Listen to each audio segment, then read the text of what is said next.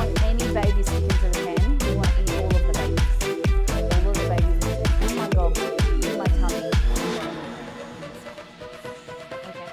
Do you remember which one you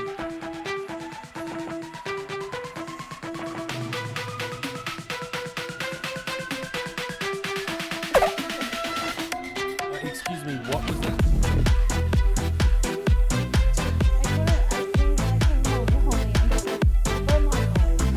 I remember the first time I used this taco press. I remember when I set my eyes on it for the first time in the store. I just had to have it. I just had to bring it home and I had to have it in my kitchen and use it. And it brought me so much joy over the years. It's made tacos in the best way. It's brought me to where I am now. It's been really cool. Really, it has. You know, this is an endangered species. You know, if you put some money to our kitchen taco wildlife rescue, then we will make this a better place. And we'll be able to keep these taco presses going so they can be passed down from generation to generation, and we can make this world a better place. Really, we can, because more people need taco presses in their life. They really do, guys. They really need to dig deep and bring the taco press back to life. It's really important. It's like, oh, sorry, I put it. This is it. Yeah, get the belly up. Get the dad going. Okay, we've made a lot of it. This looks like cat food, or small human food, and then that we rolled them up to so now they're Aussie streamer eats food for charity. No. Yes, I love it. Go. The food thing. Holy shit. Yeah. Can you do that movement?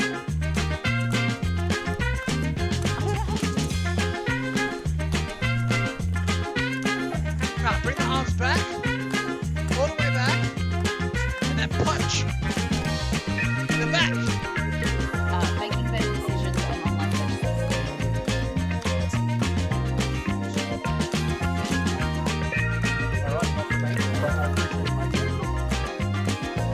Hope you enjoy it. So this is the camera there. Okay. You're like pregnant, right?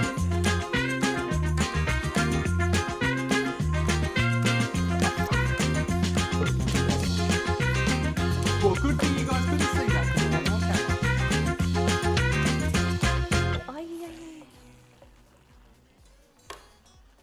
Oh, fuck! Oh! Why am I so dumb? Why am I so dumb? Oh my god! Oh my god, it's leaking! Oh my god! Oh my god! Oh my god, Troy!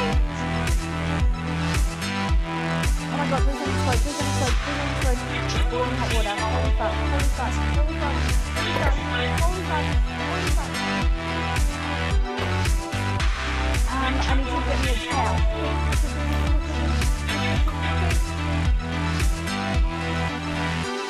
Oh, I don't want it to explode. I feel like it's going to crack. Fuck me. Why did I do that? Holy shit. Go on the computer, Troy, quick! It's so far! It got wet! Pickle dip. Pickle dip. Pickle dip.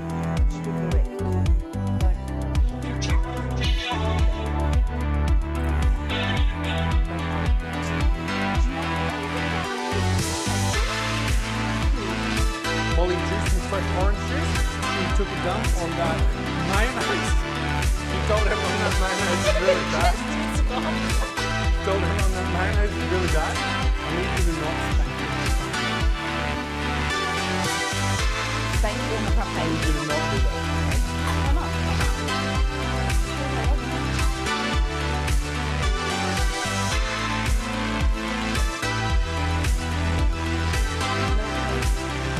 My sweatpants from all the boys will be out and they're like, damn, I want to rub on those. Whoa. That is a nice coffee. Let's taste it.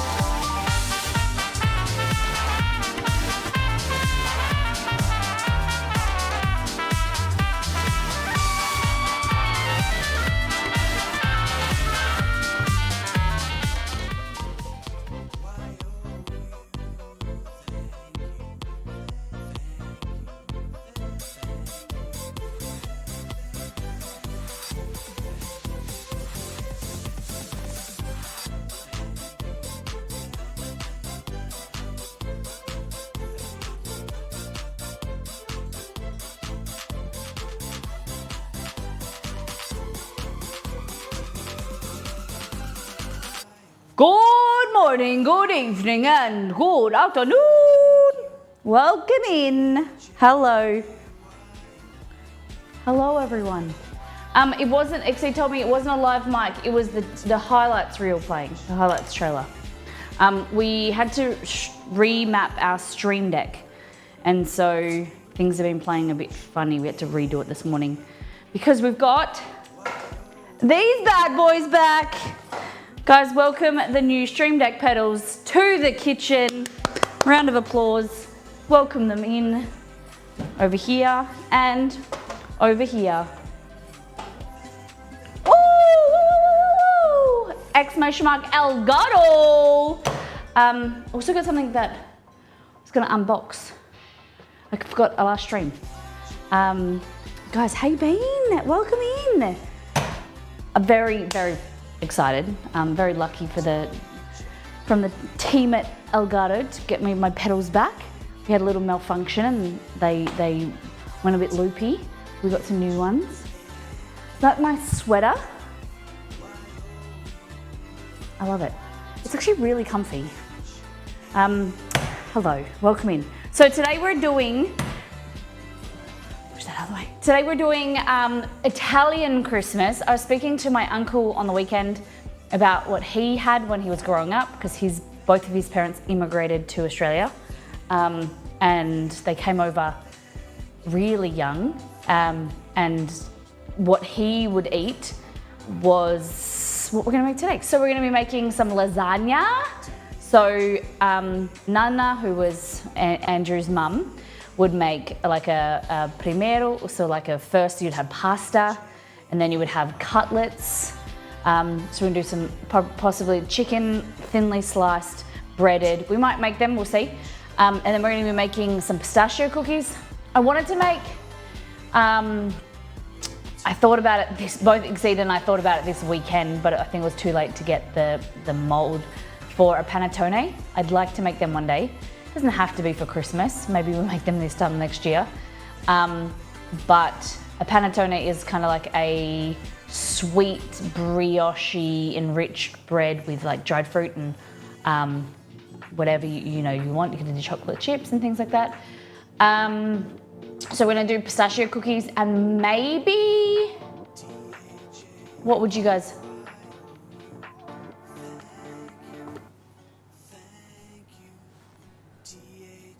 Is the thank you song playing or is it just me? I think I can hear the thank you song. H-A-N-K. Wonder if I do that, it stops. Yes, troubleshooter Molly, yes. Poppy, oh my gosh, you got the flu. Oh, you poor thing. Especially, hopefully you can get rid of it in the next week before Christmas. Can you believe this time next week it's Chrissy? We won't have stream, I'll be sad, but I'm very excited to spend the week with you. We're gonna be preparing, as I mentioned.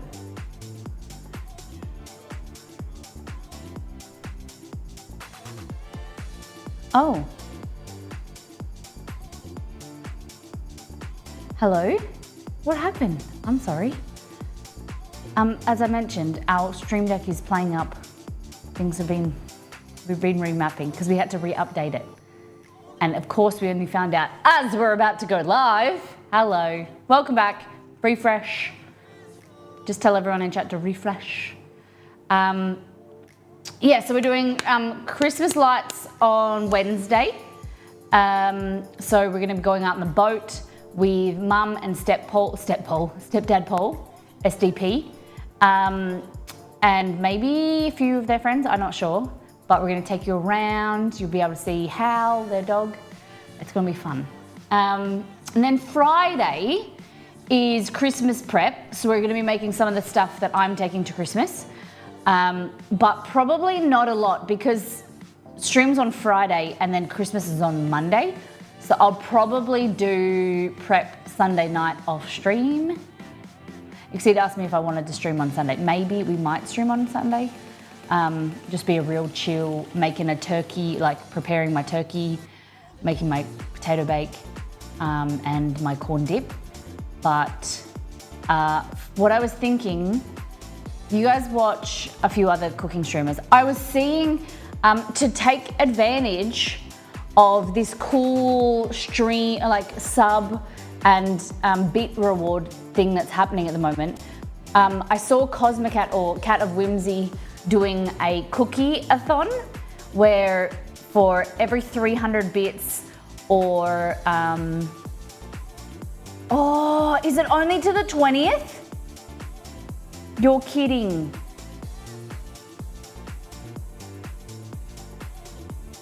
Do you want to do it today? That sucks. It's only to the 20th. Because I was thinking we could do it on Friday, which would be Thursday night for... Yes, then gifted subs will be next deal after that. But, so bit... What do you think? Because my idea was to make like crepes and make a crepe stack. Exceed thinks pancakes because pancakes are bigger, but then they're not really stackable once you get over like 20 or 30. So I was thinking crepes, we could do thick crepes and figure out how many crepes we get high. So that would be for every sub or gift sub, Rosalie, but that would happen on Friday. Or we could do it today, which would be every, I think gift sub, I don't know.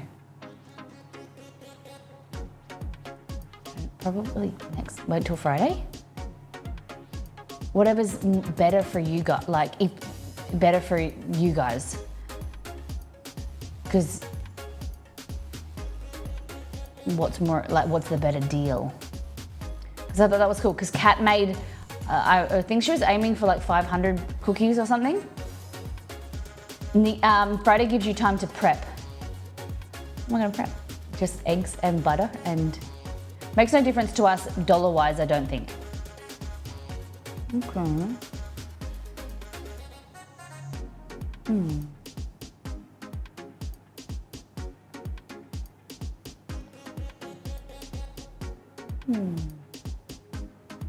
Do you like the idea of crepes? Or do you have any other idea we could do? I just thought it would be a really fun, silly idea to do like a support-a-thon type thing, and then you get it for every at the moment, like what Kat did, for every 300 bits you get a cookie, or a sub you get a cookie. So maybe we could either do it today or Friday. I think probably Friday might be better. Yeah. I'm not sure. I think maybe Friday. Will give us time to prepare and let everyone know if they want to get involved. Is there still a discount for subbing yourself as well as gifted subs? Can hype it up for Friday. And we do crepes, or I didn't want to do cookies because I don't want to, copy 100%. Subs are discounted January 2nd. Oh, you just resubbed in advance for 25. Thank you for, Exceed told me, tier 2 for 11 months. Amazing. So, you know what? You're gonna get an engram. And you get 2 engrams because these are left over from last year's Destiny 2 stream. And I don't know what to do with them.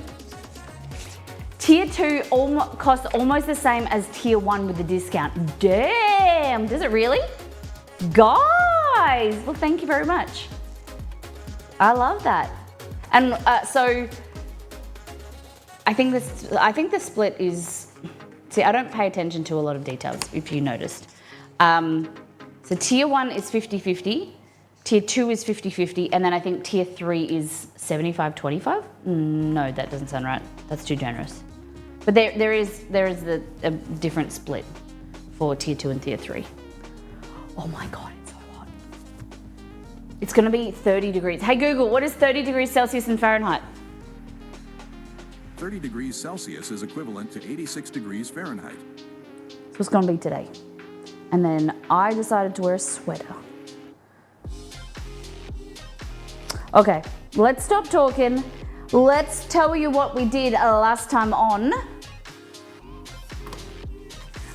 We did cookies, and I'll tell you that I didn't really like any of them except for the the snowball cookies we did at the end. I think I overcooked the chocolate ones. We didn't like the caramel chocolate cookies. They're the wrong crackers. Those ones were okay. The ricotta cookies were okay. Pistachio was better. But the standout for me was the snowball pecan cookies. They were really good. And now I don't have any left. I've got the dough frozen, so I'll probably make some during the week. But I think I overcooked the chocolate ones, unfortunately. Very sad. Oh my God, 3,390 bits, 1 cheeky little sub, and 5 new people in the form of follows. Kerry, Roselli, cheered, 1,500, 1,000, arbitrator resub for 29 months. We got a raid, welcome in. Hello guys. Cook Lover, how was your stream? Thank you for bringing your community over. Pull up a chair, everybody. I only like pistachio when eaten in their raw form as nuts. Don't like an ice cream. Oh, really? Oh, I love pistachios. Yablunya? Is that how I say your name? Welcome in. How you doing today? Hi guys. Cook Lover, I hope you have a great stream. From our kitchen with good food, and we share it onto you. Nice. What did you cook today? What did you get up to? Hope it was delicious. I understand if you need to go and do your dishes, because that's what we need to do after we raid. But thank you for thinking of us. Thank you for bringing your community over and sharing with us. We are doing Italian Christmas food. So the last few weeks we've been doing different countries' cuisine around Christmas. And today we're doing something that's not too dissimilar to everyday food. We're making lasagna. We're gonna make pasta from scratch. We're gonna be making chicken cutlets, very similar to the website recipe that I've got for chicken cutlets, Italian chicken parmesan crusted, yumminess. And then we're gonna make pistachio cookies. Then I said maybe cannolis, but we're not sure. Some Christmas peppermint popcorn. Christmas peppermint popcorn. Tell me about that. That sounds really interesting. Like, did you do like a white chocolate peppermint and then drizzle it on the popcorn?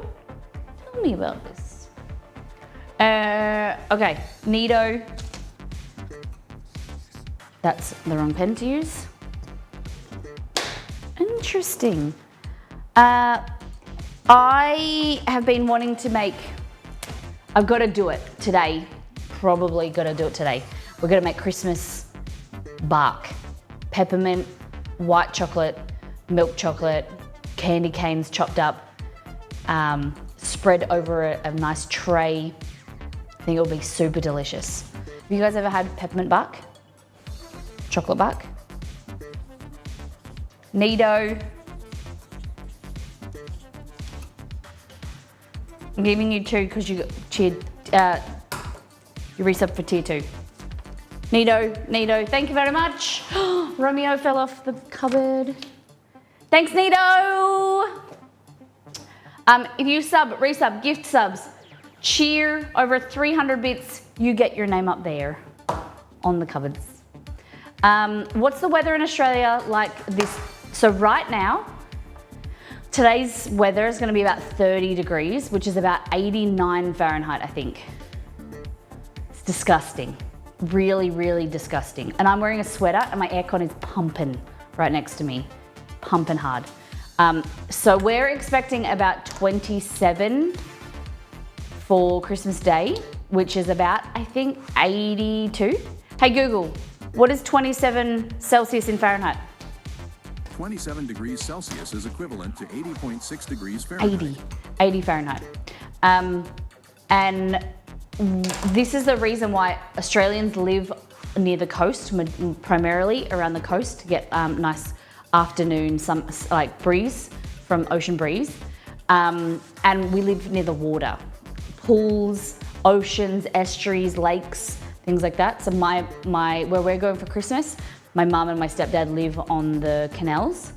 So we'll be on like stand-up paddle boards, swimming in the estuary. They've got a pool and aircon. Last year it was a bit cooler, it was a bit more moderate, but now the East Coast, because we're on the West Coast, the East Coast have got that nice moderate weather, and for us, it's gonna be hot. 24 and thunderstorms here in Melbourne for Christmas Day, which is so unusual. But Melbourne does have pretty bipolar weather. My son loves holiday treat and I like to make it. That's fabulous. So basically we cook we make the popcorn and we buy peppermint bark from the store. Lovely, and mix it with popcorn and candies. Beautiful. Amazing. How old is your son, if you don't mind me asking? That's great. What a fantastic thing. Does he help you make it? All right. We're gonna do a deep dive into Discord, show what the community has been cooking and eating.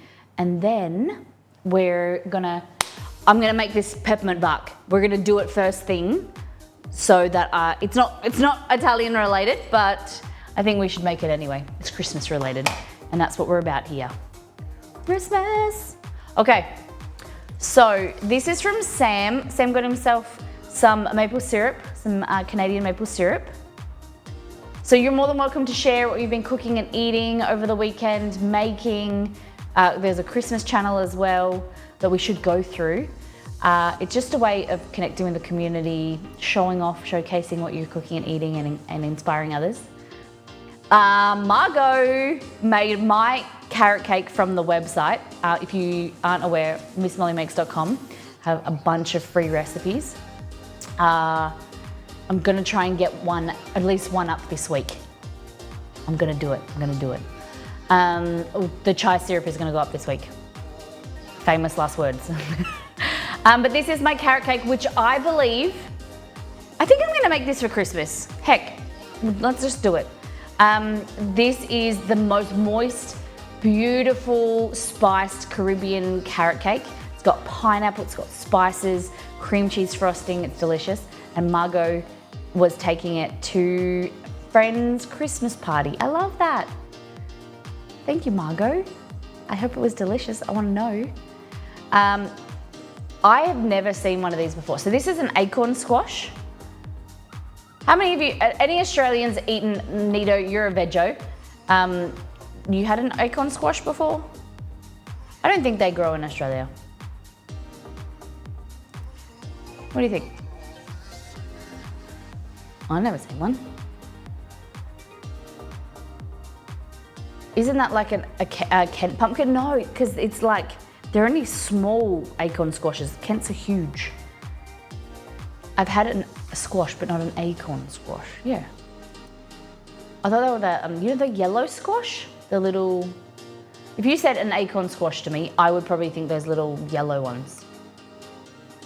We don't have many, like, especially in the regular grocery stores, they've got a huge variety of pumpkins and squash. You get like a Kent, a Jap pumpkin, a butternut squash we call a butternut pumpkin. That's about it. And those little yellow disc things. What is this? Mum made sure there was leftover chili for me to eat tonight. Tastes like childhood. Hold on. Pasta with chili con carne. Okay, I like it. Have you tried spaghetti squash? Yes. We grew it at our old house. We had a garden and we grew spaghetti squash. I think once or twice. They're not bad. I'd probably like to eat more of them. They're hard to find at the grocery store. You have to go like to a kind of gourmet grocer. Made another pecan pie. Crust was better, not quite enough dough, so I had to roll a little thinner than I would like. Replaced 25% of the corn syrup with maple syrup. Replaced 25% of the white sugar with brown sugar. Added chopped dates. Wow, okay. Who is shocked? Tasted fine, but dates all but vanished with and the maple wasn't noticeable. Still tasted good. Nice, good on you. This looks great. Never would have thought of dates. But they would just dissolve, don't they? Basically, just add sugar. I used to eat heaps when I was eating paleo. Okay. Make it heaps, sorry, when I was eating paleo. Swedish squash is good. Well, I gotta get the kitchen clean. Thank you for being here, Cook Lover. It's lovely to see you, lovely to meet you. Thank you for bringing your community over. Great work, Shock. Love to see it. This is what we call Mum and Dad had their work Christmas party last night and didn't get home till 3 a.m. dinner. So we've got some crackers, some cheese, sausage, veggies and fruit. Look at that. Nice. Good communal meal. I like it. I'm okay. Margot Christmas party. So she made some fairy bread. For y'all that don't know what fairy bread is, it is an Aussie classic. Buttered white bread with sprinkles. It has to be like the crunchy, we call them hundreds and thousands, but like non-Perriells. And it's a classic. Kids parties, adults love them too. Good. Good work, Margot. I like the little tree design. Went out with, okay, so this is how our weekend went. I went to the gym, went to boxing on Saturday, came home and had a call from my uncle. He was on the phone to my auntie doing some tech IT advice. And then he was like, oh, she wants us to go over there. So we had a shower. We went over to my auntie and uncle's and we were there all day. He was doing IT stuff, helping them set up their new house, their Wi-Fi and things. I jumped in the estuary and we had lunch. Then my mum and my stepdad came over to their house. We went out for dinner and then came home. So there was like nothing, there was no Saturday. We went out for dinner and this was our seafood platter. Between 3 people, we didn't eat 3/4 of it. Seriously, it was so much food, but also it was all deep fried, so it felt really heavy. I do like seafood platters a lot, but I like a mixture of fresh seafood and fried seafood, like just to get like a bit of balance. The garlic prawns are really good. These salmon patties, or like fish patties down here, I bit into and I was chewing and it burnt all the roof of my mouth. It was so hot, like it had mashed potato in it and it stuck to the roof of my mouth and all the skin like peeled off the top of my mouth. It's so raw and red, it hurt so bad, but they were pretty good. So it was kind of worth it. Then we had some whiting fish. I think there's chunks of jewfish, some prawns or shrimp, then garlic prawns. The slaw was quite nice, chips. So we have a lot of it in our fridge still. Leftovers that I was gonna make some like fish tacos or something. And a lot of food. So that, between 3 people, that was $95 between 3 people. So I don't know. I don't know if I don't think I'd get it again. So it was $75 for 2 servings for a small and $95 for a large. Yeah, it was a bit, I don't know. Better between 3 or, I think even 4 people would be good. Fresh burrata, tomatoes, basil and balsamic. Ooh, beautiful. Thank you, Liz. Nice, the knife looks bigger than everything else on the plate. Pachiri alla panna, Italian cotto ham, mushrooms, onions, peas, parmesan, and a light cream sauce. Ooh, it looks like, is that rigatoni? Is that what it's called? Rigatoni, the little round things? Yum. That was good. I don't mind peas in a creamy sauce, and ham and mushrooms would be yum. I think sometimes peas are a bit underrated. And then lemon gelato with limoncello. Okay. Cool. That's pretty cool.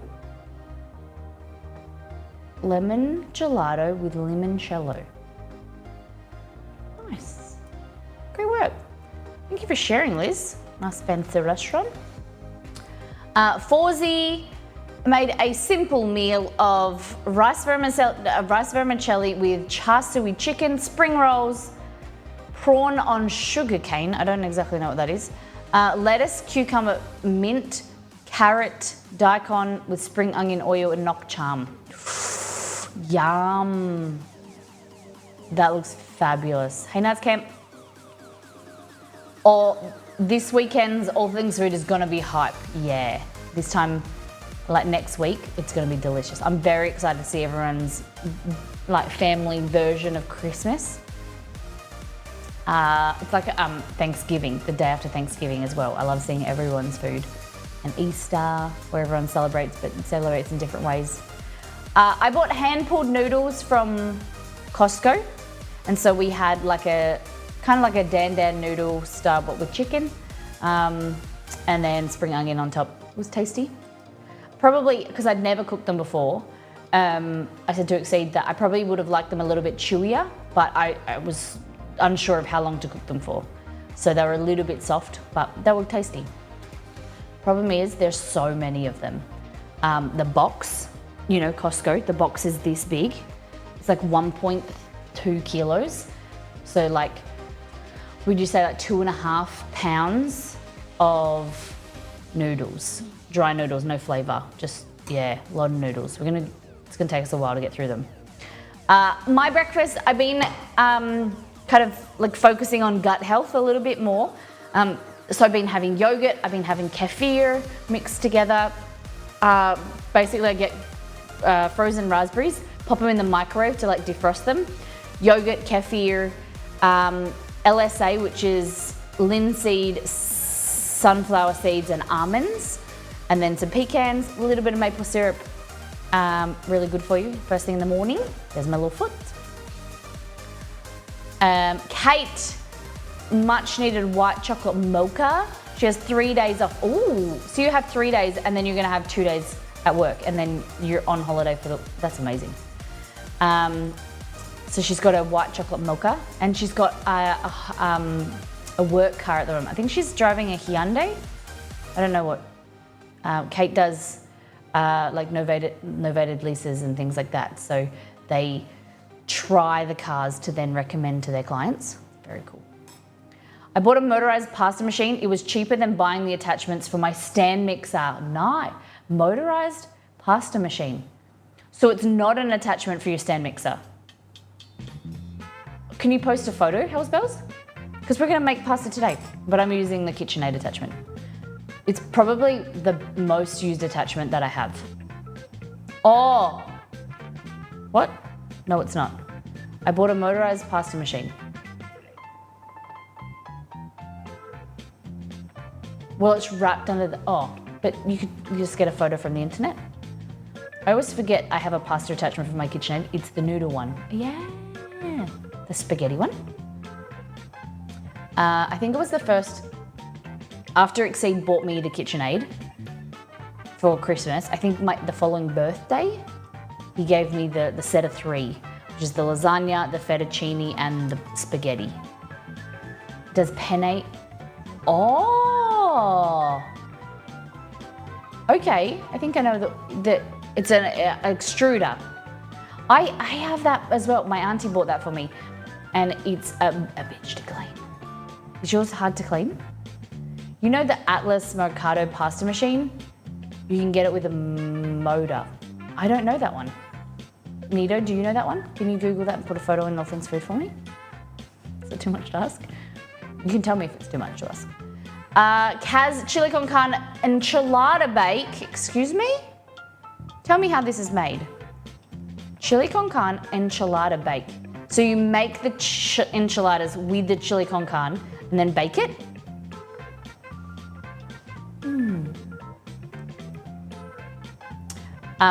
Hells Bells, you seem to be like me. Does anyone else have presents that they know what they are but they're wrapped until Christmas? I have my mop. I'm very excited for my mop. Hells Bells has a pasta maker. My auntie was saying that she bought herself a dress and I think some shoes and she's wrapped them all. Oh no, a new phone. She bought herself a new phone and it's wrapped up for the next week. So she said her sons and her husband are terrible, so she just buys her own things and puts them under the tree. She does stockings for all of the boys, and she's the only one that doesn't have a stocking, and they've never realized that she doesn't have her own stocking. So she just makes her own gifts and wraps them for us. Come on, you should make them step up. Went to Rache for lunch yesterday. Kids eat free on Sundays, so of course we did it. Adults got the chicken schnitty burger and the kids got pizza. Oh, that looks pretty good. Rache's, is that a chain place? More or less it layered instead of rolled. Oh, so you still use tortillas, Kaz, for this? Still tortillas, but they're layered, like a lasagna. Each attachment is $1.99 if you buy it from my Kenwood.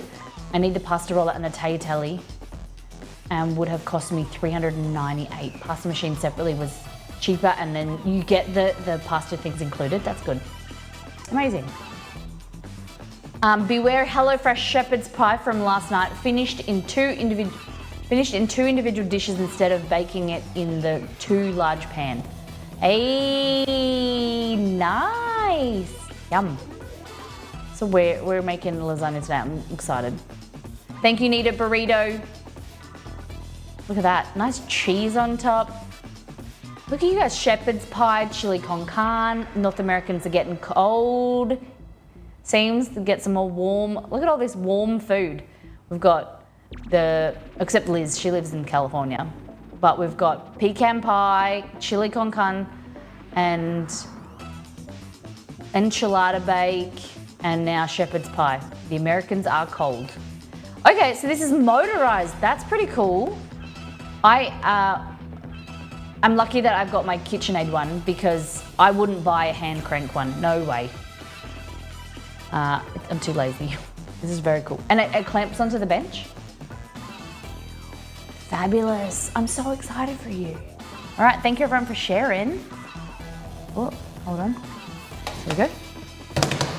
Okay, so I'm gonna show you something that coincidentally the oven is already on from when I made Exceed breakfast this morning, and then our Stream Deck broke, so I had to put his food in the oven to keep it warm. So it's already preheated. Kitchen Warehouse has the cheapest too. Okay. Anytime you guys are wanting to buy something online, or like an appliance, a phone, things like that, always check Static Ice. If you're in Australia, it's an underrated website. It's a comparison website. The only thing it doesn't compare is Amazon though. So what we do is we say we're looking for a coffee machine or looking for an appliance. We go to Static Ice, and you put in what you're looking for, and then you go to Amazon and just compare. Because Amazon's sometimes cheaper, but sometimes there's some massive sales, especially around Christmas. Compare. Don't ever just go into a store. Always search online. My mum bought a fridge a few months ago. No, a Roomba, a vacuum cleaner. And I told her she got ripped off because all she needed to do was go online and she would have got it for cheaper.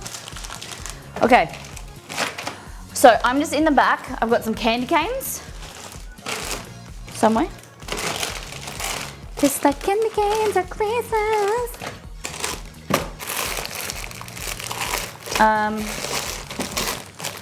Do I have any more white chocolate? White chocolate. Yeah, okay.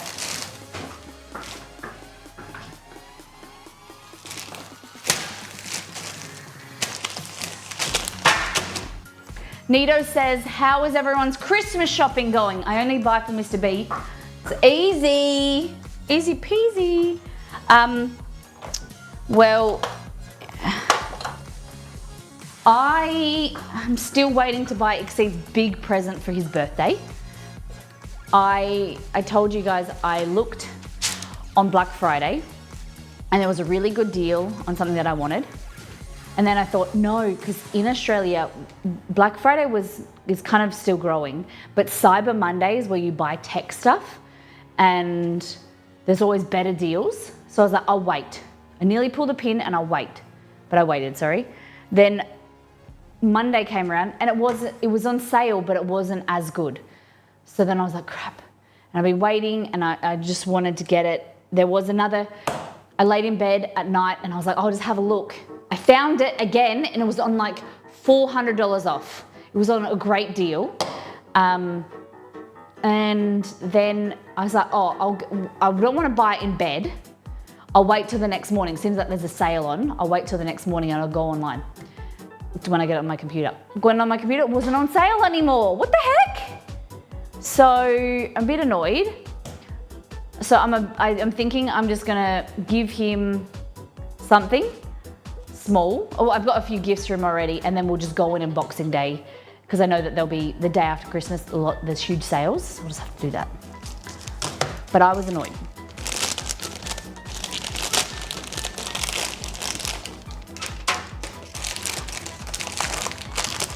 I just have to buy one more present and I'm done. Okay. So we've just got some white chocolate. We've got some brown chocolate. We're not gonna do too much, are we? Are we, guys? We're gonna... I want more white chocolate. Okay.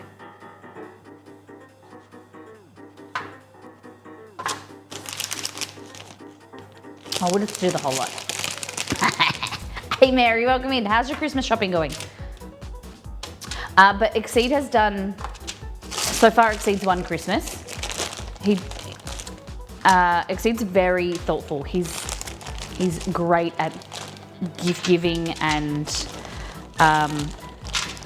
just the most thoughtful person I've ever had in my life. My parents and a lot of my family don't really, I don't know, it's not that they don't, I don't know, they aren't really good gift givers. They aren't very thoughtful when it comes to gifts. Like they'll ask you what you want or they'll get something that, whereas Exceed puts a lot of effort into all year. He has a list on his computer, so every year, throughout the year, he'll write notes and like things that I mention on stream or an idea or something he sees, and then he gets it. And so, very excited. I'm very lucky, but I've already got the best gift that I could have ever asked for, and that is Mr. Chester, our baby Chester boy, has got well enough that he can have Christmas with us. You know, we didn't think that he'd be with us, but he is. I'm very excited for that. Okay, so I've got some white chocolate and I've got some milk chocolate, okay? And what we're gonna do is we're gonna put it in the oven. If you had more, you would just organize like a block of white, a block of milk, a block of white again, and a block of milk. Like you would just organize it better, but whatever. Pop it in the oven for like 5 minutes, just until it's nice and soft and melty. I hate using this, but we're gonna do it today. It's the easiest thing. So good to hear Chester's still with you, yes. It's the best thing we could have asked for. All right, we've got candy canes. Candy canes. I thought I bought a packet of candy canes, but I don't know where to put them. So,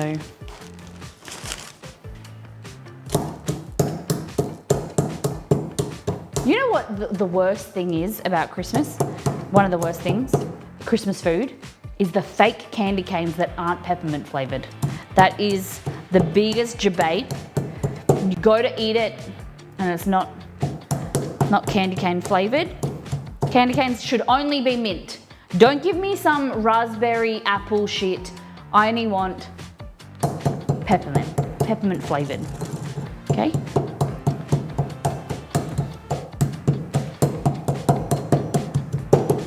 All about the peppermint. How about you? I hate peppermint ones. Oh, get out of here. Pineapple? No way. I never had a pineapple one before. got chewing gum. The only good flavor of chewing gum is peppermint, not spearmint, peppermint, or grape. That's the only flavors that I'll allow.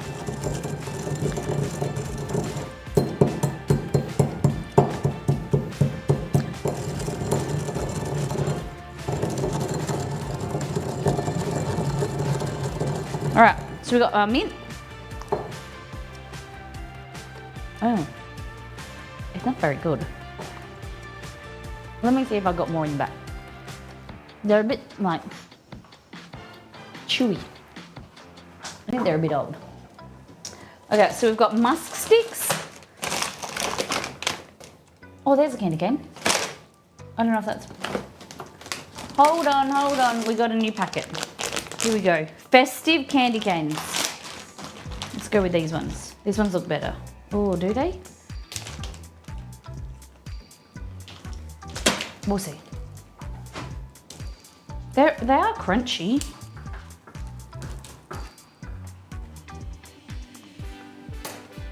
Worst flavor ever.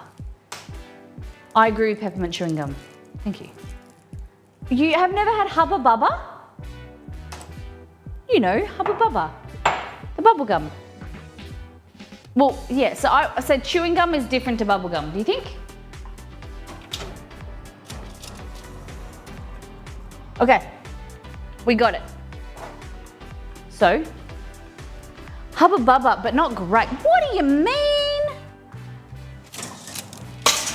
Okay, here we go. Ladies and gentlemen. So, like this, and then you swirling. You be swirling, you be swirling. Okay, maybe the chocolate chips weren't the best.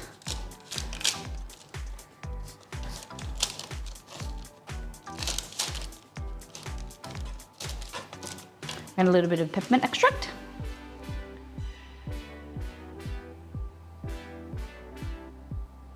That.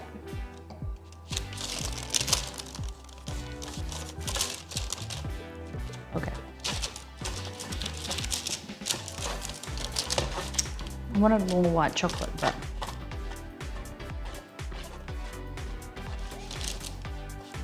maybe they'll melt. Yum. Yum, yum, yum, yum, yum. Okay.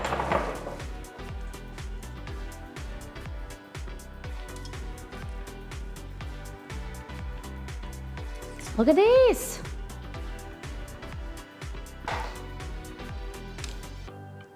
Tastes like candy canes at Christmas.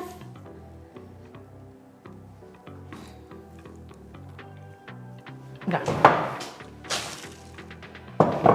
Let me get the new candy canes.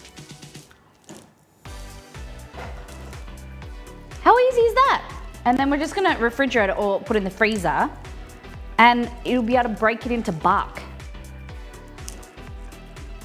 Everyone seems to be all about this peppermint bark. I've never heard of it. It's American, I assume. You know. Oh, I can't. Bloody wrappers. Oh, these ones are better. This one's way better than the other one.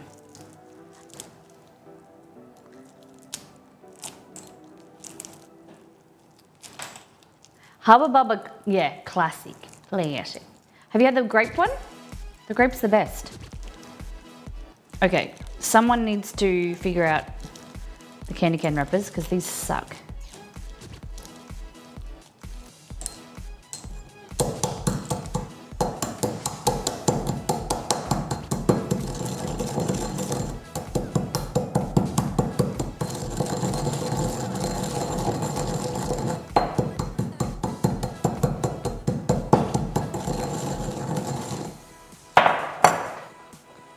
Yes. Fabuloso. It's like they have to be shrink wrapped. So difficult to get off. Yeah. Okay, now the thing I hate cleaning one of these.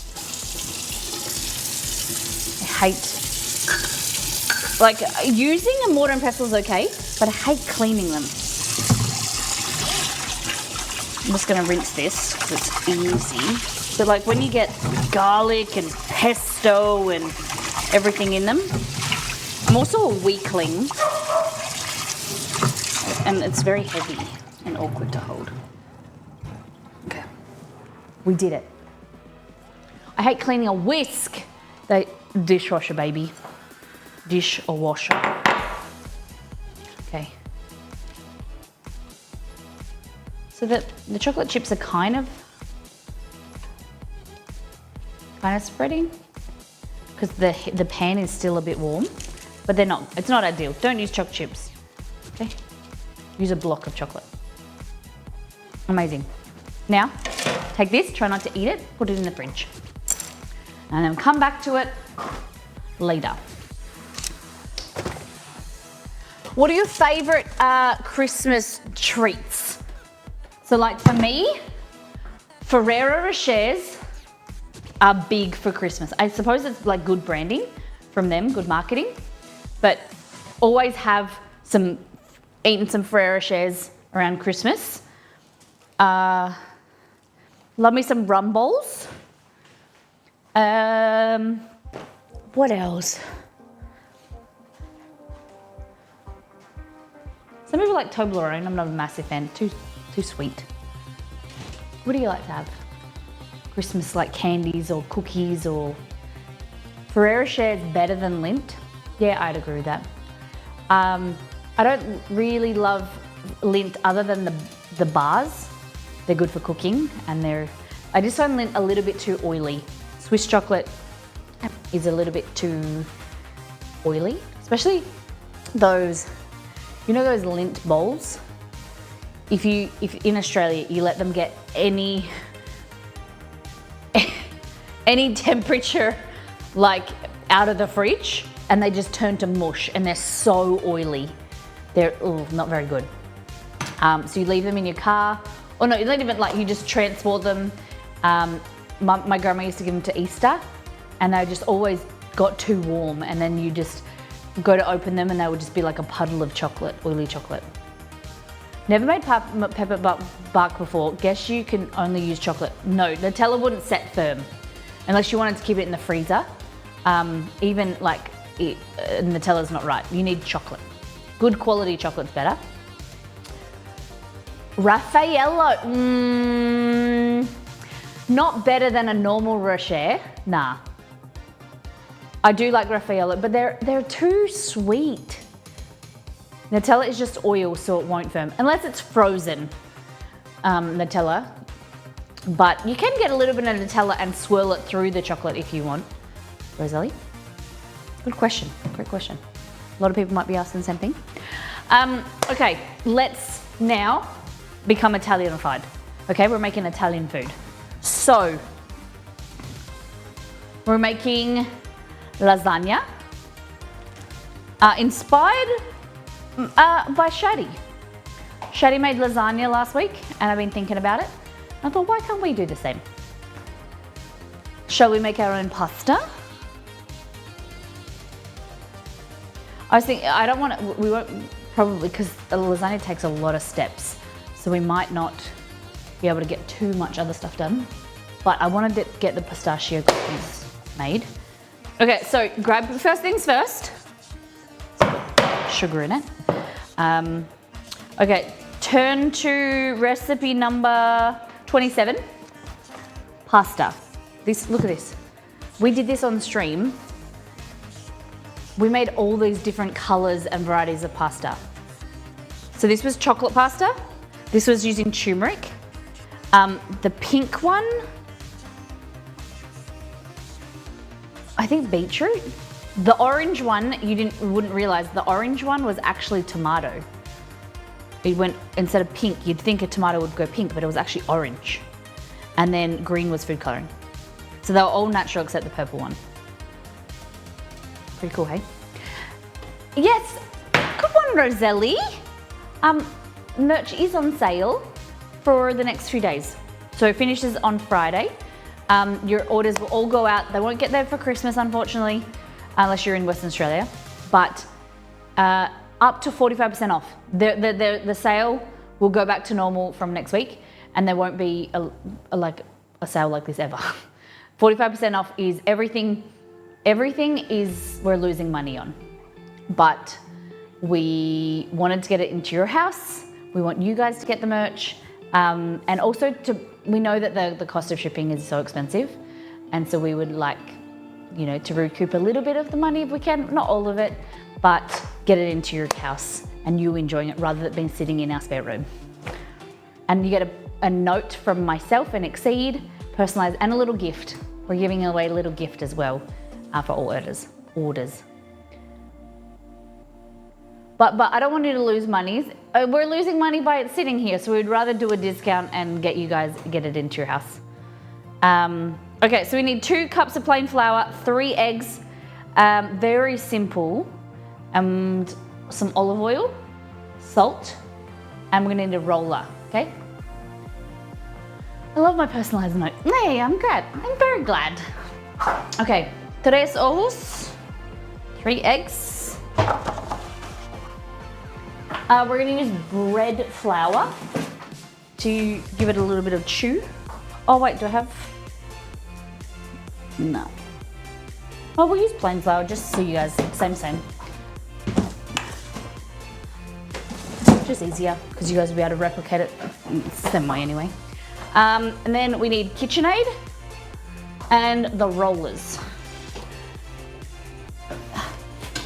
Oh, I was on Amazon today and I saw, because I've been looking for a mincer, like for new content for next year. There's a KitchenAid attachment, but it's third party, and it's got great reviews.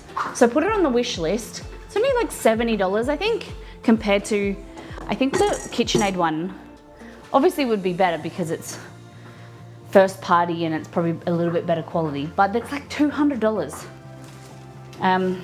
Where we're using this. This is a pack of 3. So we only need 1, which is the lasagna roller, or the sheet roller.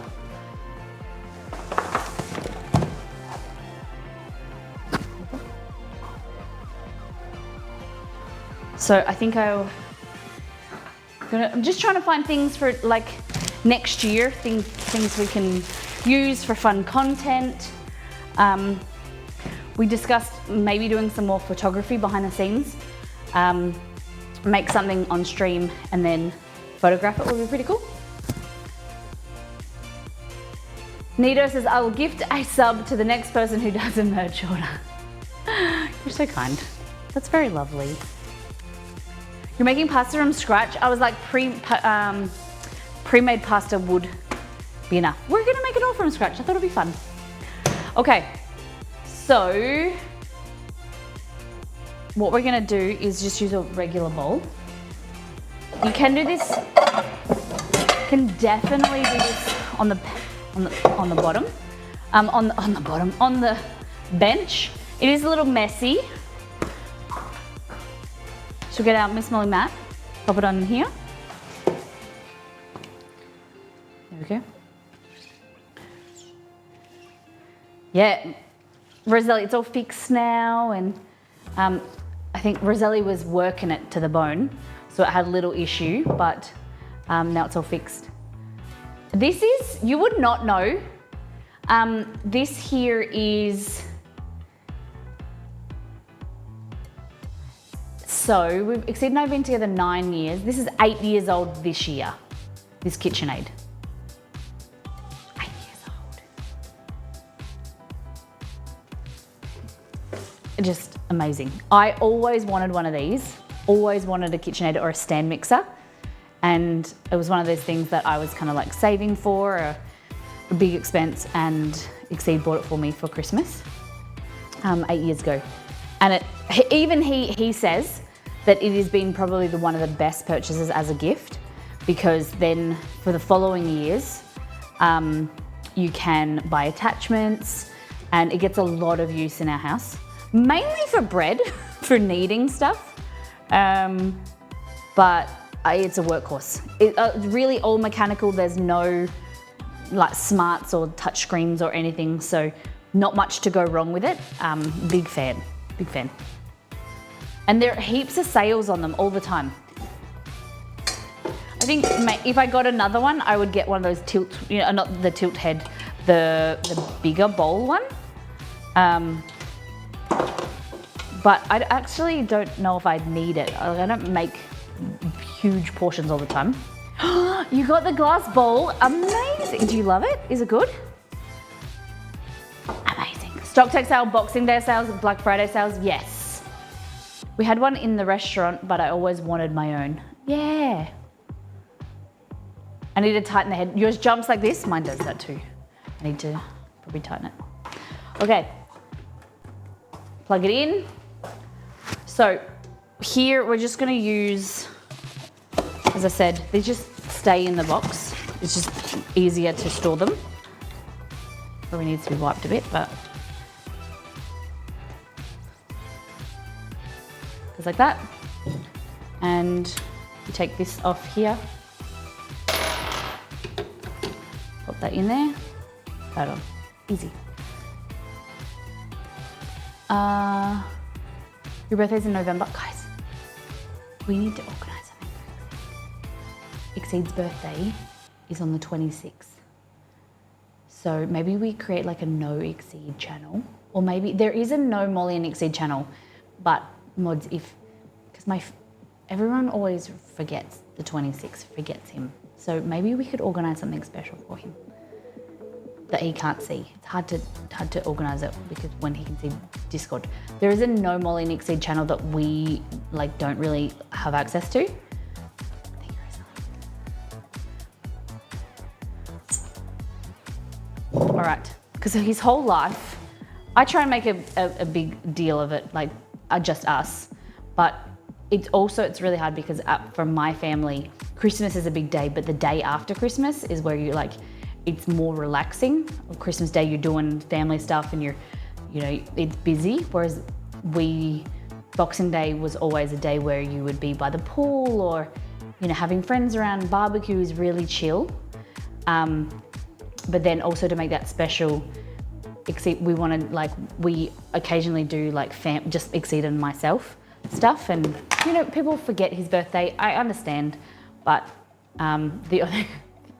Paul, my stepdad Paul, is the only one that remembers, usually without getting prompted. It's a bit sad.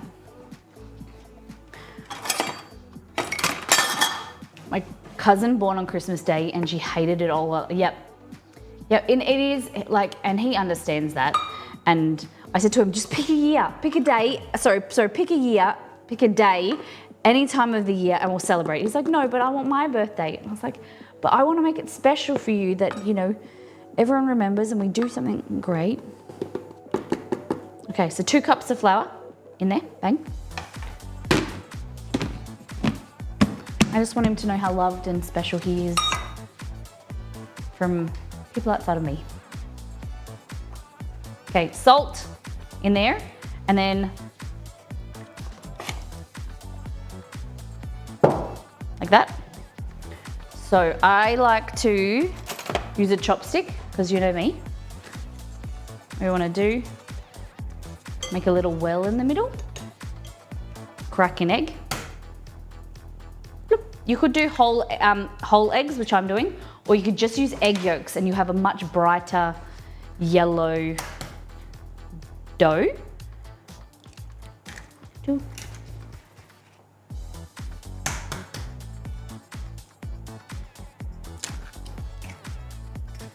All right, like this. And mix in, mix in, mix in, mix in, mix in, mix in.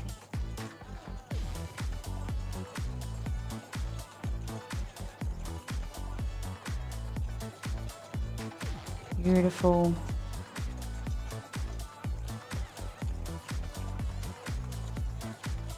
Oh, I turn the oven. Oh, I'll keep the oven on a bit lower. It's kind of preheated. How about you guys? When is your birthdays? What month? I'll be cooking up a storm from your ebook next week. What are you going to make? That's good to hear.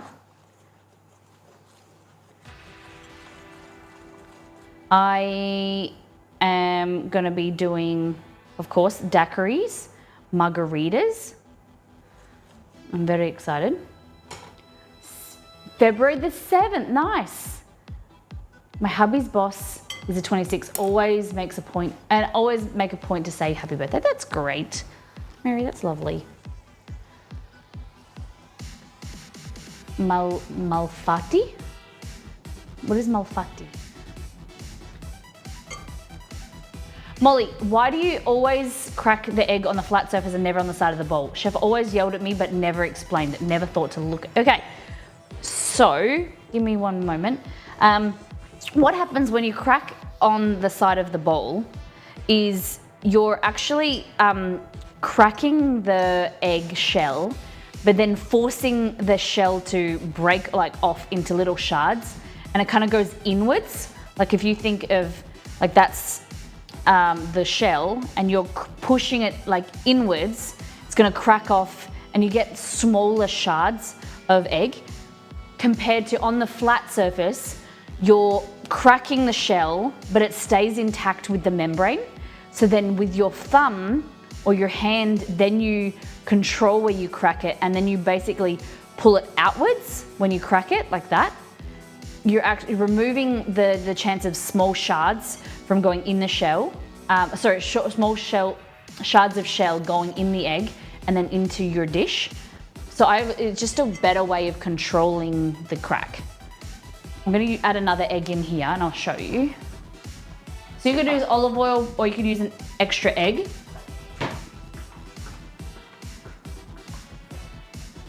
Great question. So yeah, I call it shardage. So here, if I was to go like that, so see how there's smaller parts of the shell, and there's like if I went harder it would break and it will go in there, and there's smaller cracks, see like that, and it's gone inwards. Compared to, I don't know if I can do this one. Nah, it's a bit hard. But when I crack it, it will stay flat and it will stay intact.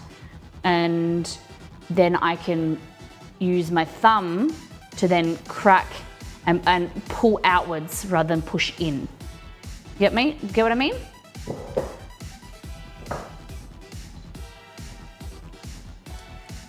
So I can control it and then I go like that. Just a way of reducing the amount of shards. First will be peanut butter, chocolate crinkle cookies, rum balls because they'll keep well, yes. Make sure with the crinkle cookies, you don't overcook them so they're like fudgy and delicious. It's my only recommendation. I'm making prawn cocktail. I think we're doing crayfish cocktail this year. Malfatti are traditional Italian dumplings made out of ricotta. You can add spinach and served in Napoli sauce. Ooh, that sounds good. I was thinking today of doing zappoli. Is that Italian donuts? If we've got time. Also make strafoli and crostoli and panettone pudding. Yum! I think I remember how about your crostoli last year, I think. A festive Molly has a beard. How you doing, Dex? I'm here. So we're just kneading this. We want it to be quite stiff, okay? Because you want your pasta to be a bit chewy. I'm gonna add a touch, add a little bit of olive oil, or you can use egg white, another egg. Yes, you need a pasta machine to make crostoli. So crostoli is like pastry and then it's covered in powdered sugar, is that correct?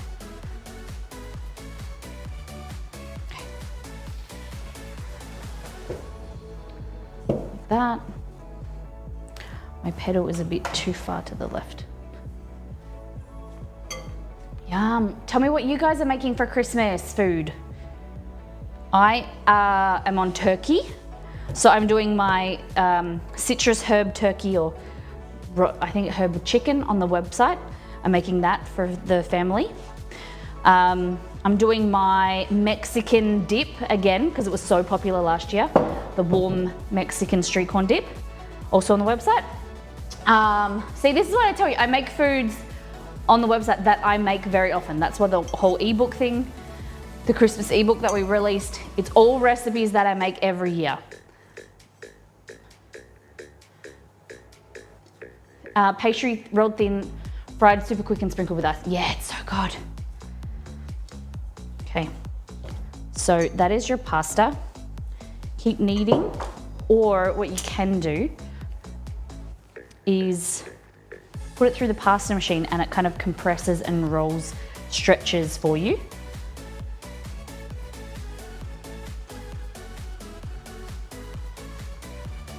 A nice texture, nice color. Make this go away.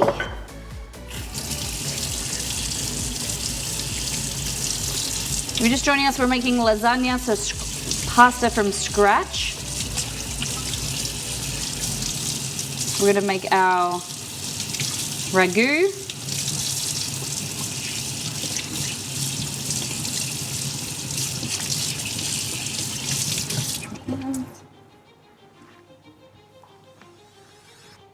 Does sound like funnel cake, but it's more like a crostoli is very similar to like a an elephant ear. If you're thinking of that type of, that's what it looks like, but it's covered in powdered sugar. It's much thinner though. We need to invent a machine with a flexible mannequin hands for kneading dough. Or just this.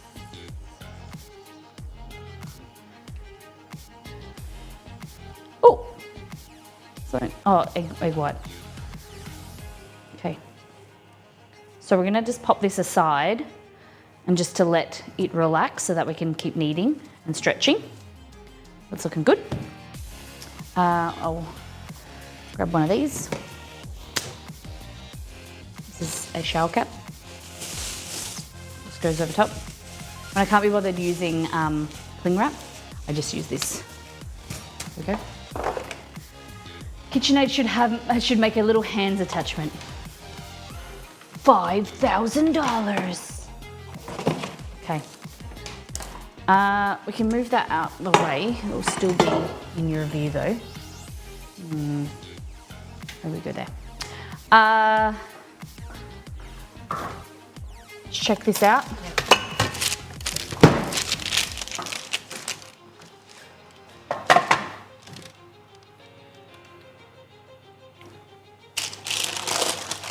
Oh, it's still a little bit soft. Yeah. Damn. I think we'll put it in the freezer rather than the fridge. Look at that. Yes. Still soft, but it is so good. The first candy cane that I put on was not good. This is the Christmas lasagna. Layers of milk chocolate, white chocolate, candy canes, and a sprinkle of love. Okay. Pan. Now things we're gonna need are some onion, carrot, celery, onion, celery, hold on, onion. I use purple onion or red onion all the time. It's my preferred. Parmigiano Reggiano. Where's the tomato paste at? There we go, tomato paste.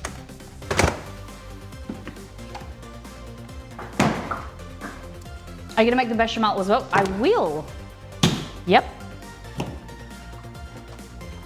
We're making it all from scratch. Except we're not grinding the beef because I don't have a grinder. One day I want to grind my own beef. I want to make sausages. I want to make burger patties. That's the dream. That's the dream. And I want to be able to do in winter, be able to make our own like salami. That would be really cool. We can hang them up and we can make our own chorizo. Wouldn't that be cool? Making our own chorizo? That is the dream. So we're gonna work on getting what we need for that. But that would be cool content, I think. KitchenAid should have a grinder attachment. It does. It does.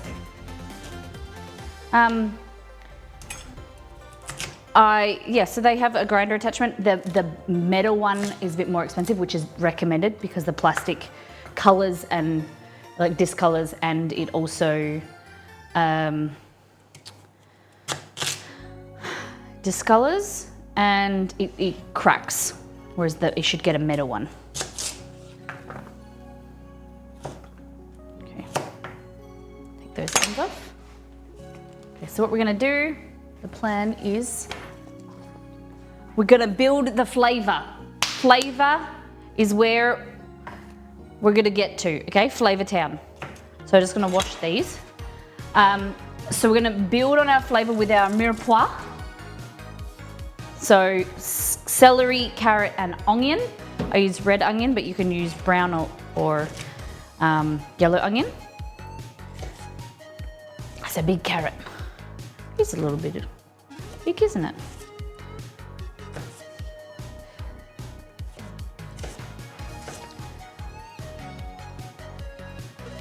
Yeah, so I was saying before, Hell's Bells, there is an attachment for the KitchenAid, a grinder attachment,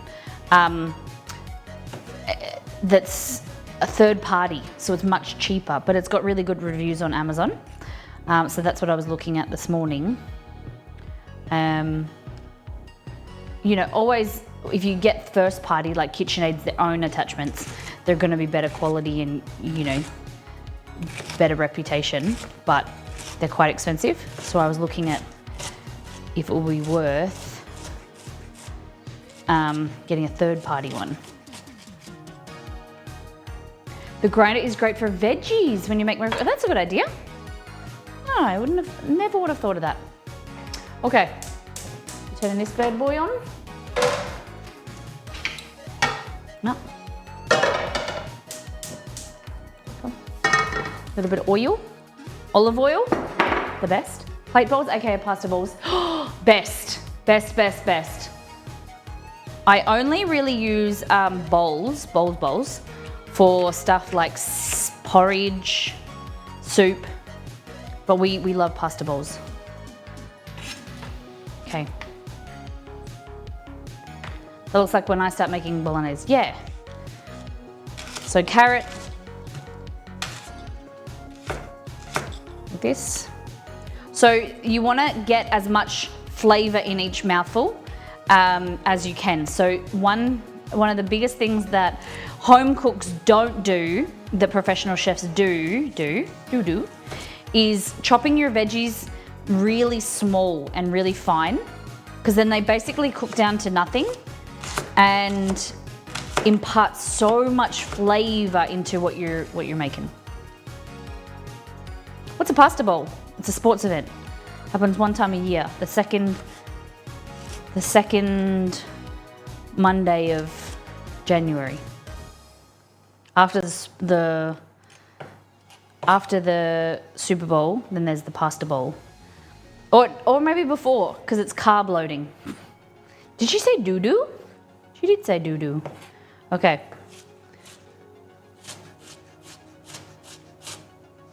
So carrot, celery. This recipe is in First Things First. So grab our ebook. It's on massive sale, ebook and physical book. There's only a few left. If you haven't got, I think there's only maybe less than 10 copies of each physical. I haven't counted for a while. Okay.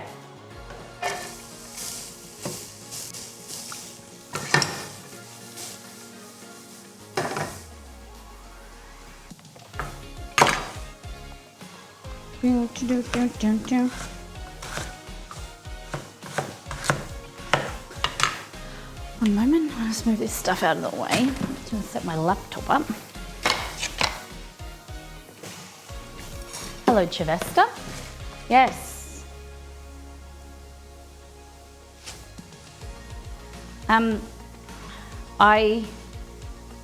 Was it last night or the night before? Chester was not happy that we were going to bed.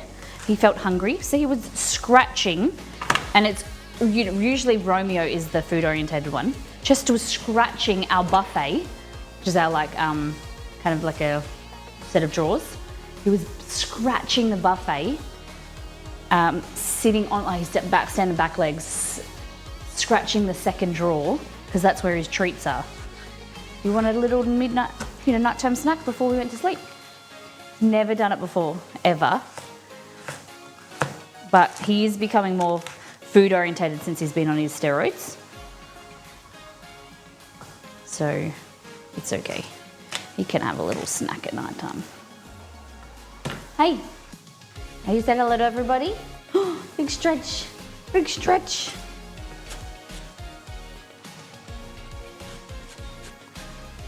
All right, I don't think I'm gonna do all this carrot. It's quite a lot of carrot.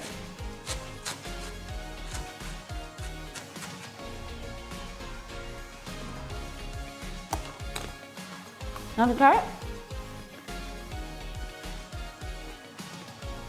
Good job.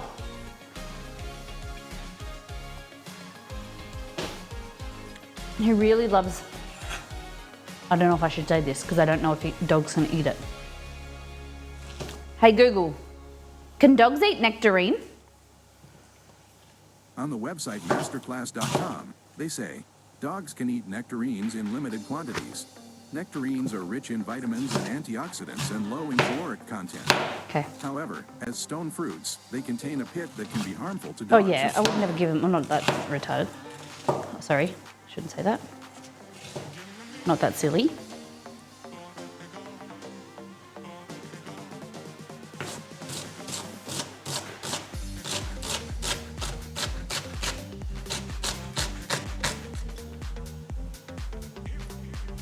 Yeah, Chester really likes nectarine, so I've been eating nectarines recently and I bite him off a piece and give that to him.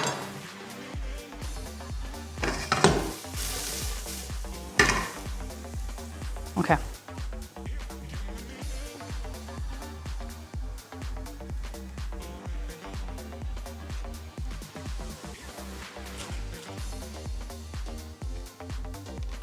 Go and eat the carrot, buddy. Kind of should have prepped and organized before I started frying, but whatever. Onion. So I use red onion. It's just a little bit sweeter. I don't have to peel it because it's already basically peeled. Has more sugar content, gives more, like, I think, flavor to the food. So we're just gonna cook this down and then we're gonna add our beef. Tomato paste.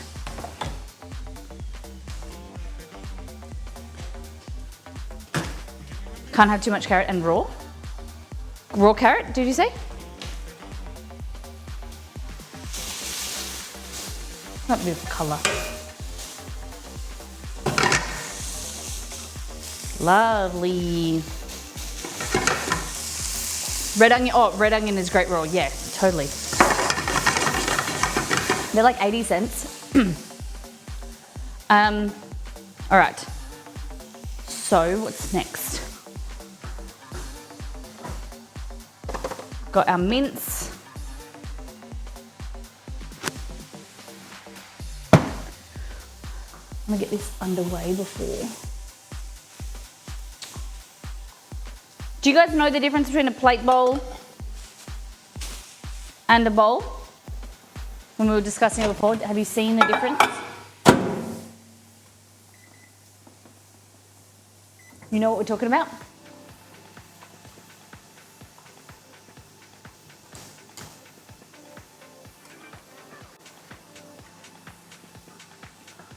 Carrots when you make chicken broth.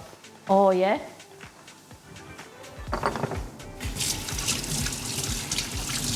Has a flat edge. No. So, I'll show ya.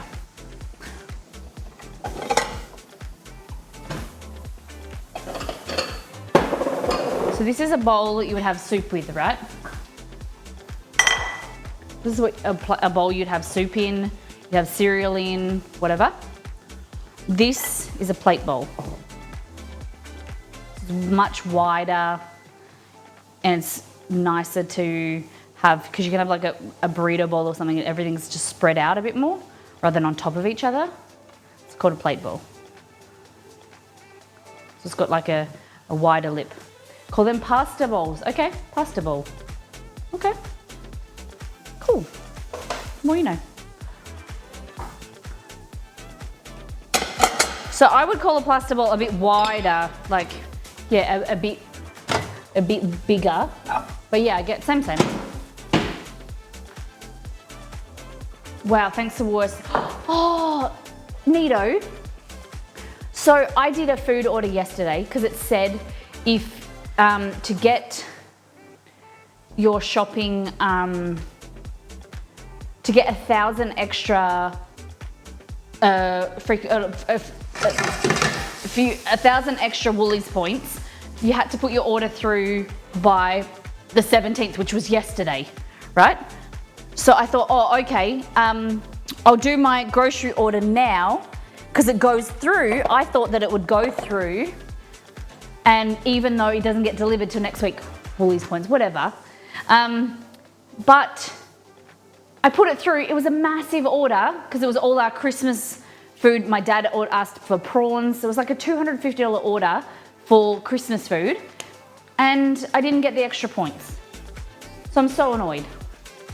So annoyed. I want my extra 1,000 points because that's $10. At 1,000 points is, I think, $10 extra. $10 off your next groceries order. I was so annoyed. Okay, so cooking your base here. And we're gonna add in, let me see what I've got outside, my fresh herbs. I will add some basil at the end. My basil is going so beautifully, except I don't know how to keep something's munching on it. I think some type of caterpillar. How do you keep caterpillars away? Because they're never here during the day. They only come at night.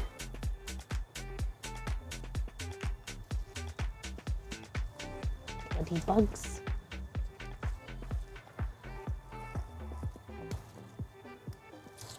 They've munched all the big leaves too.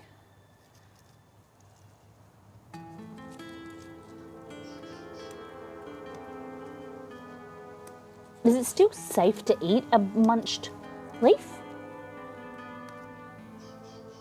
What do you think? Can you still eat it?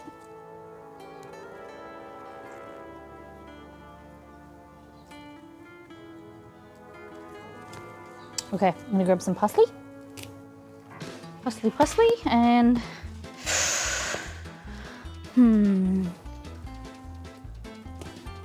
bit of that, and a bit of that. Oh, and a bit of oregano too. Come on, Chewy, back inside. Come on, inside. You're getting locked out. The door's shutting. Come on.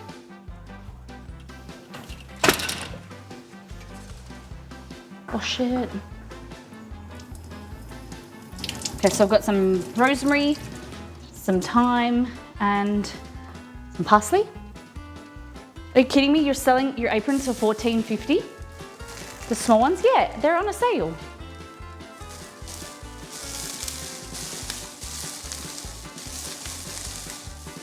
Stock up. They're only on sale until Friday.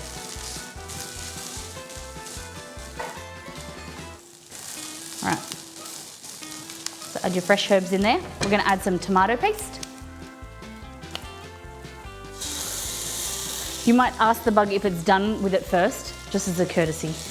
Yeah, I'll come at night time. I'll see if he's available. I'll book an appointment.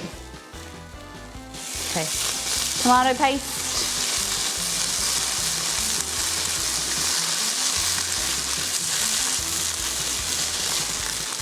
So we're making the ragu from scratch.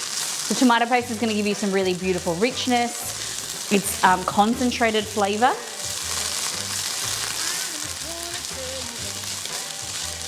There we go. And we're going to go in with, so let this caramelise. The natural sugars in there are going to caramelise and add depth of flavour, depth of colour. Really important step. That you sear your meat, cook your meat off nicely, give it some brown, you know, Maillard reaction, caramelization. This, what's stuck to the bottom of the pan is called fond, F-O-N-D. Very important for flavor. Fond equals flavor. Okay. Exceed did tell me, he's like, only make a small lasagna. So I got a small bit of beef. It's about 600 grams, 1.2 pounds. Classic duck reaction. Still a little bit frozen in the middle. Okay. Maillard reaction, yeah.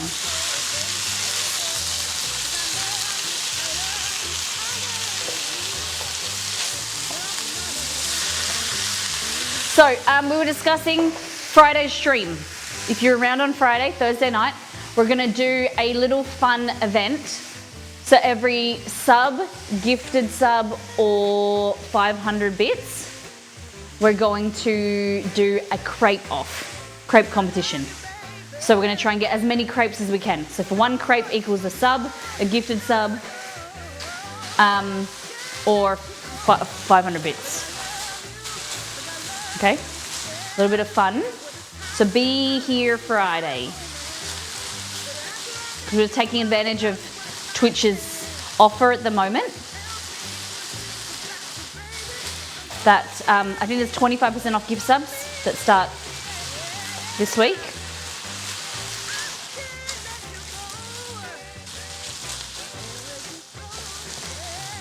Okay. Everyone will have a crepey time. Yeah, we're gonna get crepey with it. Crepes allowed. All the crepes allowed. If you're a crepey guy or gal, non-binary pal, you're invited. All right, a little bit of chicken, beef stock powder. Okay.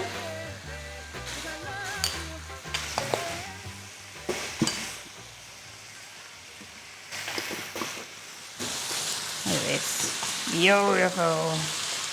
Keep cooking, just compress it, or like what I use the spatula. Rather than a wooden spoon, just is more flexible. You just can squish it and it kind of breaks the beef up.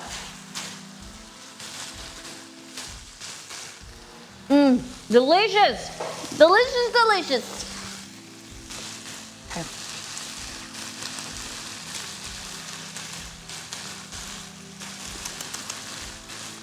Grab yourself some merch. There's a merch sale on until the end of the week as well. Comes with a free gift from Molly and Exceed. Packed by me, handwritten note.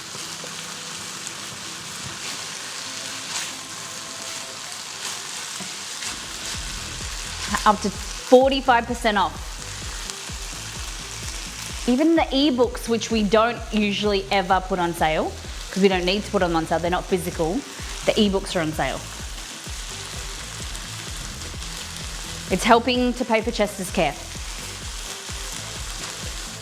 Chester's cancer treatment is going to be for the rest of his life. His checkups are expensive. And it just helps me keep cooking as well.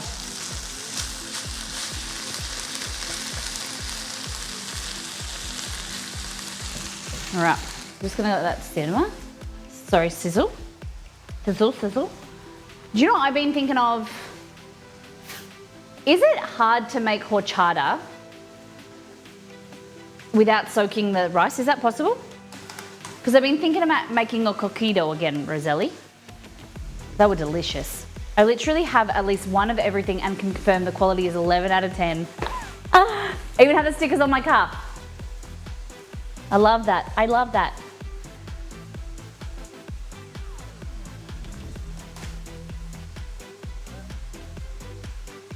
I love that, love that, love that. Coquito is always good. Shall we make a coquito?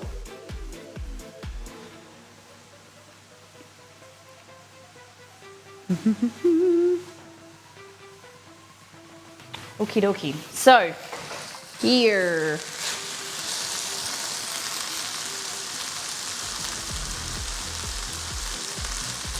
Look at that.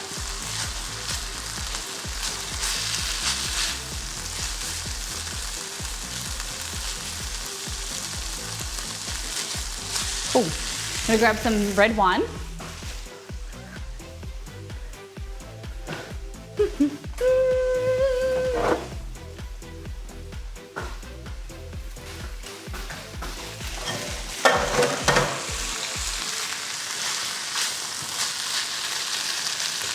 Ideally, we'd have all the meat cooked, but it'll be fun. All right, half a cup of wine. A little bit more. There we go. What are the other variations of a coquito? Does anyone else have to play? I've never played Dead by Daylight. Is it good? I've heard people play it. I would be interested on a gaming stream to try it out because I heard heaps of people play it. I think Grumpy Gamer plays it. No. There's a few people in the community that play it. Neato. Have a taste. Oh god, that's so good. Oh my goodness. Right. We need chopped tomato. So we're gonna use 2 cans of chopped tomato. Or maybe we just use 1. I'm only making half a.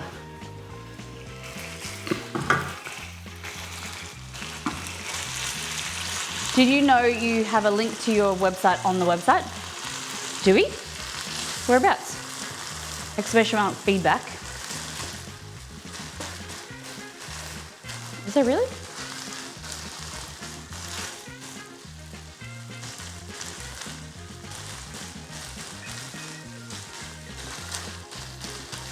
Just know where you are. It'll take you home. Okay. This is so delicious. Now, chopped tomatoes or blended. Oh, the All Things Links page. Oh, that's because it's linked to Instagram. So the links page is actually, you shouldn't really be able to get to it from the website. But if you're on Instagram, it's in the bio. So then you click and it takes you to the website. It's on purpose. So like in Twitter as well, it's linked so that it will take you to the website.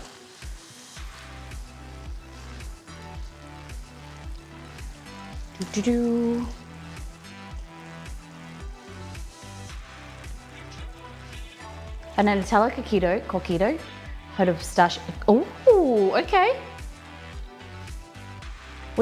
We can't really, is there an Italian cocktail that we can make?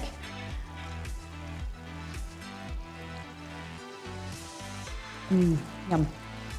I don't know if I should I think I'll leave it like that. I don't think I'm gonna do 2 tins because we're making a smaller lasagna, remember? So the biggest, most important thing about lasagna or a ragu is letting it simmer for a long time, okay? We wanna reduce the flavor. So we wanna reduce the thickness. We wanna increase the flavor, boost it. So let it simmer. It's like good adult activities. You want it to go low. You want to go low and slow. You want to give them love. Be attentive. And give it time. All right, so I'm adding a little bit of water so we can simmer it. There we go. Beautiful. Have a taste to tweak the seasoning.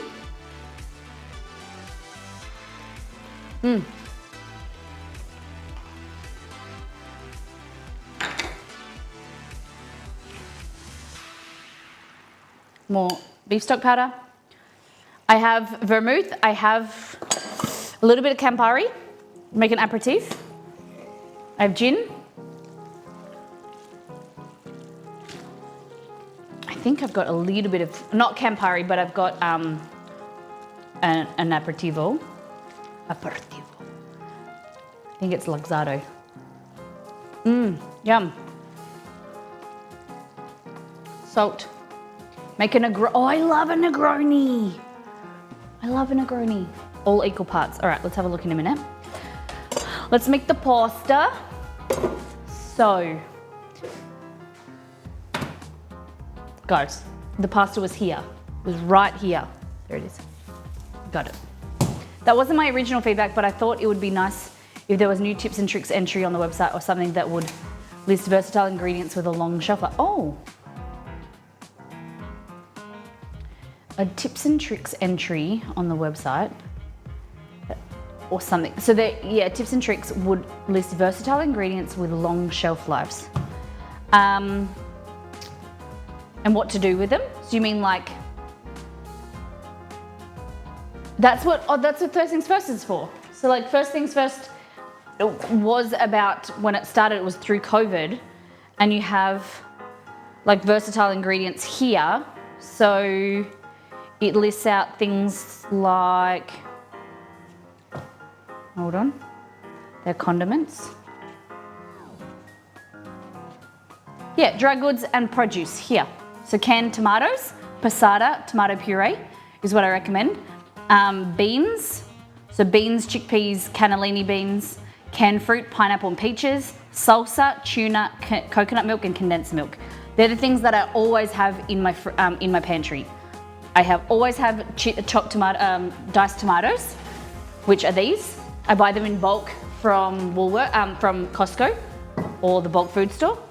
I always have some type of bean, like a cannellini bean or a white bean, to make to pop into chili con carne, or to do chili con carne or baked beans from All In Together. Salsa, not as much, but it is good to put in enchiladas or to make nachos. Tuna is good. I like tuna because it doesn't, but coconut milk and condensed milk, always there. Huge, long shelf life. Grains, pasta, rice, rolled oats, polenta or cornmeal, breadcrumbs, couscous, dried lentils, quinoa. Like all this information is stuff in here. That's why I created this. First Things First is a guide to getting you started in the kitchen. But it was originally, if you can remember back to pre-COVID, like when COVID came around, this was a guide for when we were going into lockdown, what to stock up on that would last you a long time, that you could refrigerate and freeze. Freeze and pantry ingredients. You could make delicious food that wouldn't necessarily deteriorate, or like it wasn't as perishable. So that was my focus with making this book. You've got, is that what are we on the same, am I answering your question, Dex? Is this making sense? So things in here: baking powder, baking soda, corn flour, cornstarch, plain flour, bread flour, almond flour or cocoa powder, chocolate chips, shredded coconut. This is stuff that I always have in my pantry. And it's as versatile as you can get because you can make so much stuff with it. Rice, rolled oats, breadcrumbs, couscous, quinoa, sugar, brown sugar, white sugar, powdered sugar, maple syrup, honey, agave. Snacks, tortillas, always. Every shopping order, we at least buy 2 packets of tortillas because Exceed and I eat a lot of quesadillas, wraps, burritos. It's just Exceed's favorite thing. If he can put this lasagna in a wrap, he'll be happy. Loves it. Popcorn kernels, dried fruit, peanut butter, almond butter. Garlic, onions, pumpkin squash, long life milk. All that. Stuff for the fridge: butter, cheese, mozzarella, large eggs, milk, Greek yogurt. These things are gonna stay in the fridge. Carrot, lemon, lime, apple, cucumber, fresh herbs, seasonal. Check out the markets. Freezer. Frozen fruit: raspberries, blueberries, bananas. Frozen vegetables: broccoli, stir-fry mix, corn, edamame, spinach, peas. Meat: chicken, beef, pork, lamb, seafood, meat alternatives, whatever you got. Frozen pastry, puff pastry, always try and have puff pastry in the freezer. because we make little pies, we make little pastry things, very easy. And you can buy it in like a bulk set of like 10 to 12 sheets. Cookie dough is nice to have as well. But tortillas and flatbread, great to freeze. Yeah, heaps of tips and tricks. Grab this. The tool is in the pan. Oh, it has gone in. Good pick up. Dolores. It did go in. Here we go. All right. Give it a mix. Did you know you could freeze tortillas? Yeah.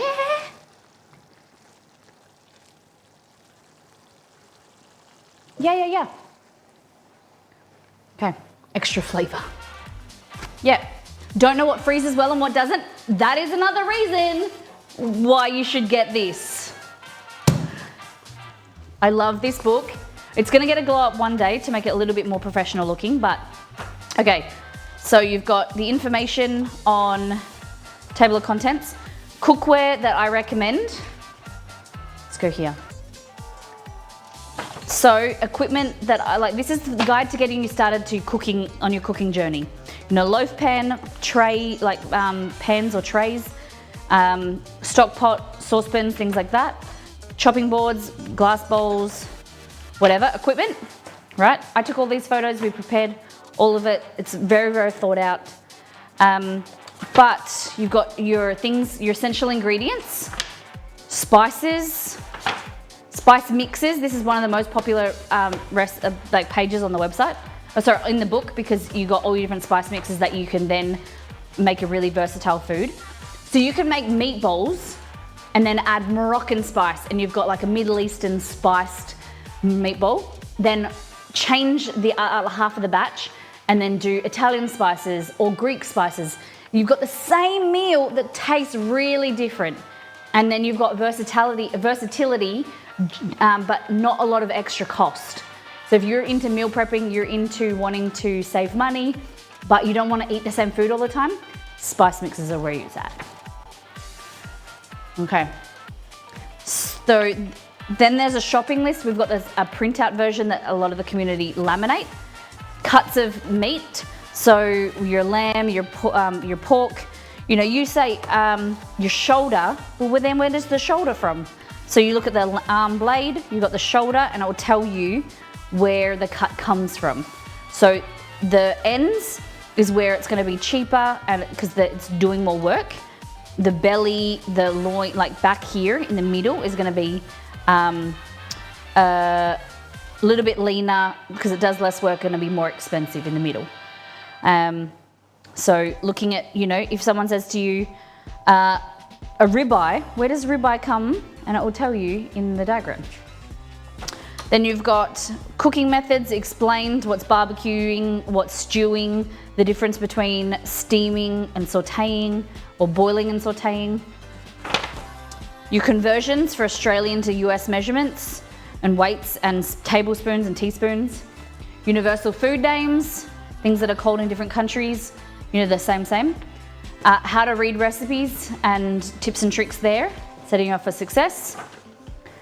Substitutions, safety guide, what's the safe cooking temperature for fish. It's very different from red meat, which is very different from chicken.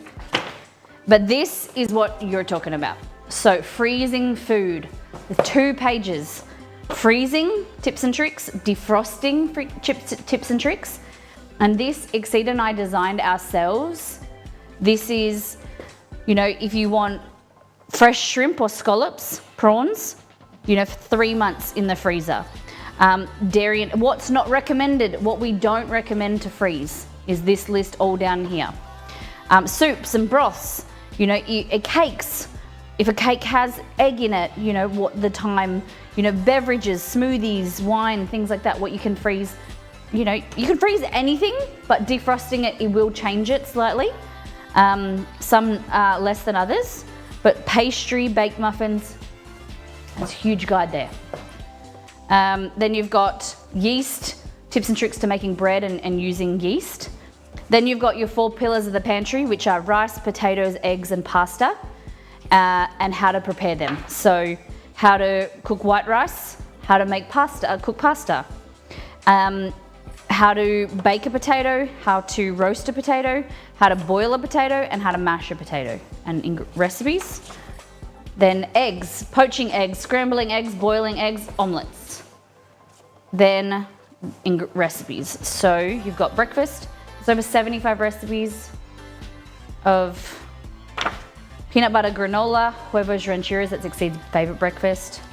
Eggs and soldiers, smashed avocado with halloumi and feta, crepes, eggs benny, sauces, your mother's sauces, how to make your bechamel or your velouté or your espagnole.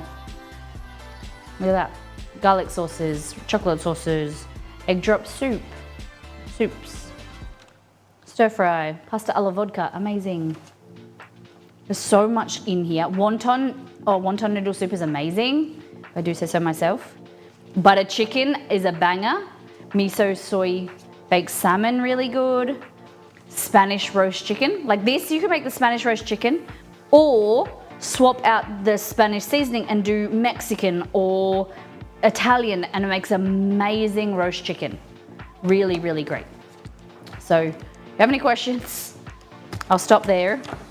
But I love this book. Exceed and I, it's our favorite book that we've ever made. And really can be so impactful on beginning cooks.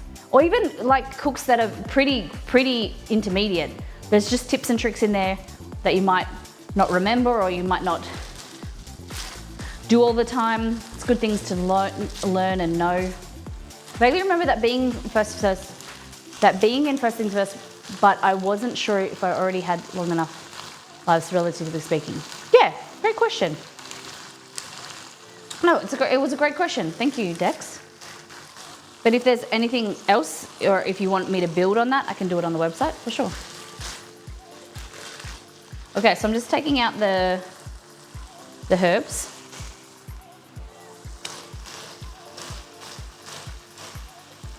Big stalks. You don't want to bite into that new lasagna. Yes, look how good this looks.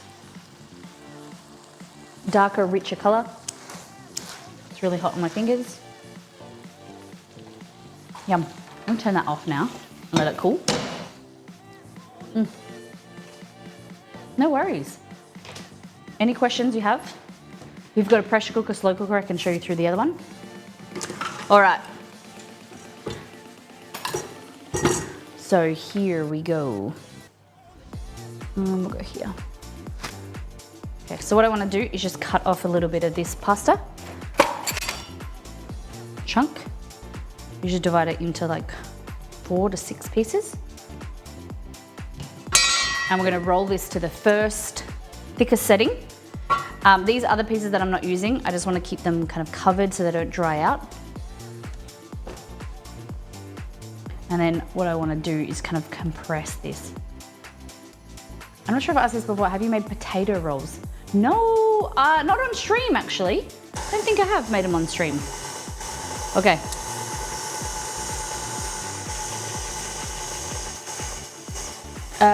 I attended a cooking social class 2 weeks ago. I made noodles and ravioli. Oh, that's amazing! Good on you! So I'm just folding it in thirds, like that. And we're gonna go in again. And what we're doing is we're stretching the gluten in there. Basically like kneading itself. Thirds again.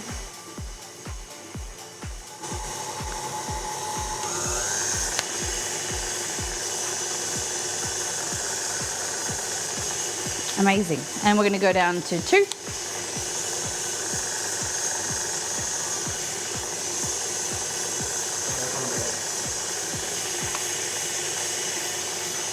Tell them I'll bash them up. What? Exceed doesn't like going to get his hair cut. So I said to him I'd cut it yesterday, even though I hate it. Last time I said I'd never do it again. He needs to go and get his hair cut.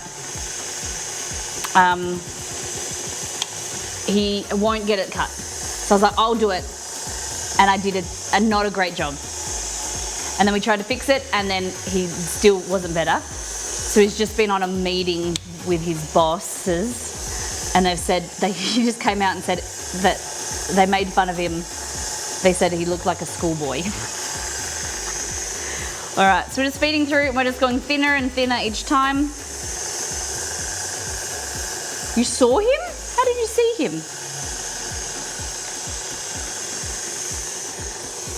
So I'm hoping that he will go to the hairdresser today or this week and fix it, because it's not very good.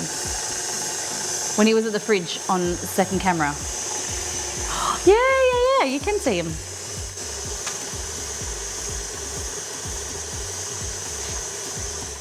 All right, so that's our pasta sheets. How good is that? So, start with go all the way back to 1. The good thing about this is it's not really, you can't really squish your fingers in. It's still quite protected. Good morning, Orfa, welcome in. Okay. Just need pedal. So we're back at 1. And we go through. And then I fold in thirds. Then we go in again.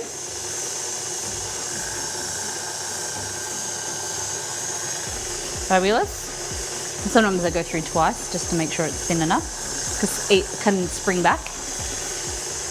Fold in thirds again. Like that.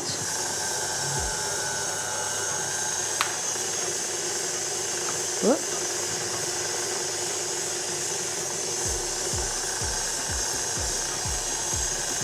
Beautiful.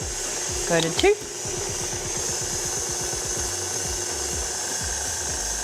It's so much easier when it's motorized.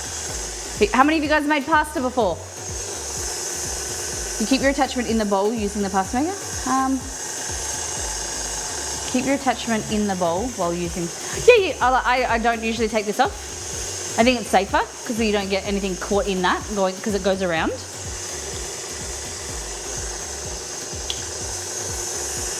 Ashley, what type of sauce did you do with your noodles?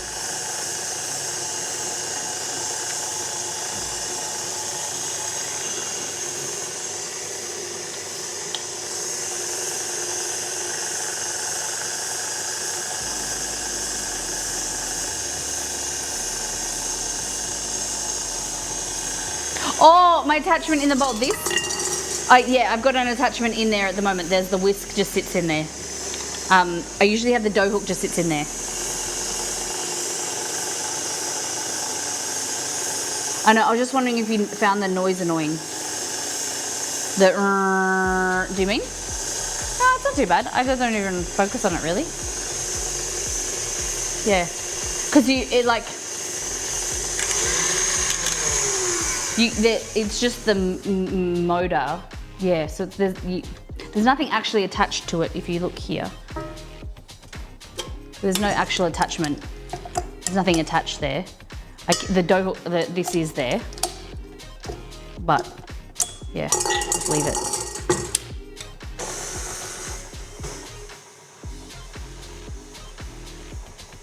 Okay, go to 8. The machines are so much less noisy than the machines I used to make. Hey, Nito, thank you for the 300 bits. Damn, I appreciate you. All right, so fresh pasta. Oh, I just ripped it because it was too long, but that's okay.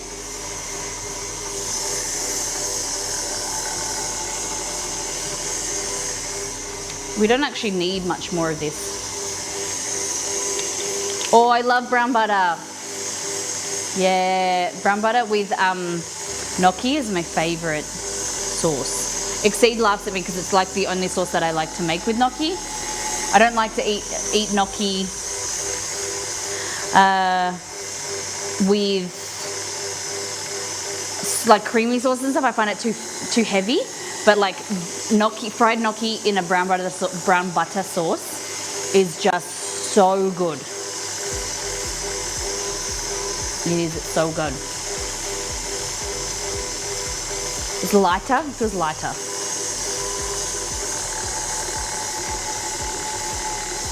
All right, we'll go to 2. Feed it through. We've got leftover, which we will. We'll have leftover pasta here.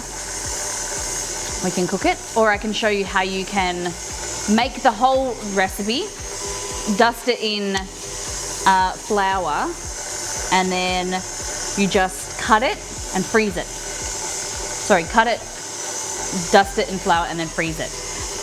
And you've got homemade pasta whenever you need.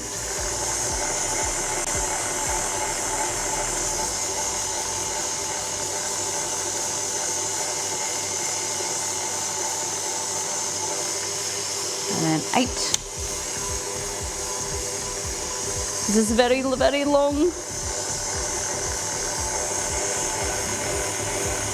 So you don't want any tension on there because it stretches underneath. So you just want to let it like very nicely fold through. Probably should dust it with some flour. It's a little bit sticky. It's a good thing about having so much space, we can roll it out there. Oh, brown butter is really great with baked goods. Cookies and things like that. It adds so much nutty flavour.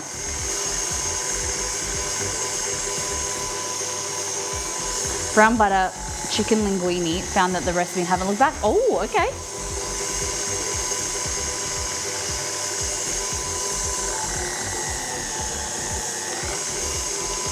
All right, 2. I'm just gonna, if you find that it's stretching a bit, just roll it through again. Just keep, you know, folding and going through again.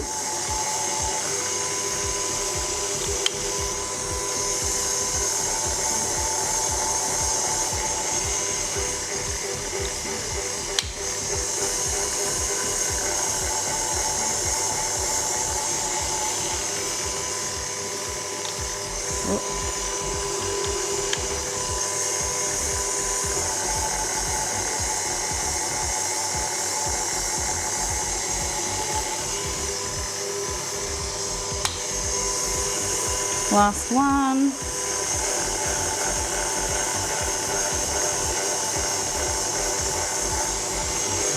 Beautiful. There. And then this is the last portion. Go back to 1. Flatten it. Roll it through.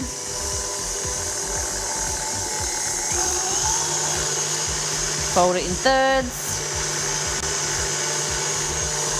Rip it through, fold it in thirds, rip it through, beautiful, go to 2. I don't usually do it this fast. 3,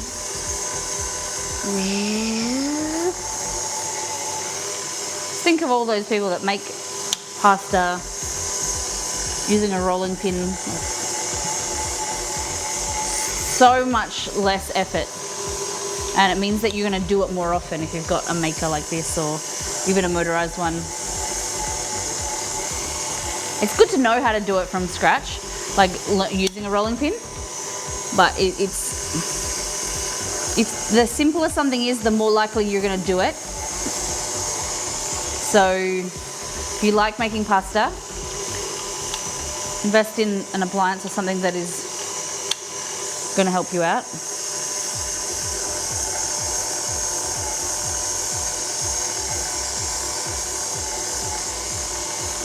There we go. Beautiful. For nonnas, yeah.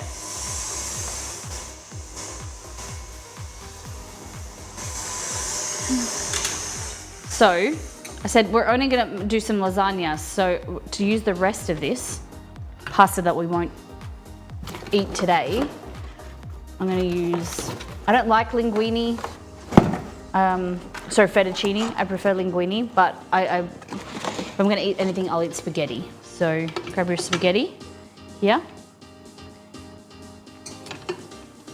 Oh, no worries. Thank you, Hellsbells. Good luck. Hope it goes well. Oh, okay. Hope it goes as good as it can be. Guys, give some love to House Bells. Okey-dokey. So, here we're just going to dust it with a bit of flour. A little bit of flour at the bottom here. Okay.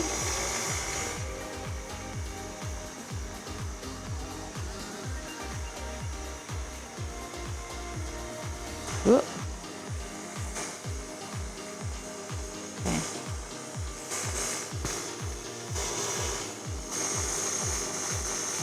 I just bought the physical book and an apron and a beautiful bag. Hey, Mary! Mary, Mary, Mary! You're a legend. Thank you so much. Thank you for your order. Ah! Mary, Mary. Amazing. So Mary's got, first things first, an apron and a bag.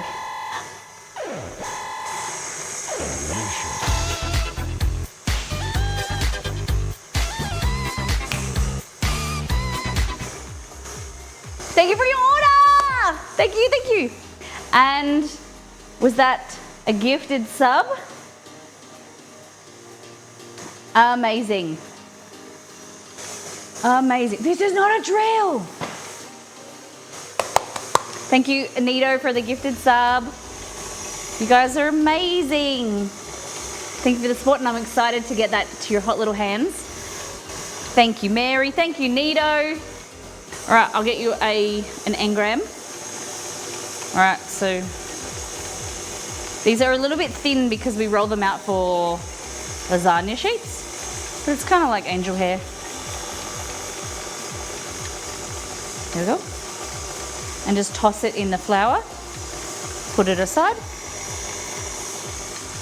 It's kind of stuck. Damn it.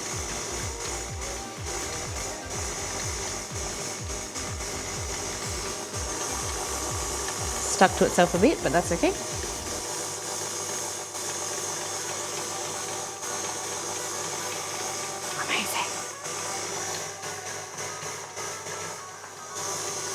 All the offcuts, the broken bits, just roll through here.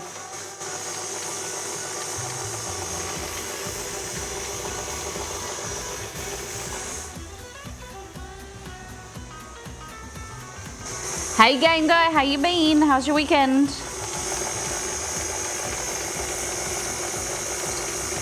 Oh, no, I didn't put flour in here, and so it's kind of sticking to itself. No. Grab some flour. Totally, I'll be representing, yep, Miss Molly represented in Alaska. Amazing, that's so cool. All right, so a bit of extra flour. Very good, just break it up.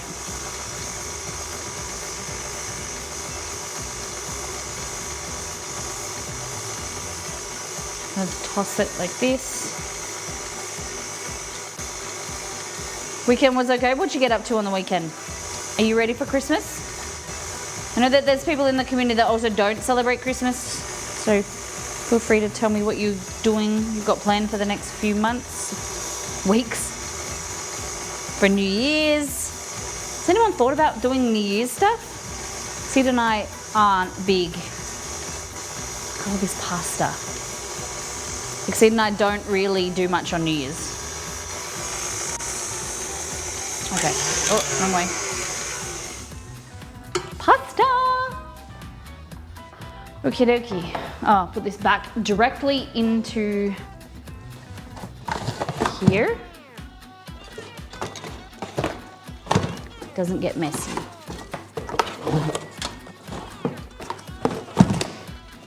I just pop it in there.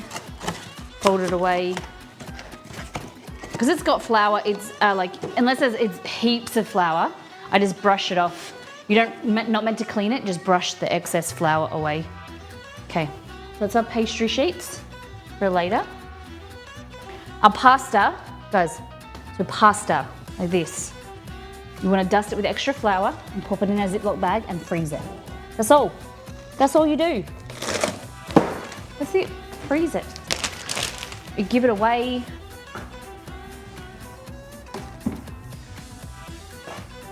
So nice. Like that. Amazing.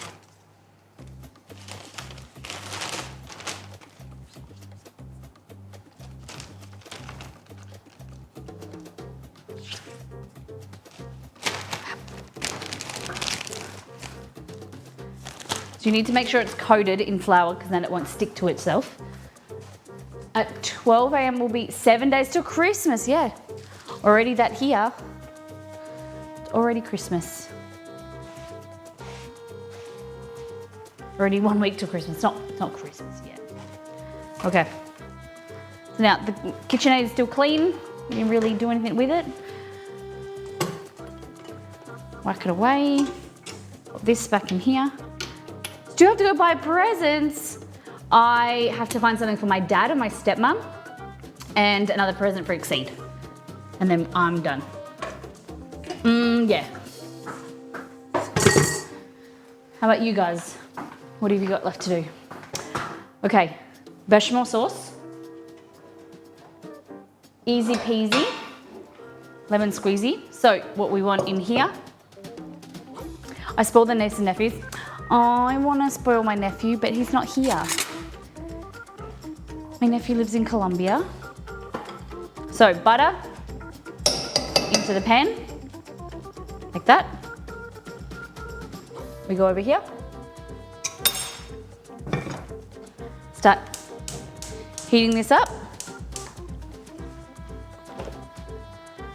And I'm gonna add into here some salt. Some garlic. Okay, question about store-bought lasagna. Ready lasagna or versus non-ready lasagna? One other than... I don't know, it's all dependent on the quality of the ingredients, Dex.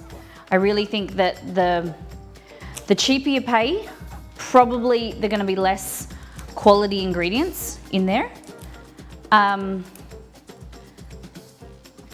don't really know oven ready, what the difference between non-oven ready and oven ready is. Do you need to do something special to it? Because I would have just thought if you're getting a store-bought one, you don't have to boil it. What do you mean by boil it, me? Oh, do you mean the lasagna? Are you talking about the oven, the sheets of pasta, or the actual store-bought, like whole lasagna?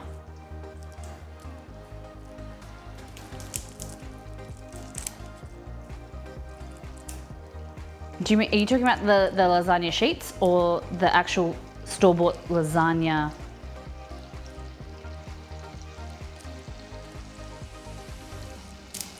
Okay, so into our pan there, sheets I think. So,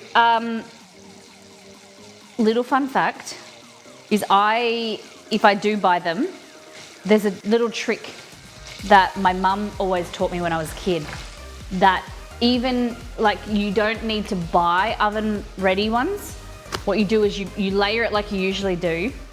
You push like the sides of the, create a space between the side of the pan and the lasagna, and you pour boiling water and you just add more moisture to the lasagna and then cook it for a longer time, and it just absorbs the moisture and it cooks the pasta. That's the way that we've always done it in my family.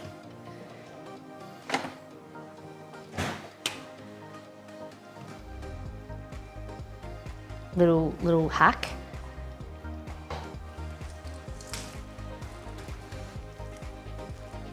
This.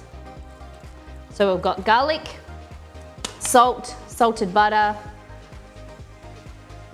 We're just gonna let the butter and garlic kind of sizzle away here slightly, like that. Oh my gosh, it smells amazing, tastes amazing, like that. So just let that kind of simmer away. And then I'm gonna grab a Whisk. All right, whisk. We're gonna prepare the things that we need. So I need some flour and some milk. This recipe is in First Things First for making my lasagna. It's all measured out properly because I just do it by sight and feel, but there's an actual recipe written down properly for everybody. Okay, I'm gonna grab some cheese as well.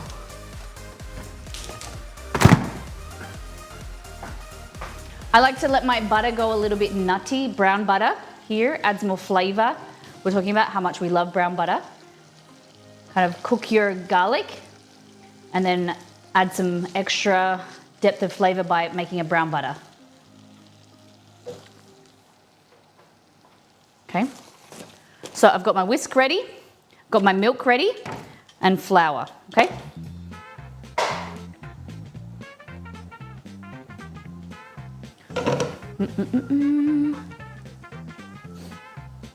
Oven ready, you don't have to boil first. Yeah, okay.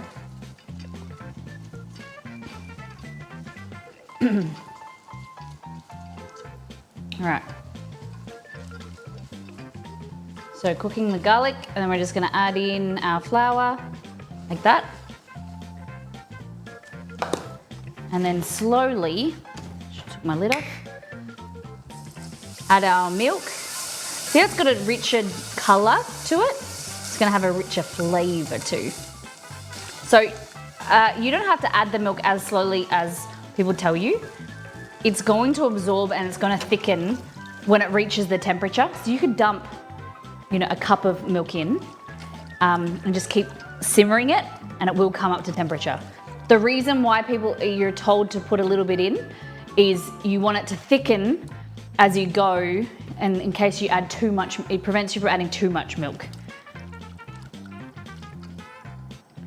Because then if it starts to lose, like you'll get to a thicker state, but then if you add too much milk, then it will go past the amount of starch.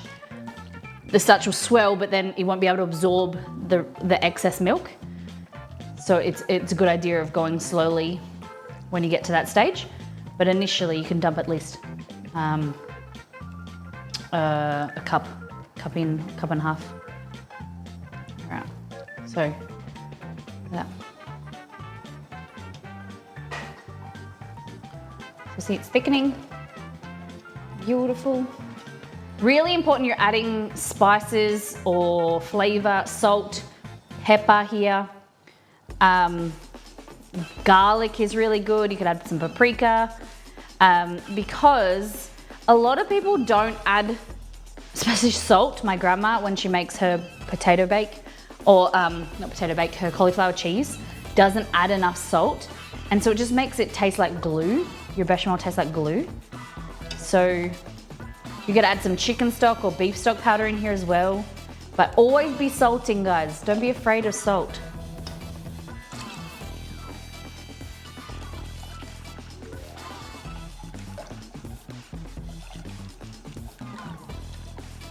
Coincidence, I'm making lasagna too. We're making a ton of meals for the week. Oh wow. Meatball sub with tater tot, nice. Unless you have high blood pressure. But unless you're being told to restrict your salt, then yeah. You shouldn't be as afraid of salt as you should be sugar. Like you should reduce your sugar before you reduce your salt. Oh damn, Nita, food just tastes so much better. But people are afraid of salt, but they eat sugar. But you should reduce your salt, reduce your sugar, and it's okay to have salt. Or MSG is a great way of not, having a different variation of flavor enhancer. I do much. You can add stuff like that's a salt, an umami, like something that will bring out the more umami flavor. Other than salt, you can use mushrooms, you can use MSG, you can use something like fish sauce, soy sauce, rather than like plain salt. I reduced my sugar intake and had serious withdrawals. It's hard, but if you keep going and persisting, didn't stop her smoking in the house. I was giving him a heap of ice cream covered in cream for dessert every night. Yeah. Isn't it funny? That's because you were told to stay away from salt for your heart and everything. But there's less, there's other things that you should be reducing first.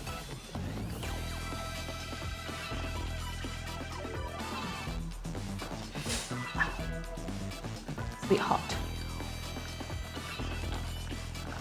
If troubleshooting hack, so if you have added too much milk and you're finding, oh my gosh, it's not thickening enough, and you need to add more flour, don't add flour directly in here because it will go lumpy. What you want to do is, I've showed you this before, it's called a beurre manier. So grab yourself a little bowl,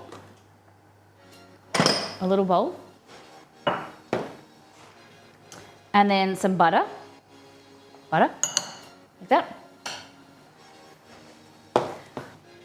And you want to mix your flour with the butter to create a paste. And then this will be the beautiful, the way to transport the flour into your mixture, because the butter prevents the flour from clumping. It dissolves slowly so that you can thicken your sauces without it clumping, okay? It's a little trick, because I'll show you what happened. Here, right? So it's thick, but I want to go thicker. So now a little bit of this into there. Whisking. You don't even have to use a whisk, you can use a spatula. And it will just dissolve in there. Melt the butter, and then you need to cook. Ensure you cook the flour off. So bring it up to just under a boil. The starch needs time and heat to be able to swell and absorb the liquid from the milk, okay? So don't add raw flour and like don't cook it off. You need to make sure you cook it at the high temperature. Okay, so I think it's 92 degrees Celsius. Hey Google, what is 92 Celsius in Fahrenheit? Just under boiling. Hey Google, what is 92 Celsius in Fahrenheit? 92 degrees Celsius is equivalent to 197.6 degrees Fahrenheit. Yeah, so just under boiling point is where you need to bring it up to activate the starches to allow them to swell. And I think starch can absorb, I think it's like 3 times its weight or something like that. I think it's 3 tablespoons can thicken 1 liter of milk or 1 liter of water. Pretty amazing. Okay, so this is gonna keep thickening. Just gonna add a little bit more of this. And we're gonna add our flavor, okay? So I've already had a little taste before, but we've got some salt in there, we've got our garlic in there, and now we're gonna add our cheese. So making this from a bechamel to a mornay is the addition of cheese, okay? So I've got aged cheddar, bit of tasty. And then we're gonna add some Parmigiano Reggiano.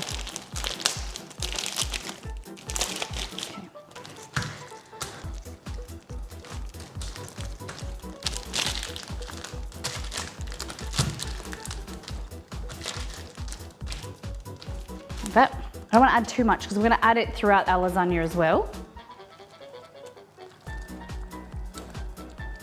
Beautiful. You could add some nutmeg in here. A lot of people make their lasagna with nutmeg.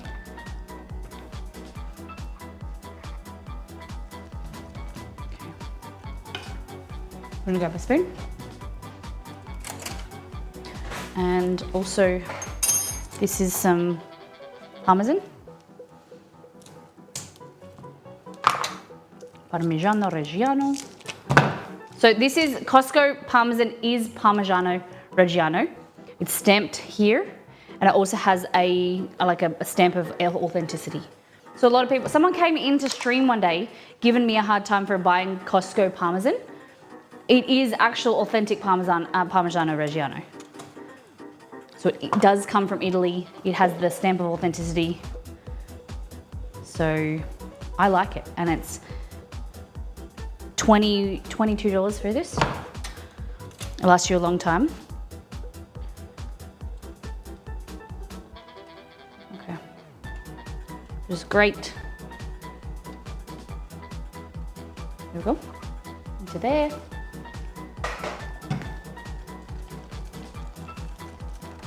Beautiful.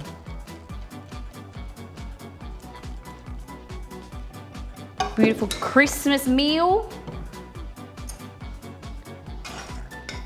Have a taste.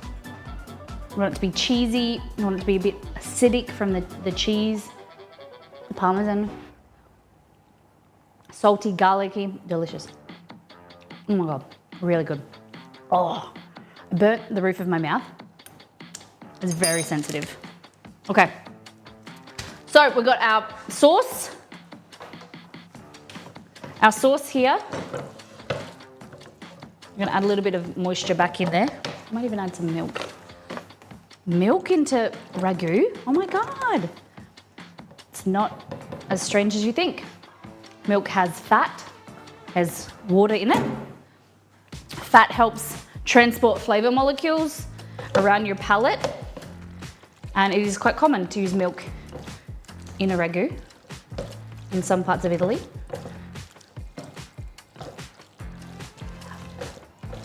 Beautiful.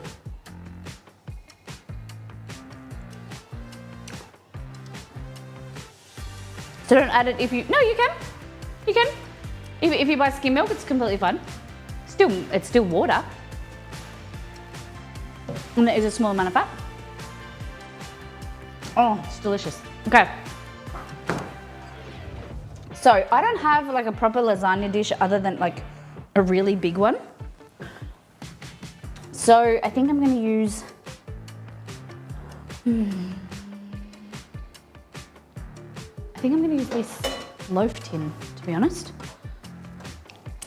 A loaf tin.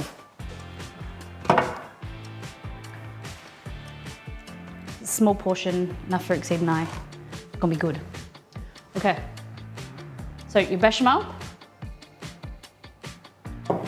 And then we've got our ragu. Delicious. That, and we've got our fresh pasta. Am I doing anything different to what you guys usually do when you make lasagna? Okay. So first things first, I like to add a little bit of sauce at the bottom. Just helps it, the pasta not stick. It comes out a little bit easier.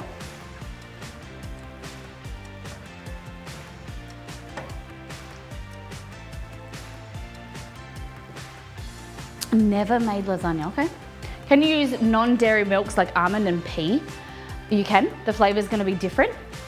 I would use like an oat milk rather than an almond or a pea. My preferred like non-dairy milk was definitely, add a little bit of fennel here. Oh, I did it wrong. Yeah, I like oat milk.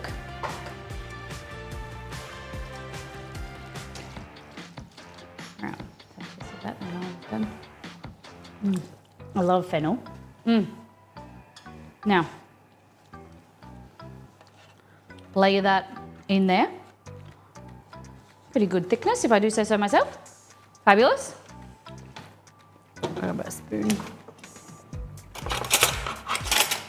You know, sometimes what I will do with lasagna is I do a cross between a normal meat lasagna and a vegetarian lasagna. So I add meat and then I do a layer of spinach and ricotta and then pasta and a layer of zucchini, and it's so good. So it's got everything that a beef lasagna does, and then a bit of what a vegetarian lasagna does.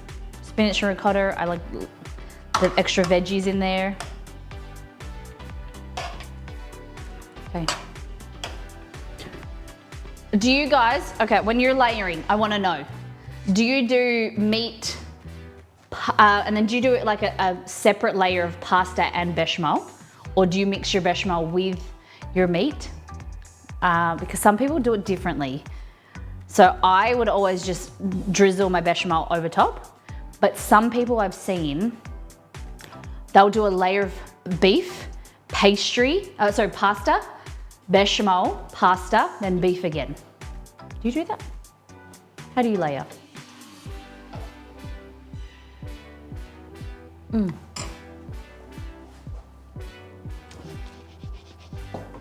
Let's see what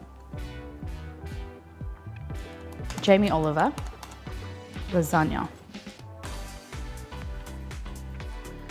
Okay. So he says,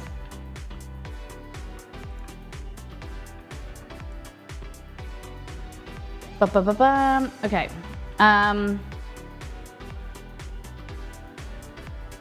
To build lasagna, spoon a quarter of the ragu into a deep oven-proof dish, spoon over a quarter of the white sauce, then snap some lasagna sheets, making sure they, okay. So he goes beef bechamel. Okay, he's like me. So I just have like that, your beef, then your bechamel sauce, your cheese sauce, your Mornay sauce. Keeps it nice and moist. How much beef do you, about 1.5 pounds. I'm only doing a smaller portion.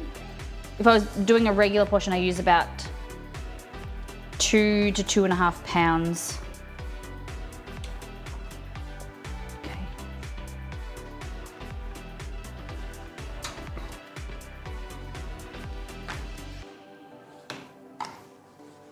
Like that. It's a bit thick, but that's fine. Okay.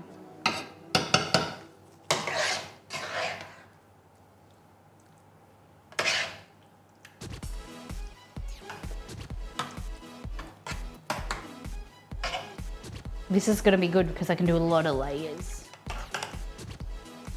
There we go. White sauce. See, there's a stalk there I can take out.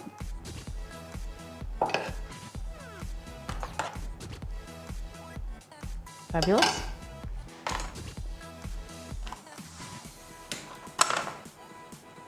Hey Toz, how you doing? Miss you too. It's been crack-a-lackin'. How's the new house? How's the new house at? I missed the Instagram stories.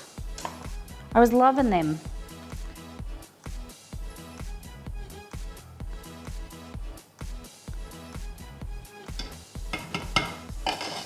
Okay.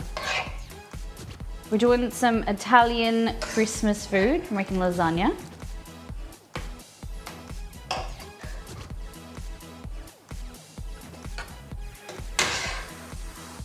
Beautiful.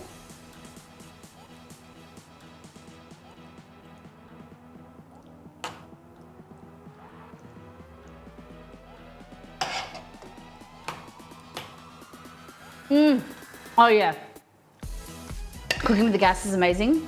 I bought a giant cast iron skillet. Oh wow. Lodge. I know how much you love Lodge. High-sided skillet, amazing. You're ready for Christmas?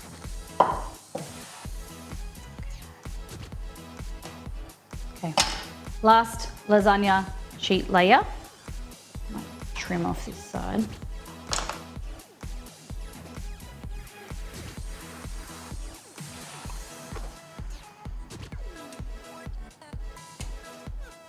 Okay, so thing that I've learned that I've done wrong here today is laid the pasta sheets down, but with no flour, not enough flour, so they've dried out. They've also stuck to the bench, which is cool, cool, cool, cool, cool. Homemade bechamel, yes. Homemade bechamel, homemade beef and pasta. Hey, Kinasworth, how you doing? Okay, so the last layer It's just pasta, then bechamel, okay? And cheese. So the last layer is you do your lasagna sheets.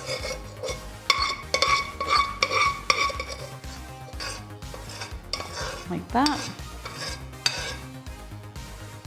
And then you add your bechamel.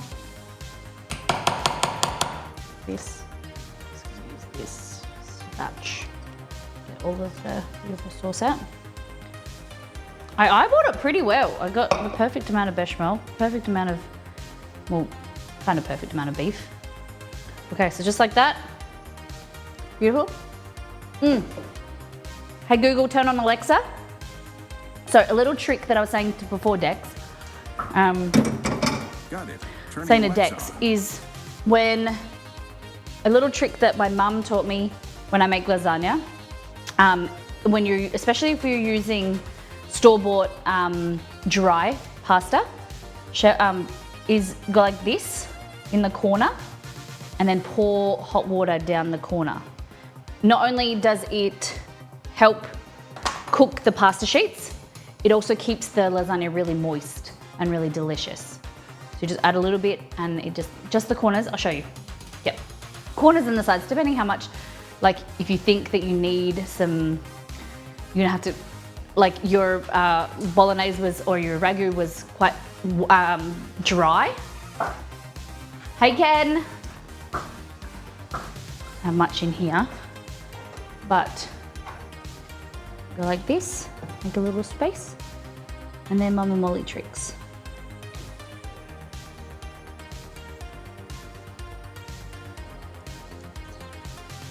Because it will distribute it and even itself out. Like that.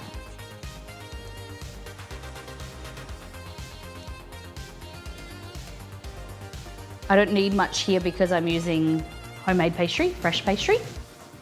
Pasta, I keep saying pastry. Guys, I've got pastry on my mind. Okay, so that is your lasagna. Just even it out, like that. Then grab extra cheese. Guys, if you're just joining us, welcome in. We have Christmas themed streams all week. We're doing a Christmas, our next stream, which is Monday night for us, Monday midday for if you're in Europe, and then Monday morning if you're in North America. We're doing a Christmas light tour, a boat tour.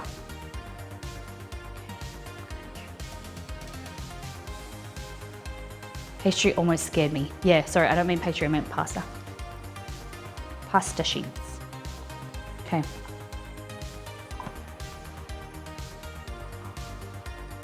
Beautiful. Bit of crumbs of the Parmesan left over. You can cover it, but because we're using fresh pasta, less cook time, you don't really need to cover it. If you're using store-bought dry pasta, you want to cover it, tent it, cook it for a longer period so that it cooks the pasta, and then take it off and finish the top. Whereas this doesn't need a lot, very long, about 30 to 40 minutes. There we go, all done.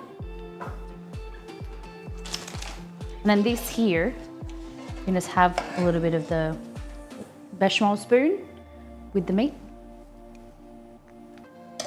Mmm! Oh, the top of my mouth. Mmm.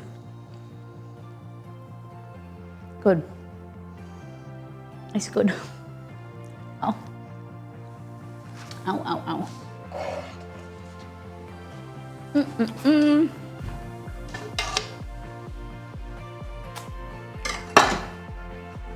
Okay. All set for presents wrapped, doing the meals and enjoying Christmas movies. Lovely. What Christmas movies are we all watching? What is everyone's top Christmas movies? Okay, I wanna give you this public service announcement. Exceed and I watched 8-Bit Christmas. It's terrible. Don't waste your time like we did. It's got Neil Patrick Harris It's bad. It's, I can't get that time back. So I'm gonna save you. Pretty crap. He's a good actor, but everything else about the movie was pretty shit. I'm sappy. I love Hallmark Christmas movies. Do you know, I don't know if I've watched many Hallmark Christmas movies. Is there any that you recommend?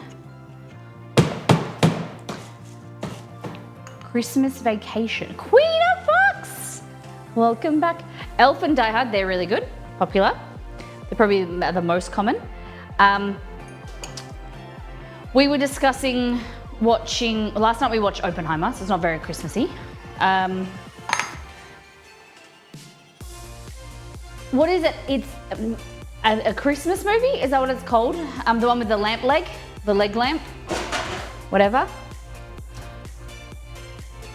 The one that Cad always raves about. Mr. Tech. Okay. All right, I screwed this pasta up. A Christmas Story, okay. Is it good? Do you actually think it's any good?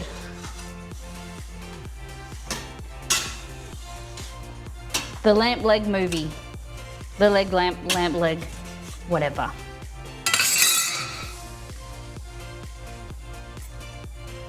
So you can rehydrate this and roll it out again, but I can't roll them. Does Groundhog Day count as it's got snow? When is Groundhog Day? If it's around December, then yeah. I say yes. February, no, doesn't count. Is it an actual day? Is it just in at that certain town, or is Groundhog Day a day everywhere?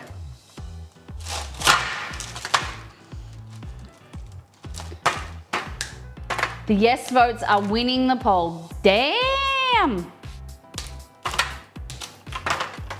Look at this. I made it a bit thick. But this is Christmas peppermint bark. It's like candy canes at Christmas. Great American Movie Channel. Great American Family Channel. Okay. Oh, that's cute. Christmas blanket. Ow!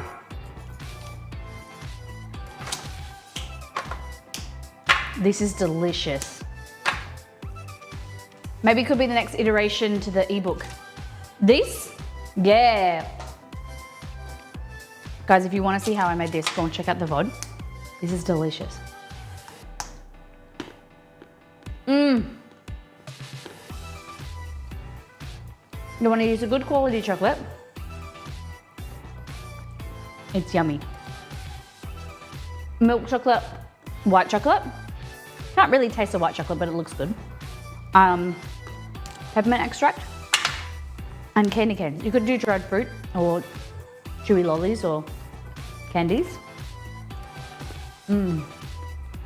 Mmm. That is amazing. Mmm. Maybe a touch too much peppermint.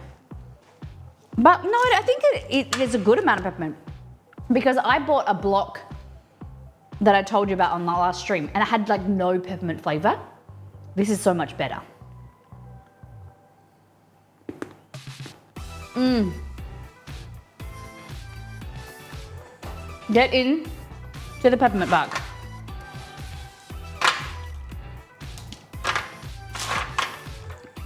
That. What do you think?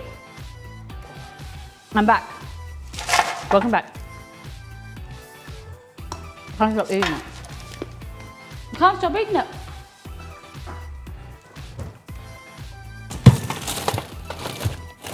Okay. What's next? What are we gonna make next? We've done our lasagna.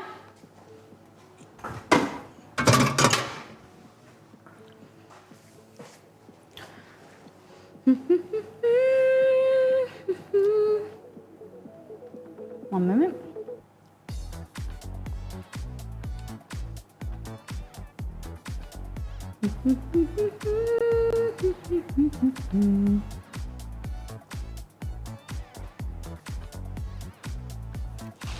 Okay.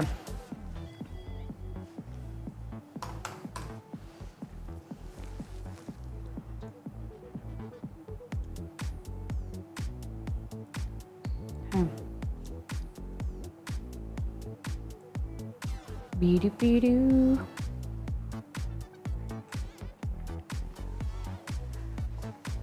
Okay. I can't see the Twitch chat. Hold on.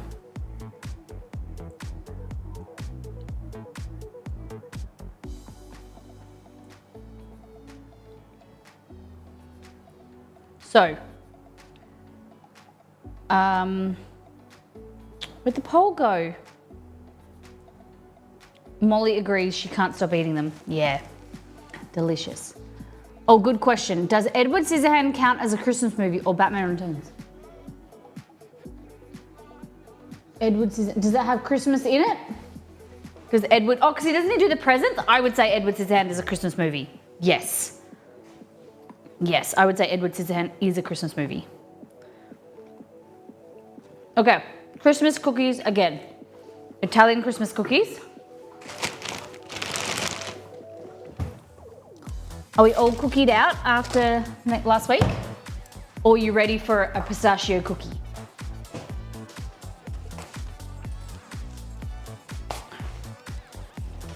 Best thing about this?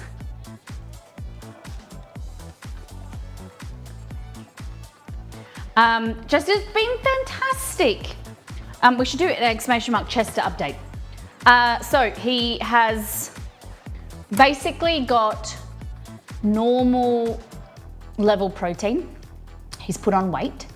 He's a big chunker. He's 15.6 kilos. So in the whole, maybe in the last 2 months, 2 and a bit months, he has put on 3.5 kilos, I think. 3.5 kilos, which is amazing for him. He's never had weight on him. He's always been very skinny, very lean, but he's a big eater now.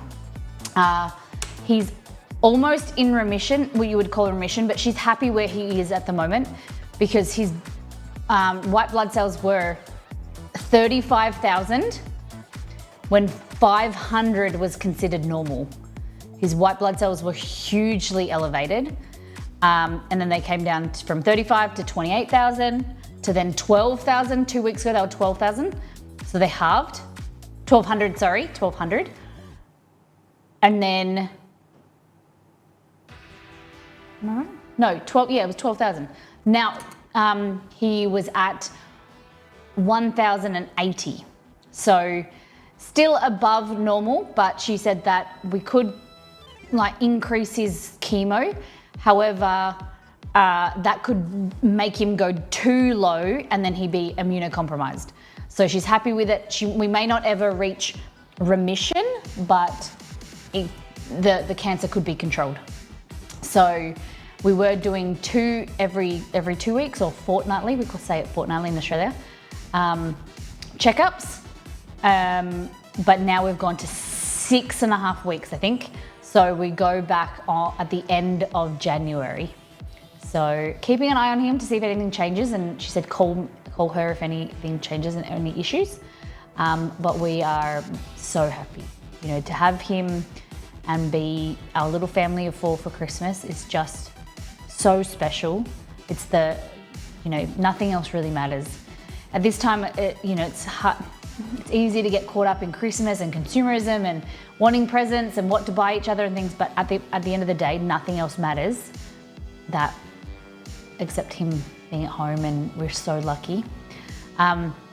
So with leukemia, you won't ever get rid of it.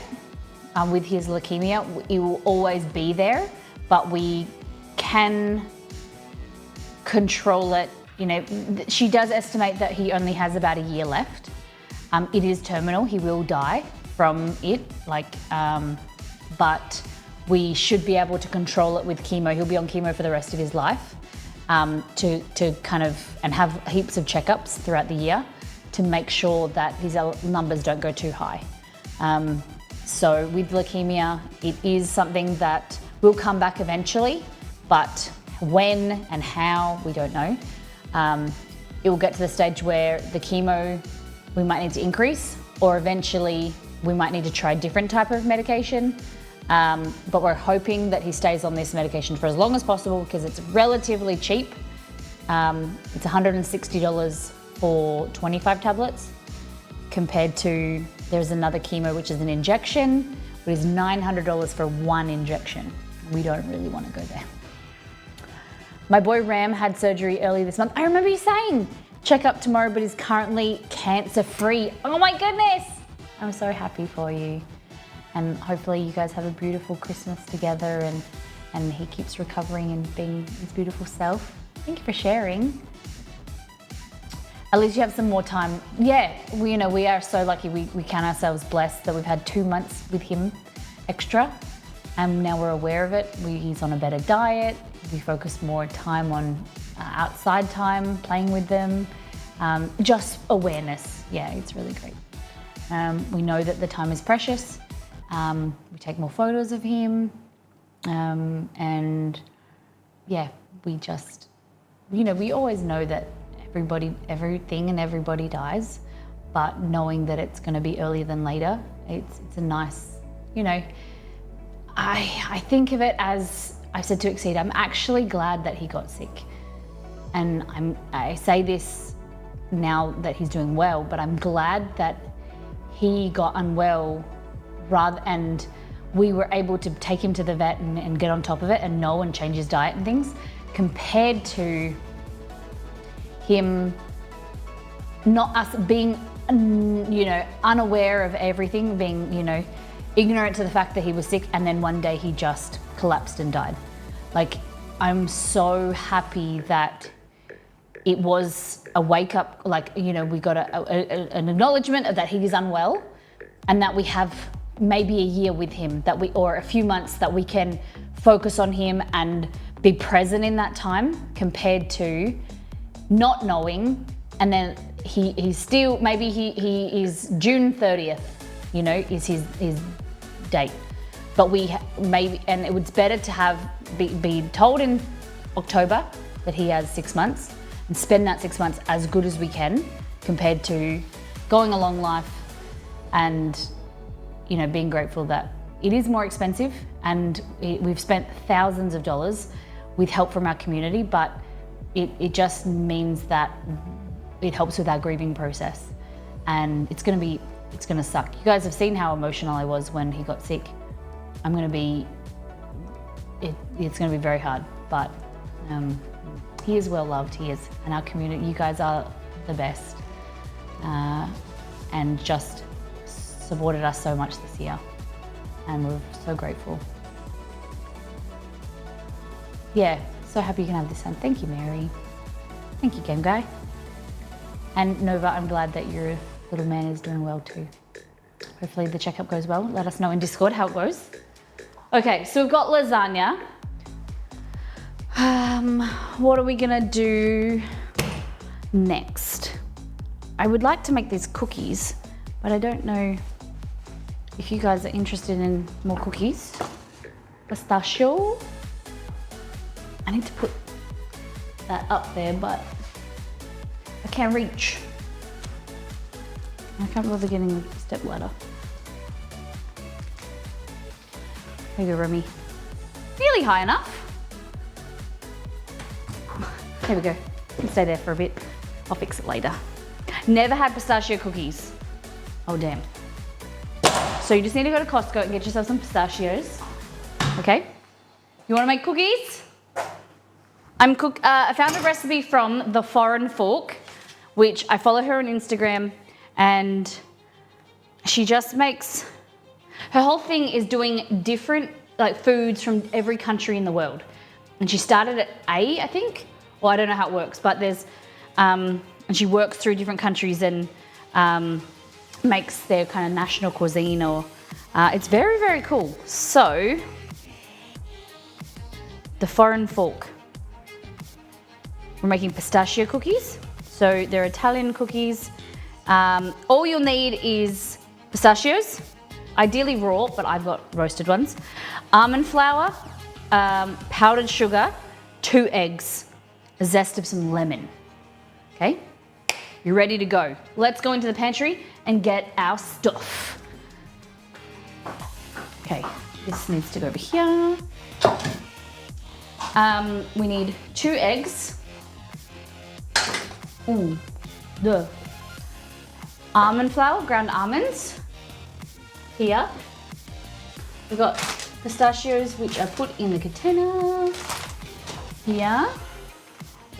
But I also have some raw ones as well. If I was a pistachio, where would I be? Pistachio puppy. Let's have a look. Hold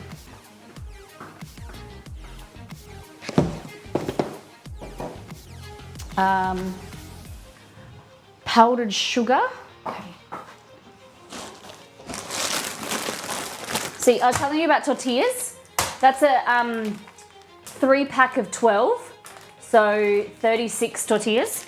Then we've got jumbo tortillas, 2 packs of them. And then we've got other tortillas. There's a 6-pack of jumbos. We like tortillas in this house.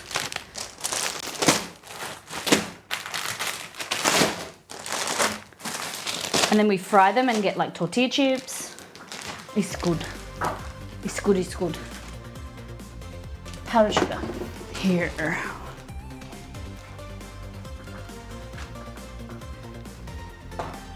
Okay. I like the slide out drawers.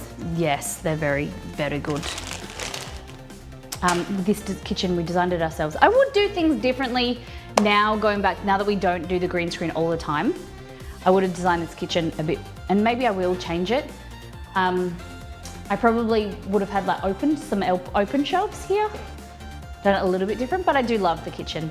And at any time I can move things around, and like I can do a drawer in drawer, move stuff around the kitchen.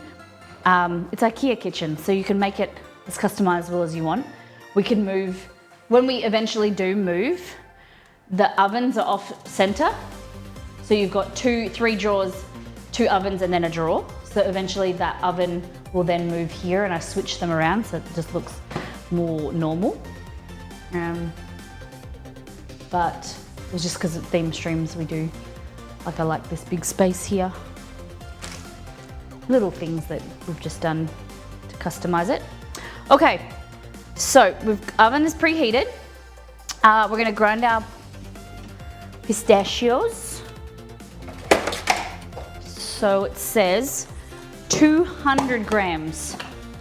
So I have raw pistachios and I've got some roasted ones. Yeah. I think I might just use those. They aren't going to be as bright green. I think it's okay.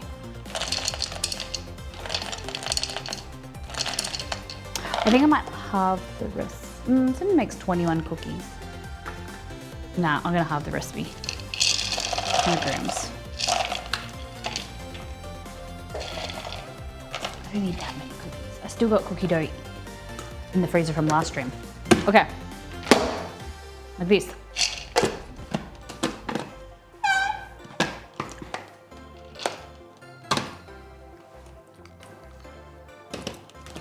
Switch into here.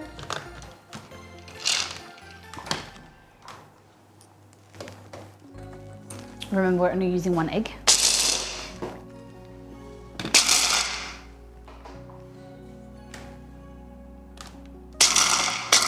Is it too loud?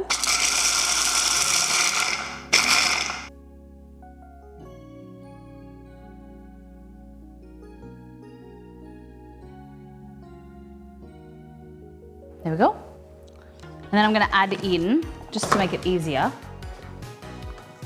I'll just add the other stuff in there. So I'm halving, remember, 175 grams divided by 2.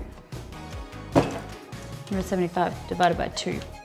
87.5 grams of almonds, ground almond flour.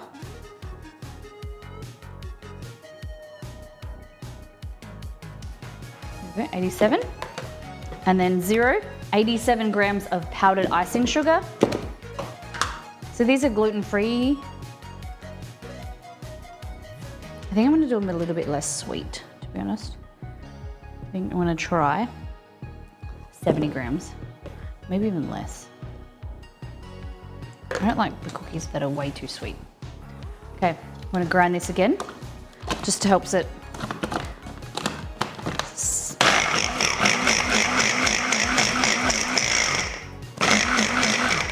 There we go. Beautiful. And then we can just add our egg. Crack our egg there. We're gonna add a little bit of, I think there it's already salted. I'm gonna move away from the recipe now, and I'm gonna add some vanilla bean paste.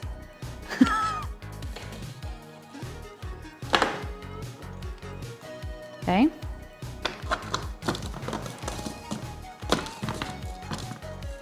Come on.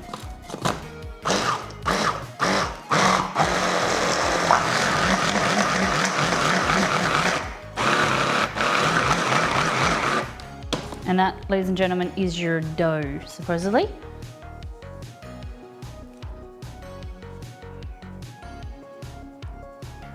I use the right amount.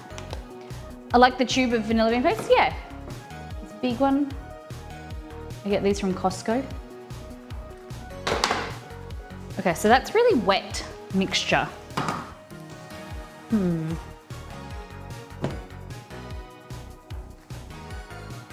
It says break the cookie into pieces. I feel like we've done something. Mollification stage. That's it, girlfriend. Oh, there we go. Still wet. I'm gonna take the hook out.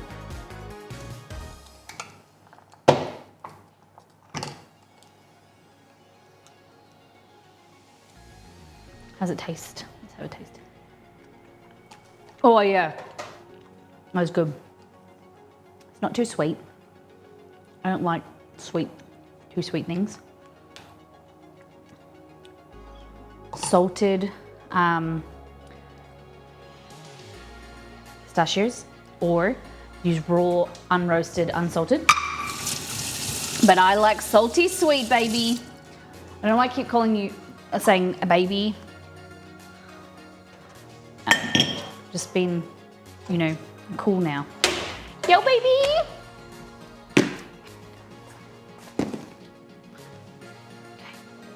So we're gonna clean up where we put stuff from the bolognese. I love these Nordic ware pans, but I cannot find them at Costco anymore. I want to get all the Nordic ware appliance, like sheets and tins and whatever, but they're very expensive at Kitchen Warehouse. They're better at Costco.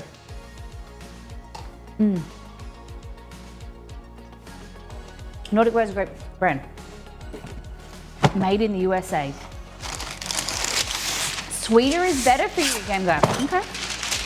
So what I'm doing, getting the tray, and it is a little bit wet.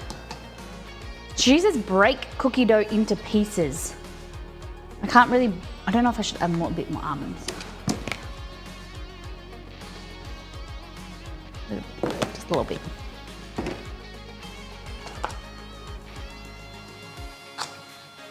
Let's see the comments. Has anyone got any comments? Comments. These came out great. Can't wait to try them with family tomorrow. One comment. Okay.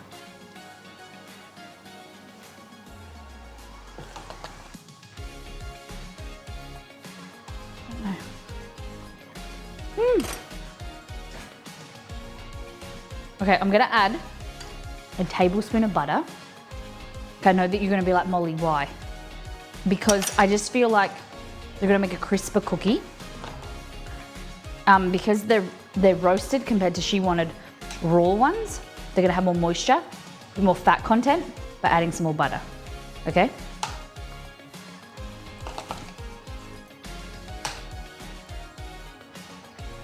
And then I'm just gonna do like tablespoons. Like that. She said the size of walnuts. How big are your walnuts? Your big walnuts or little walnuts? We got a few different sized walnuts today. Let's look at our lasagna. Oh my God, the lasagna looks amazing. It has spilt over the edges a bit.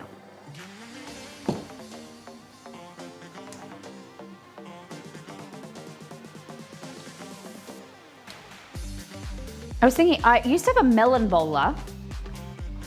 Like this would be good, but I think it's a bit big. Oh yeah. Yeah. Let's use this. Still a little bit big. I prefer smaller. I don't know if they make them smaller. Yes.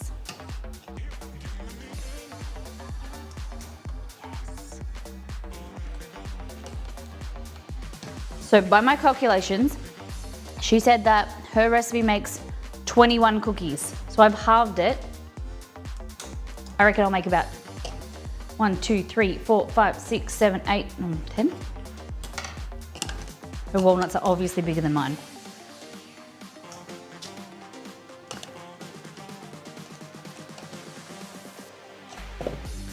Earpiece keeps falling out. Bloop. And we're gonna roll these in powdered sugar and then bake them.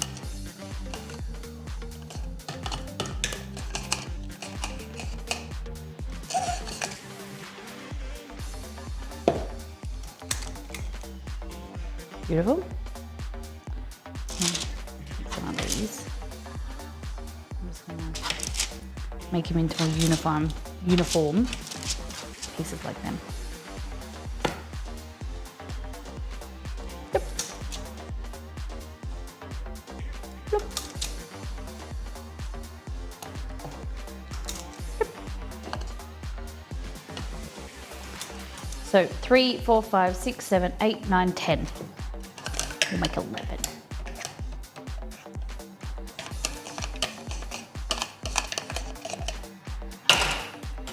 Get your spoon. Bloop.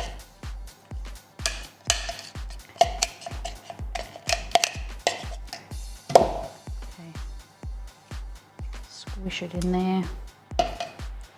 Bloop. There we go. And then you can eat the rest of it. No extra. Delicious. Very sticky.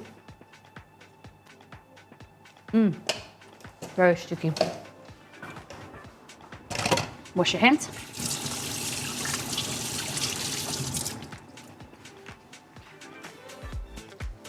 Are you ready? So what I do, because these aren't going to contaminate really too much. I just do them in I just shake them around in my icing sugar container. What do you think of those containers? Which ones? The ones you linked in stream that time? I didn't get an opportunity to look at them. Okay. Bloop.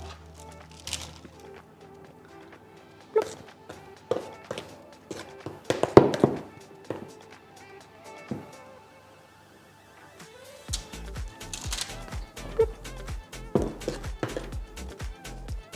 Oh, hold on, we'll go here.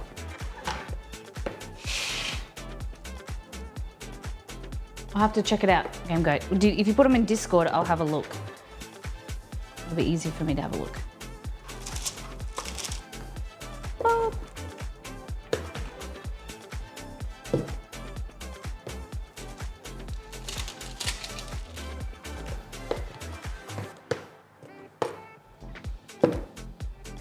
They're on Discord? Oh, okay. I'll have a look. Sorry, I may have missed it.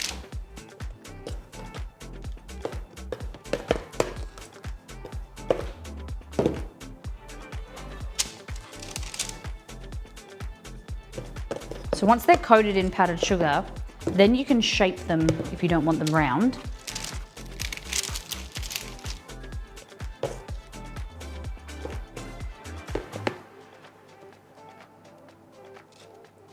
Because she, I don't know her name. Coat hands in powdered sugar, rub on the outside of the cookie bowl until the dough is coated. instead of leaving indents with your fingers. She like presses them down slightly.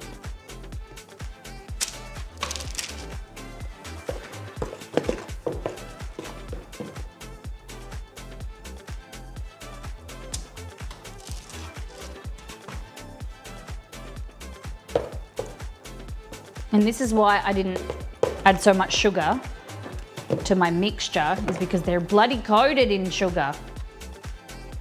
Like that. Make some pasta. Ooh, what kind of pasta?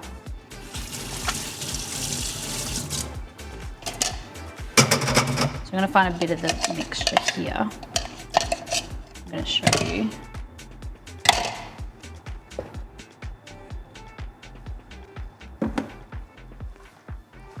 Like that is the mixture. Just coated in some powdered sugar.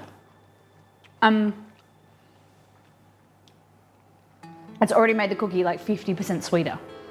So I go less sweet on the cookie, and then if you're gonna coat it in the sugar, then you get sweetness. Okay, do you wanna see my lasagna? Do you wanna see my lasagna? Packet of linguine, plant-based meatballs. Neato. Do you think you'll ever eat meat again? Like, would you, like if your doctor said you need more something, would you?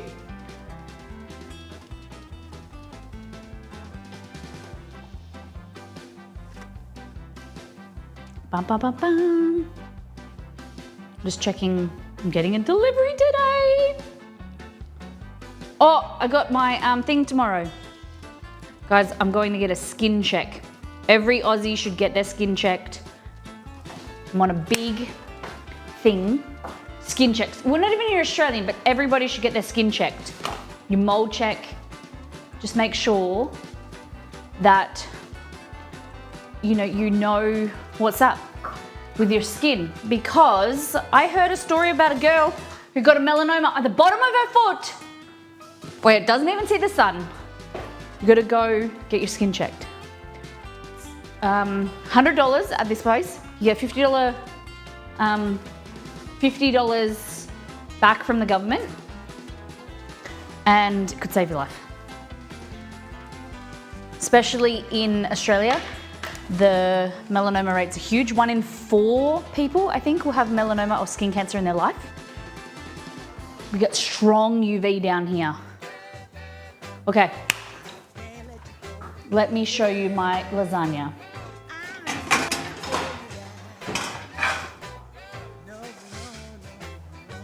Ready?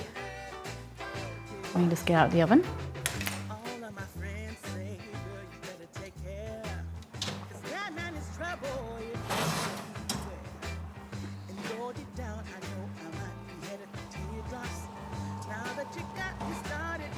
Or nearly dropped it. Repeat of the, what did I drop the other day?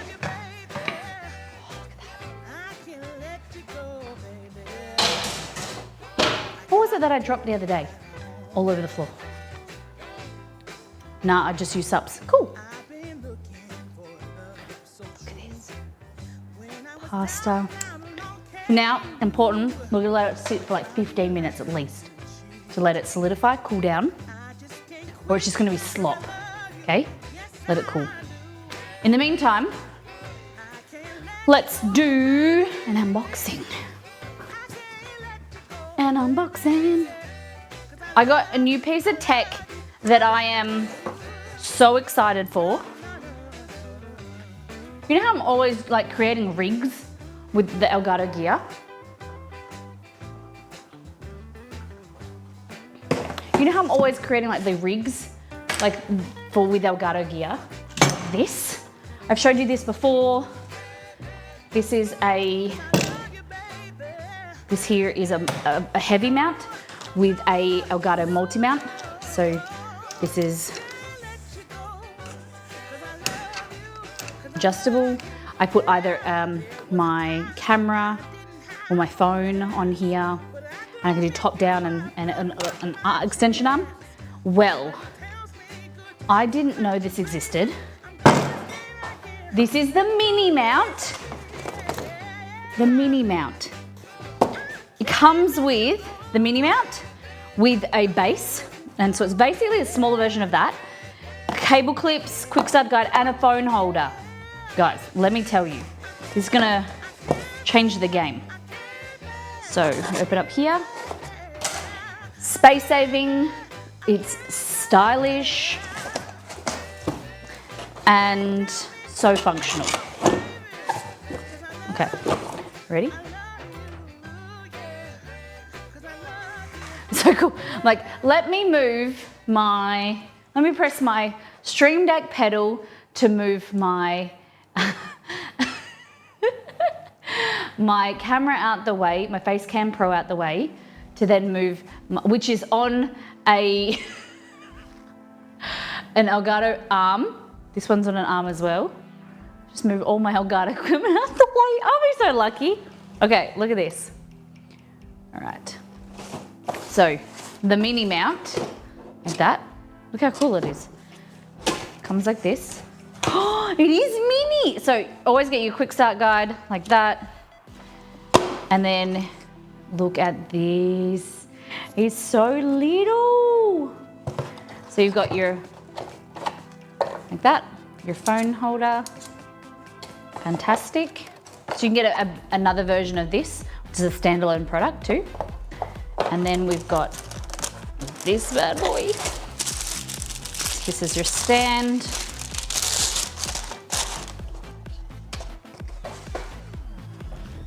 And that, whoop, got our connectors. This is so light. This is quite sturdy. Okay, so all you need to do is put this here, pop it on its side, that, or if you want to hold it, whoop, this, just tighten it, turn it upside down. It's not very heavy to, like, it is heavy, but it's not like unmanageable heavy. Just line up the holes like this. So you just want to go from here, there. Comes with all the tools you need, which is just one. Tighten this.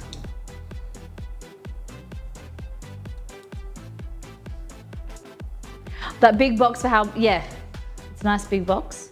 But the great thing is there's no plastic. It's all really good for the environment. No use of unnecessary plastics and things. I just put it in the recycling bin. They're really great with only giving you what you need, nothing extra that will be wasted. I just need to line these up. There we go.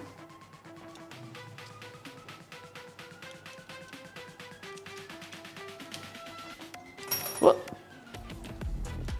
How easy is that? Bob's your uncle and Sally's your aunt. So you've got this where you could put a webcam on it, the Facecam Pro, and you could be filming yourself and have like an iPad here, like this, cooking, like showing you, you're filming yourself with a webcam, and then you've got, say for instance, if you're in your desk and you're at a Facecam, like you're using your webcam or your camera and then you're reading, or if you're following a recipe, you can film yourself. Where's my phone? Okay, so my idea, look at that, it's got a little holder, stand, like that. Use this guy. So this can either go here, so you can put it at the top, like that, or on the side, which is really great. Beautiful. Fantastic. And then you just put, oh, I love that, the hot shoe, the cold shoe mount. So that means that you can have like I'll show you, oh, I've got a case on it, this way.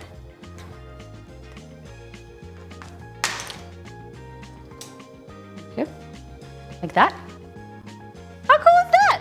And if you had cables, it's got a little cable manager. And say for instance, I'm doing some filming with my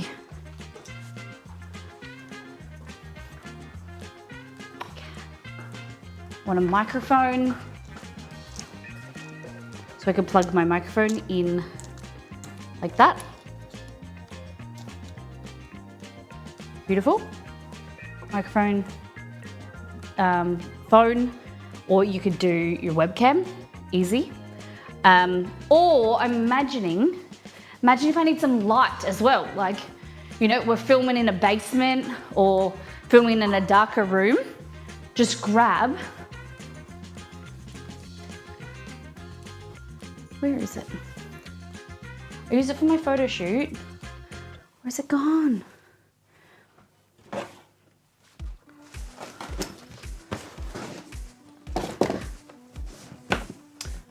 I usually have 2 of these.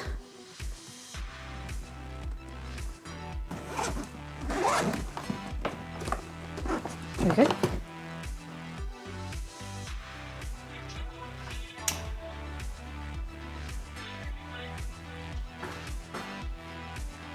So I can connect with the other cold shoe mount from Elgato, connect my light. So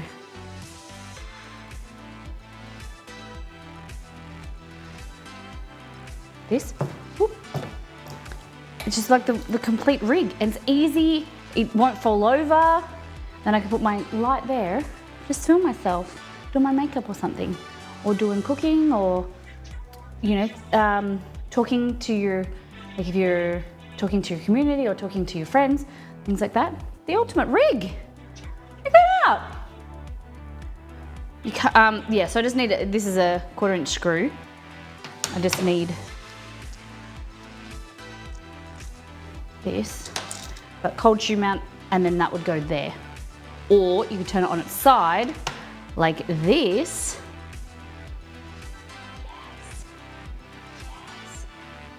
But at the moment, this camera here is on my cold shoe mount, and that would go there.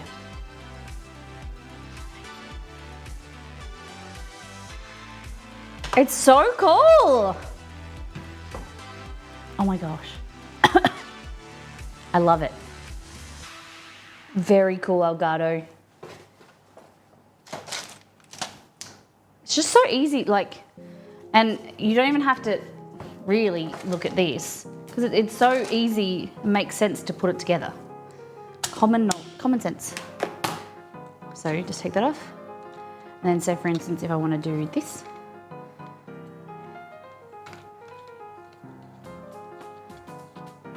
Okay. And then I can attach it that way. It's very easy. I like it. Exclamation mark Elgato. Go and check out it and other products. So we have, my favorite is, I tell you all the time, the pedals, the Facecam Pro. This camera here is the Facecam Pro. Hello. Perfect for Christmas to yourself or your loved ones. You can't see. You see that it flashes? So this goes brighter, warmer, whatever you want. Phenomenal. I love it. And it goes there. I'm going to do an unboxing video, so I'm going to have to undo it and then film it again. So we'll just pretend that this never happened. When you see it on Instagram, you'll be like, oh my God, Molly, for the first time, it looks amazing. So this is the mini mount.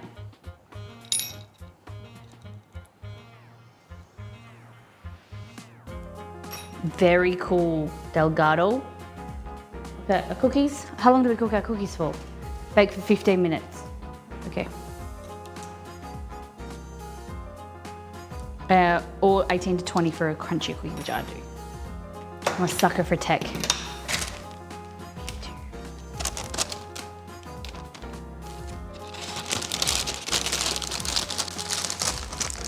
Do not rip it, do not rip it.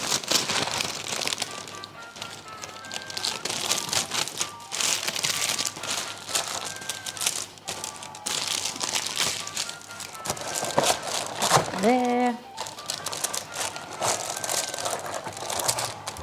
Fantastic. This one there. Where did this go? There.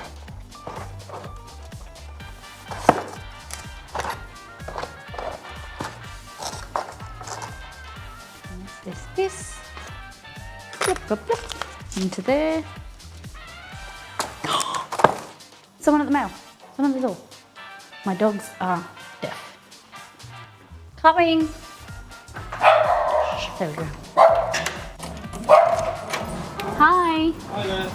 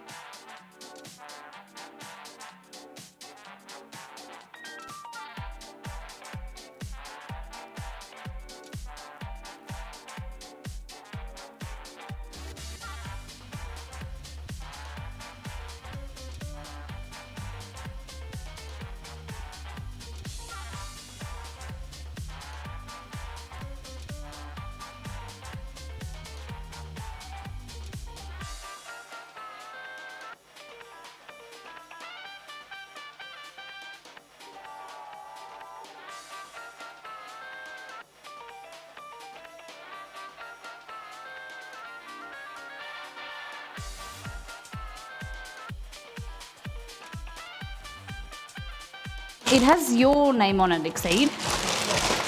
Are you expecting something? Maybe. I can't remember. I said to him, are you expecting something? He goes, I don't know. I can't remember all the things that I bought. Have you seen the Bob Ross delivery person again? No.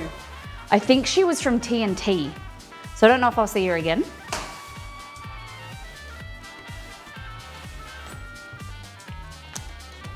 Hopefully I don't see her again. Nah, I'm not embarrassed. There's no point to being embarrassed about that thing. You gotta laugh. It's all a bit of fun, and that's why I do this, to have fun. Never take life too seriously. I try not to, sometimes I do. And then I go, oh, Lauren, Molly, don't be too serious. Some what? Butter? Was it for you? Yes. Still waiting for your last present to arrive. You want some butter. You want some lasagna? Okay, shall we make some lasagna? Guys, it's cooled for a bit now. So yeah, that's the new rig. Did you see the new rig? It's so little, I've already packed it away. It's very cute. Very lucky. I still can't believe, oh man. 3, 2, 1. Still can't believe that we're lucky enough to work with Elgato. Still crazy cool. Lasagna, here. So ideally, you wanna let it sit, put it in the refrigerator, and then cut it up tomorrow. Because the flavor molecules change, and it's improved flavor tomorrow. Also increased texture the next day. Things kind of absorb, they settle, they thicken, and it's better the next day, but can't always do that. So, let's try these cookies. Oh, they look good. What are you eating? Is that the carrot?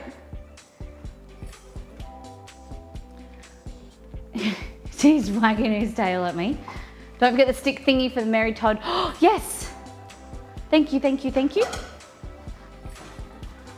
I don't have any willpower. Because you want to eat it like straight after you make it, don't you? Where's my engrams? Where's my engrams, Jess? Where do we put them? If I was an engram. I did get distracted. Did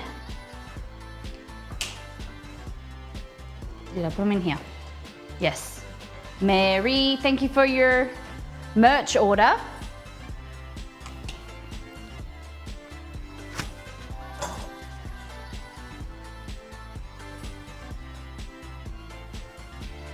Mary, you can have 3. I'm gonna give you 3 because there's a great merch order.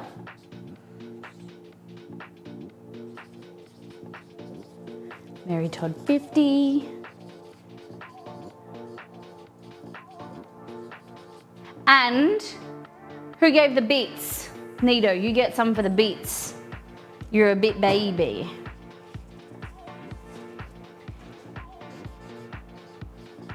Nito just wanted another one. A good engram. Thank you very much. Nito, Mary, thank you for the merch order. Merch is on sale for a few more days. Aprons, water bottles, mugs, cookbooks, so much more. Thank you for reminding me, Nito. Every 300 bits that you cheer as well, there's more. Twitch will also pop in 25% extra. Is it 25%? Aprons from $14.50, you literally cannot do better than that. They're thick, they're double-sided. Nito, you're gonna collect all the colors.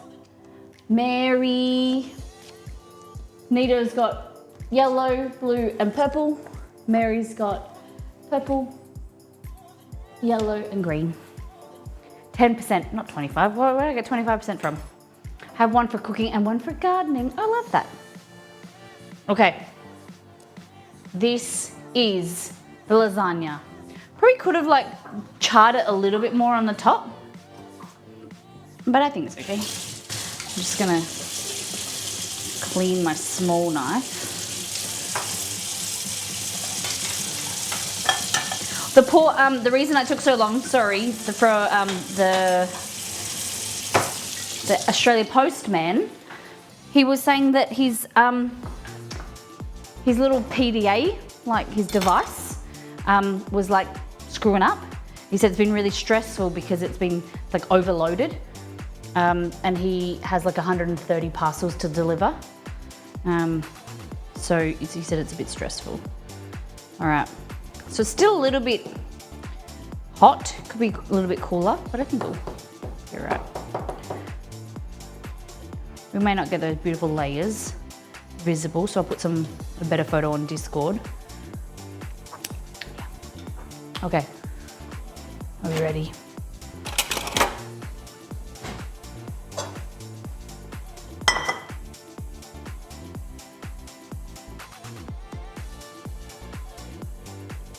Oh. Oh my God. Oh, it looks so good. So as I said, if you let it cool a bit more, your layers will firm up, but that looks delicious. And then we'll just get a little bit of ripped baz. Oh, I almost ripped that. Luckily I didn't. Oh my gosh. It's a caterpillar. Oh my gosh, I was lucky I didn't put that in my food. Was it? Caterpillar. Yuck. That's disgusting, man. Ugh. Okay.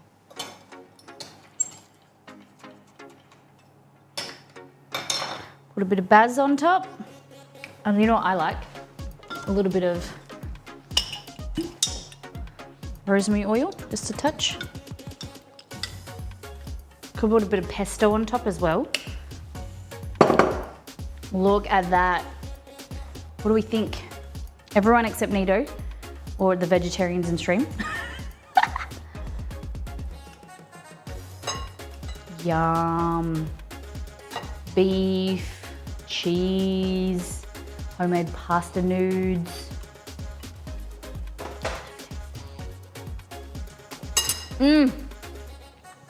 That's a good, it's a bit warm for lasagna on Christmas, but this is delicious. Italian's got it going on. I don't love pasta, but the occasional lasagna is good. The pasta is really delicious. I don't often make lasagna from scratch pasta, but it's simple enough. Recipe and first things first. And I added the bit of fennel at the end, which I do like. It's so hot. Oh, I'll just pretend it's plant-based. Yum.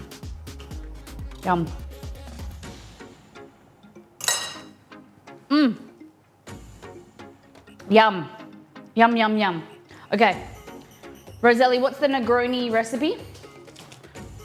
We need vermouth, Campari, or the like. You could use Aperol, which I have a tiny, tiny bit, the tiniest of tiny bit.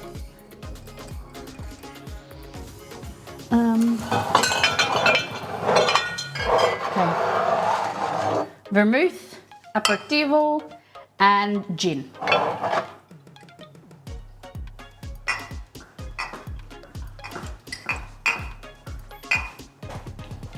So, Italian Negroni, look how much. I need more! Except I'm on a ban, guys. I'm not allowed to buy any more alcohol. So I don't really drink it. I like making on stream, but I've got other stuff. Okay. So, ideally what we want, I think I've got big ice, 1 or 2 big ice blocks. Still, we'll see.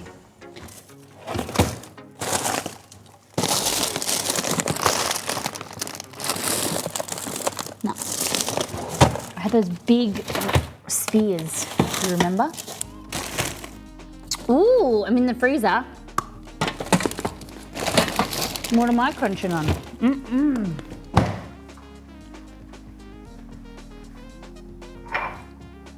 I buy half a gallon Fireball every week. Jazzy? What's half a gallon in meals? How much is half a gallon? Do you drink your Fireball straight? Or how do you drink it? In what milliliters? Okay, so what you want to do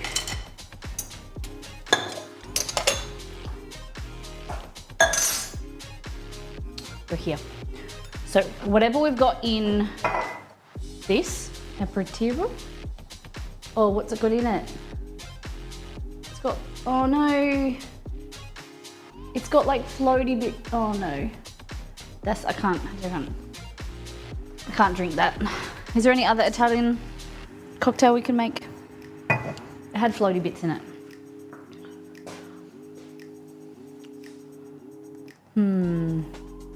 1.9 liters. Damn.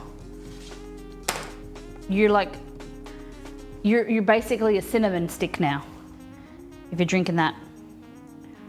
Italian cocktails. Okay, let's see what else we got. Famous Italian cocktails. So we were gonna make a Negroni, but we can't anymore. X-Meshbot PO Box, send me some Aperol or some. Classic Aperol spritz don't have Aperol. Is that my mum will have, I think my mum. Bellini, boring, Negroni, Italian spritz. Oh, they all need, guys, they all need Aperol or some type of, An Americano, a limoncello drop. I don't have that. What do we got here? A Rossini cocktail.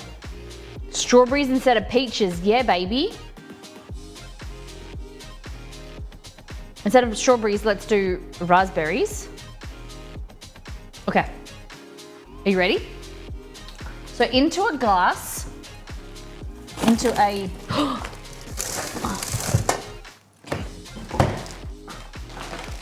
into here.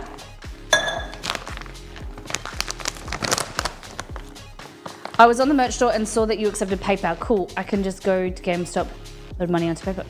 Nice. Like that.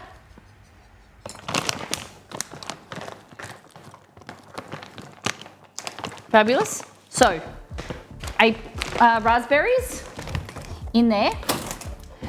And then we're going to, what am I gonna get?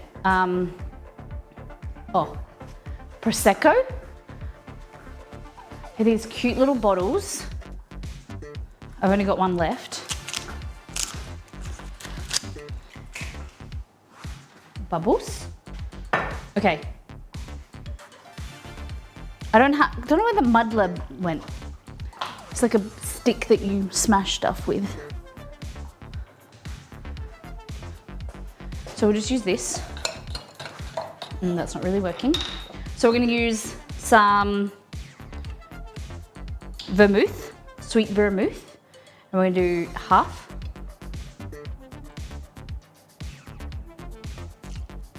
Like that. Yeah, half.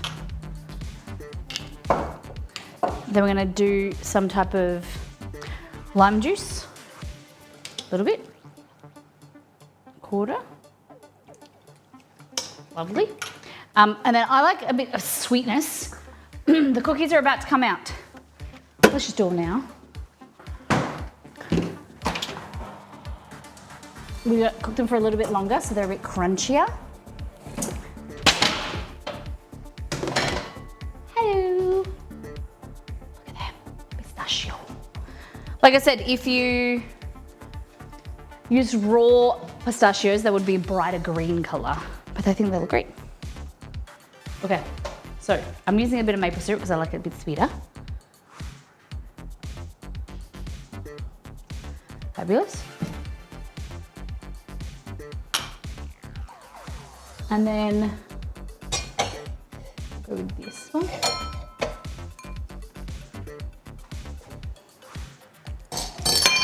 Oh! I dropped it.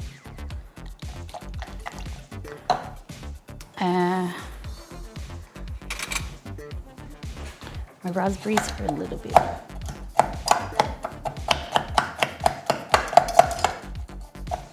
Raspberries are a bit frozen still.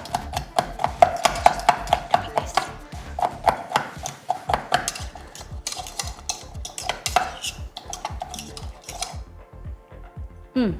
Ooh. Nice. Okay.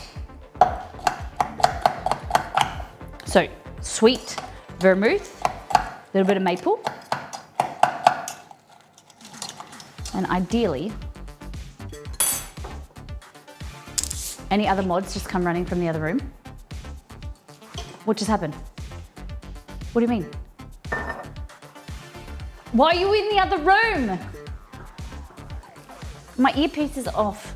Did I miss something?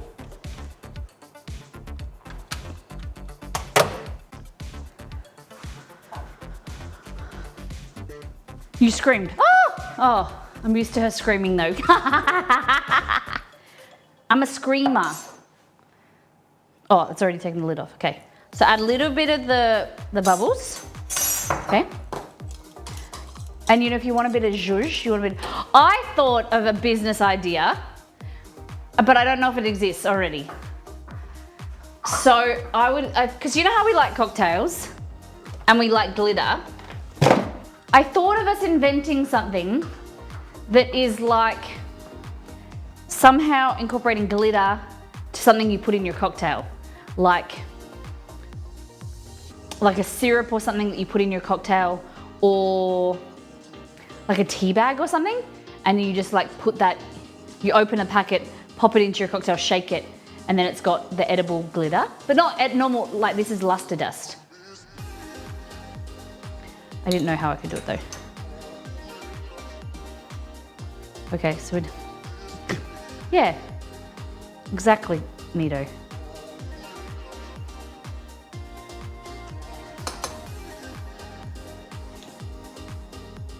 Okay, so that's copper luster dust.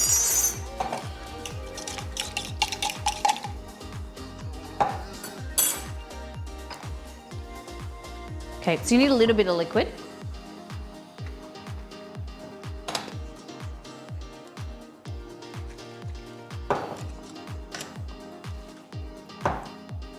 Okay. Not gonna work. Okay. If you shook it harder, I don't know. And then just top it. No, don't bubble over.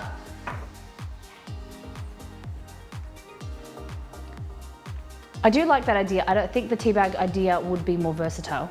Yeah. Guys, no one take my idea.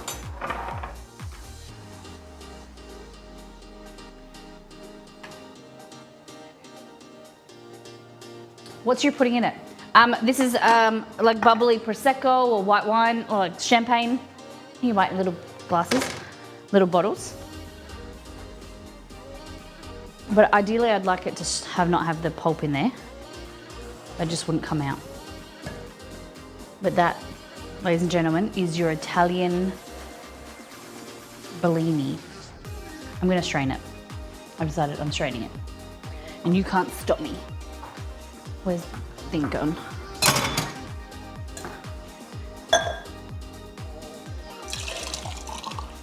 Okay.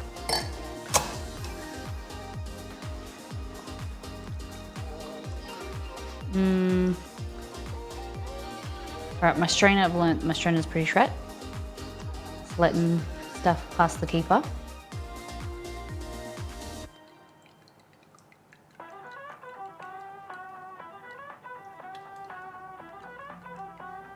So instead of peaches, we've got raspberries or strawberries. Whatever you like. Doesn't it look pretty? Beautiful for Christmas. Have a taste.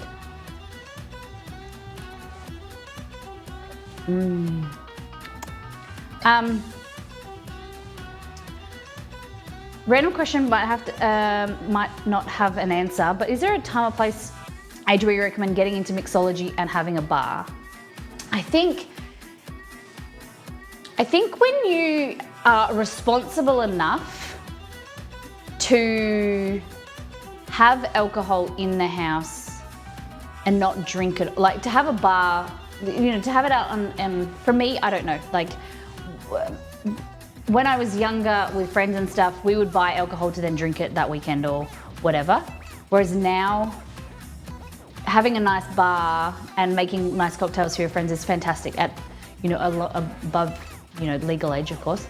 But when you get to a stage where you can appreciate alcohol and appreciate the effort that goes into cocktails, rather than for the buzz that it's going to give you, and have the alcohol there and buy better, like nicer quality alcohol that you can enjoy and have, like, you know, a few cocktails with friends.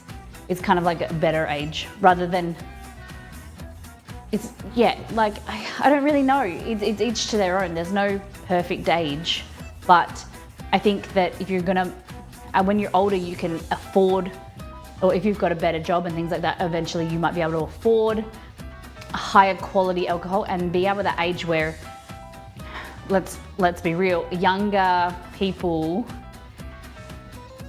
are into what alcohol, you know, drinking and then drinking like in more excess, and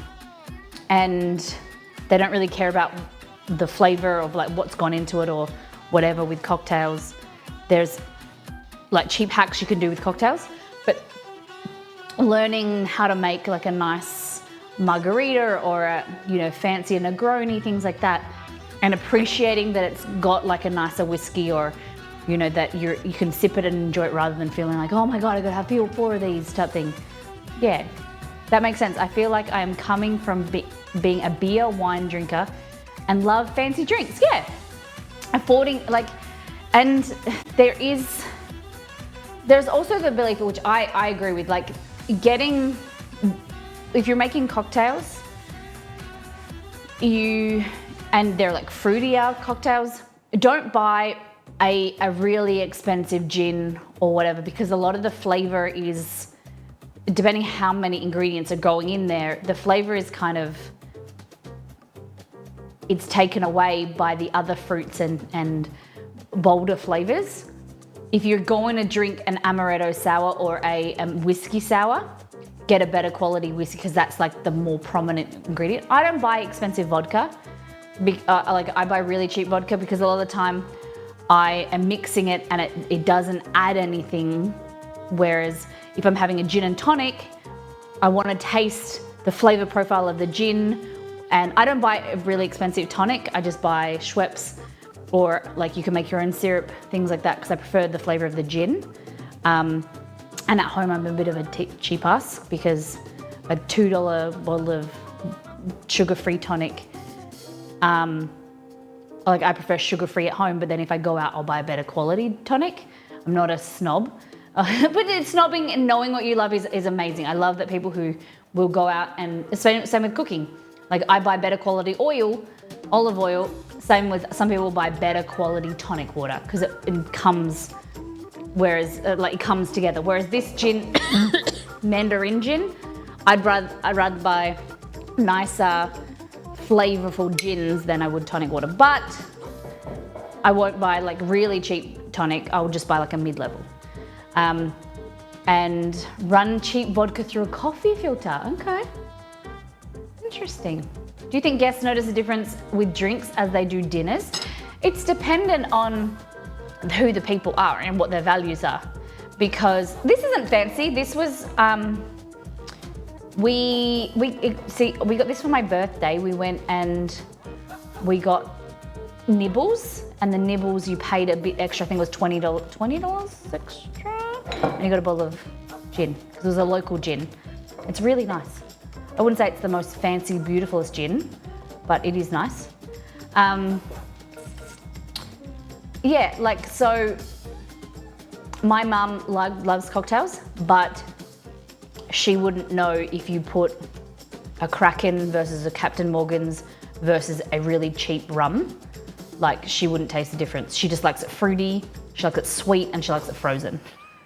Like, whereas I've got friends, if you give them a Negroni, they're like, oh, nicer whiskey. Or, that's me, I am your mother. Yeah, and that's what I feel. Like, if I'm making cocktails and a lot of the time I buy, like cheaper whiskey, cheap for every day. I've just bought some Kraken, which is nice spiced rum. I use frequent fly points, and that I'll just drink with ginger beer, because I like a dark and stormy. I bought Bundaberg ginger beer, and then I'll buy like a nice quality spiced rum. And so for everyday cooking, I buy really cheap wine. My wine that I buy is like $8 a bottle for cooking, and it just has pretty good flavor. But I'm not going to cook with really expensive wine, because then I've got a whole bottle that's open and wasteful. Whereas I don't care having a whole bottle of $8 wine that I'll use over a period of a few months. And also, not getting caught up in that price equates to quality is one of the biggest things. Like Nito will tell you, Nito buys a cheaper bottle of bourbon, and to preferred. She likes it better. There's things that I find that are cheaper, but that I like them better. So like I like amaretto. One of my favorite cocktails is an amaretto sour. And I'll show you.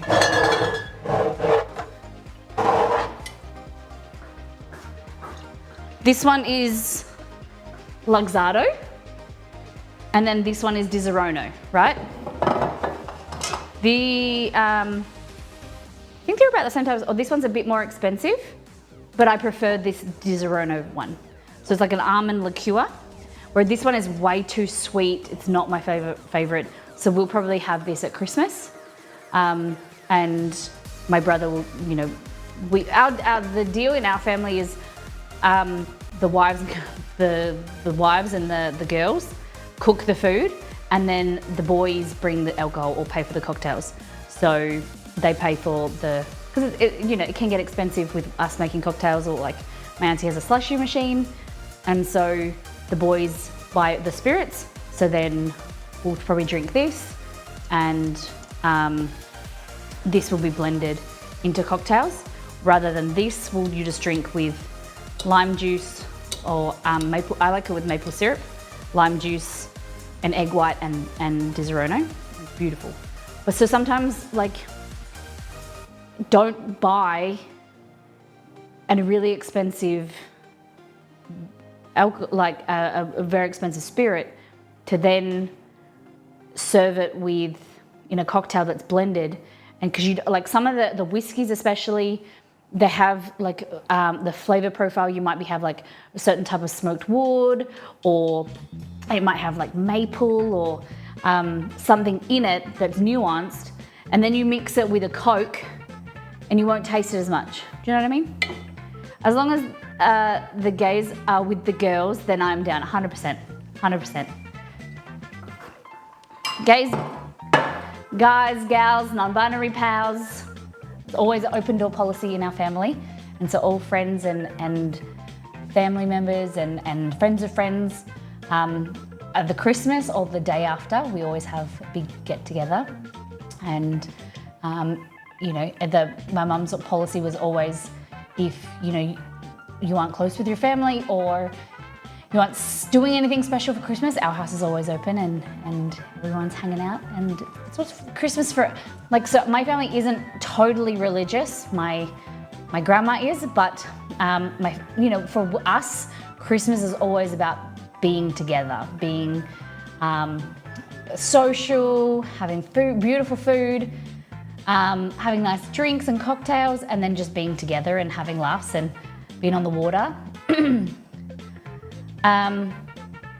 So not flavored alcohol, yeah. So I don't really, this is my personal opinion, I don't really waste my money on flavored vodkas, things like that, because if you wanted a vanilla vodka, you can just add some vanilla into like, you're spending money on niching a product, whereas you could buy this is the way I'm with cooking. I'm the same way with cooking.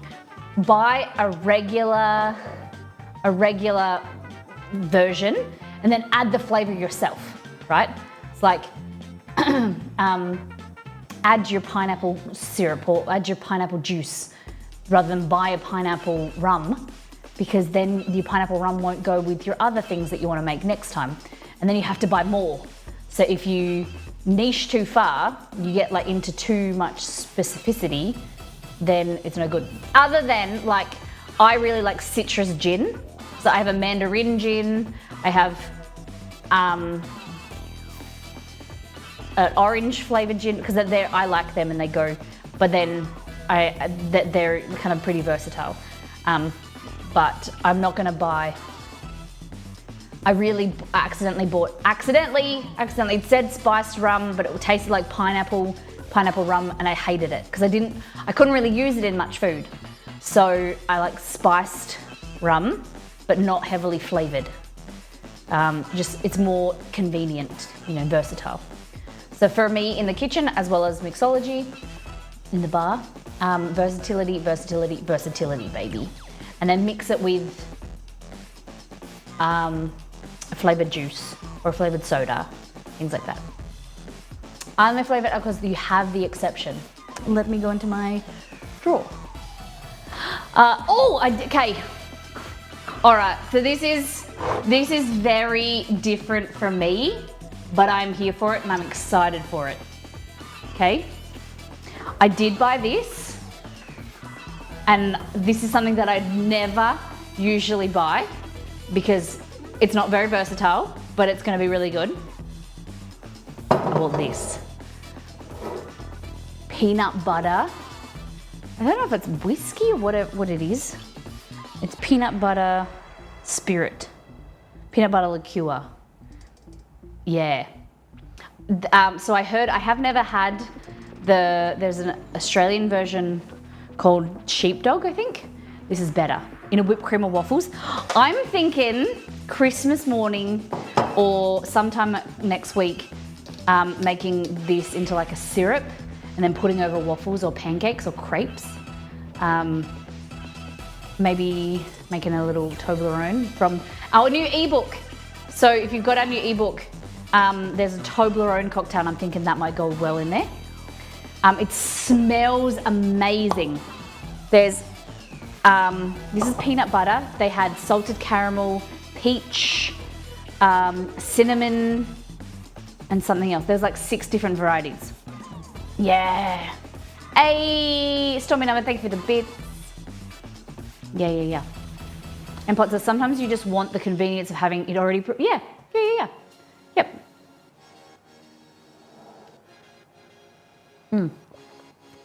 So, any questions, feel free to ask.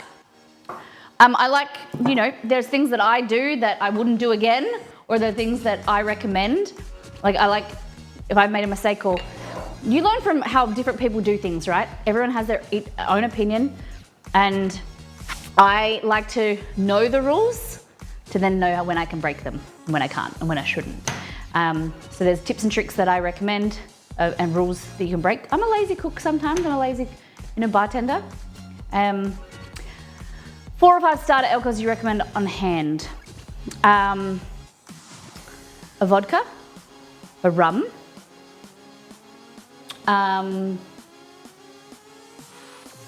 so I like something, so I like a rum. I prefer a spiced rum rather than like a regular white rum. I'm always going for like a spiced, like Captain Morgan's. I recommend a tequila. I prefer darker spirits than lighter spirits. So I'll go for like a gold tequila. Then a whiskey. So if you like smoky, you could get like a smoky bourbon if you want, but I usually get kind of like a Scotch whiskey. So they're the 3. Vodka, 4 is just when you want to add vodka to something. If you like creamy, sweeter kind of dessert cocktails, a Bailey's is nice, or a Kahlua. And then it's pretty versatile. You can do quite a few things with that. And then a gin. If you like gin, get a gin. But then you can also then go down like liqueurs. So I like, for me personally, it would be, I wouldn't recommend a vodka. So I would go rum, whiskey, gin, and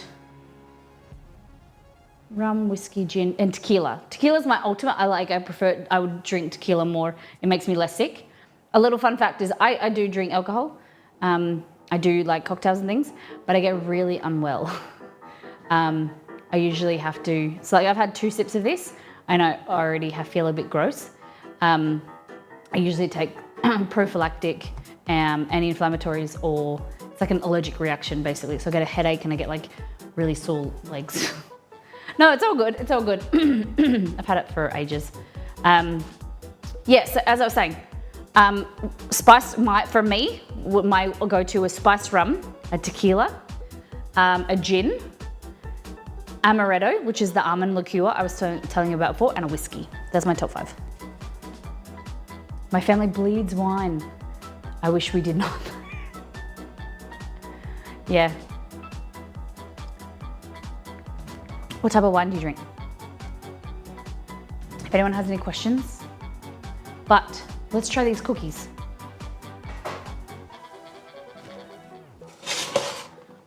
Ready?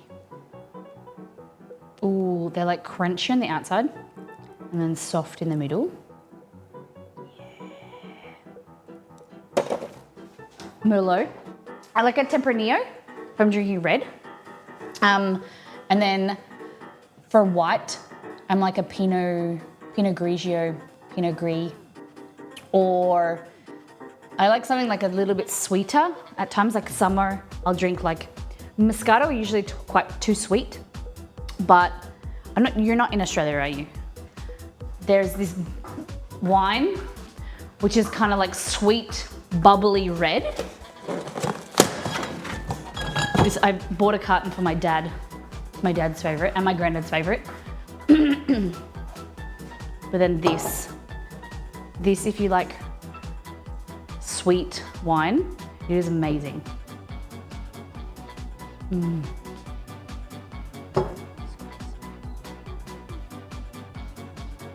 Yum. So this is an Australian wine, East Coast. It's between $14 to $18 a bottle. I drink it with ice. It's a little bit bubbly. It's very nice. Delicious. Hey! Hey, you good thing. Thank you for the resub. How you been? You should be able to import. This should be imported Sienna. Sienna. Brown Brothers Sienna. Thank you for the resub.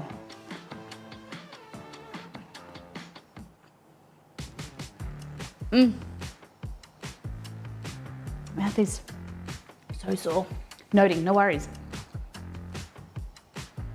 Peach Moscato today, ended up drinking the whole bottle, so it's a keeper. Okay, do you have the bottle of it? Share.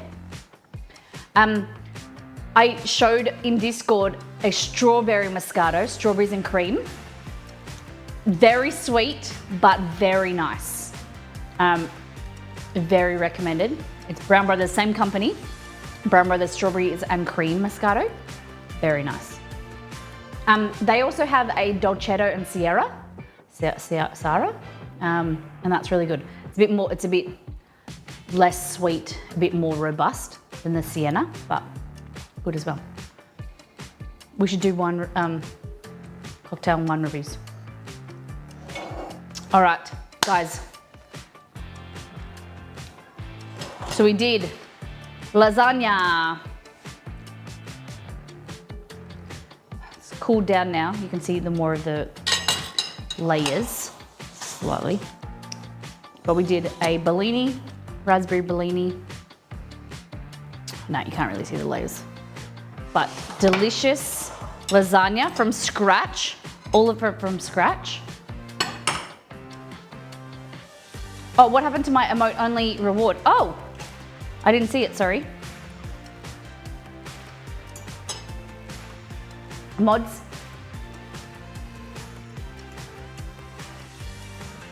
If they see it, they can.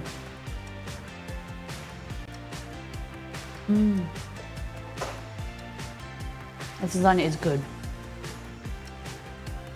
The lasagna sheets are quite thin, but I think I like it that way.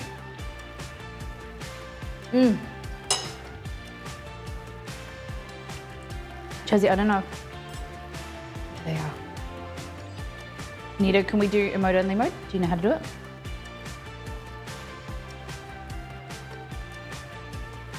Is it emote only? Show me your favorite emotes that are Christmas themed. Show me your Christmas themed emotes. Do we have any? What do we got? That's not a Christmas emote. I forgot to get a drink of water. I'll have to drink this.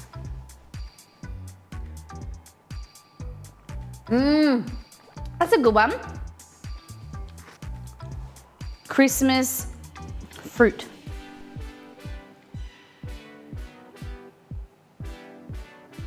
Oh, loser fruit. Oh, okay. I didn't know you watched loser fruit. I think I did. Brit. Cool. These are cool. I don't have any cool emotes. Only my own, which are cool.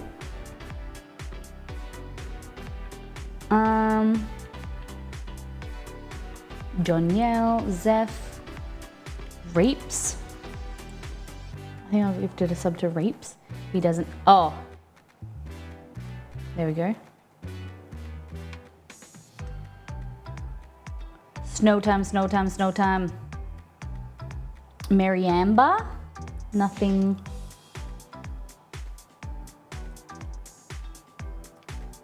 Show me your favorite non-human emotes. Has to be like an animal emote. An animal emote. Hey, Pinky, nice. Did you do? I like that.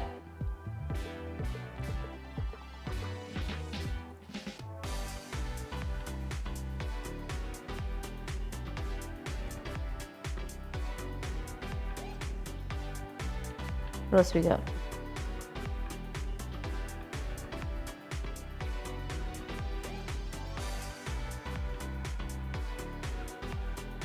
Ha ha ha ha, point. Grogu, nice. Nice.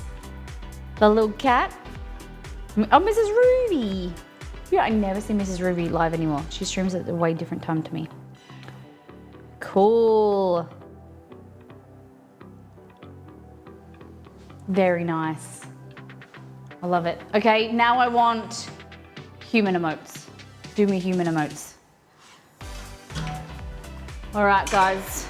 So, thank you for being here for Italian Christmas. It's simple.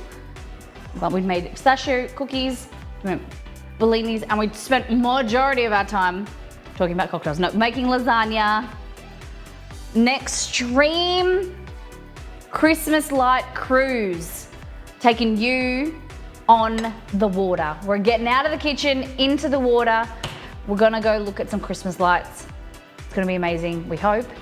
So we're gonna do a Christmas cruise with Mum and stepdad Paul. I am pretty keen. Hope it's gonna turn out all nice. Thank you to those who have pressed the wrong button. Supported the stream today. Nido, tier 2 for 11 months. Sajito resubbed. I don't know why the bot's not picking it up. Thank you for the bits. Nido, thank you for the bits. I'm just trying to remember because the bot's not working. Sajito resubbed. Thank you, Mary, for the merch order. We've got up to 45% off merch sales. Exclamation mark, merch. Get your orders in. I'll get them out ASAP. And go and check out a new ebook. If you didn't know, I released an ebook 2 weeks ago of all Christmas recipes. I'm very excited to see you guys make them. Everything from what we make at Christmas, cookies, fudge, like Bailey's fudge truffles, my mum's rum bowl recipe, my dad's dip, what else? Sticky date pudding, heaps of different deliciousness. So it's a good one. Thank you so much for the support. So we'll see you on Wednesday. Hope it's a good one. And Friday stream, we're gonna be doing some Christmas prep, but also for every sub, gifted sub, cheer of a certain amount, we're gonna be doing crepes. We're gonna do a crepe, the crepe escape, I'm gonna call it. I don't know. But we're gonna see how many crepes we can get, a crepe stack as high as we can. So come around on Friday, it's gonna be a fun stream. Thursday night if you're in North America. But guys, have a fabulous day. Thank you for everyone for hanging out. I know it's been quite good one. Okay. Let's go over to Jason Sippe. Okay. Let me just check that he's live because I have this terrible ability to raid people who are offline. It's ridiculous. Copy and paste a raid call message. Thank you, mods, for being amazing. We're gonna go see Jason Sippe and his lovely. Oh, hold on. Put them together. Nope, I'm out. What if you shake them together? They're bottling cocktails and making butter chicken. All right, so I want you to copy and paste the raid call message. Let's go over there. Get in Discord, get your butt in Discord. Come and hang out with us, get excited. I'm gonna find a costume or something I can wear for Wednesday's stream. But I'm excited to show you the lights and show you a bit of the countryside of Western Australia. It's gonna be dark, but you'll be able to see some cool stuff. But yeah, I love doing IRL streams. Jump, is the raid working?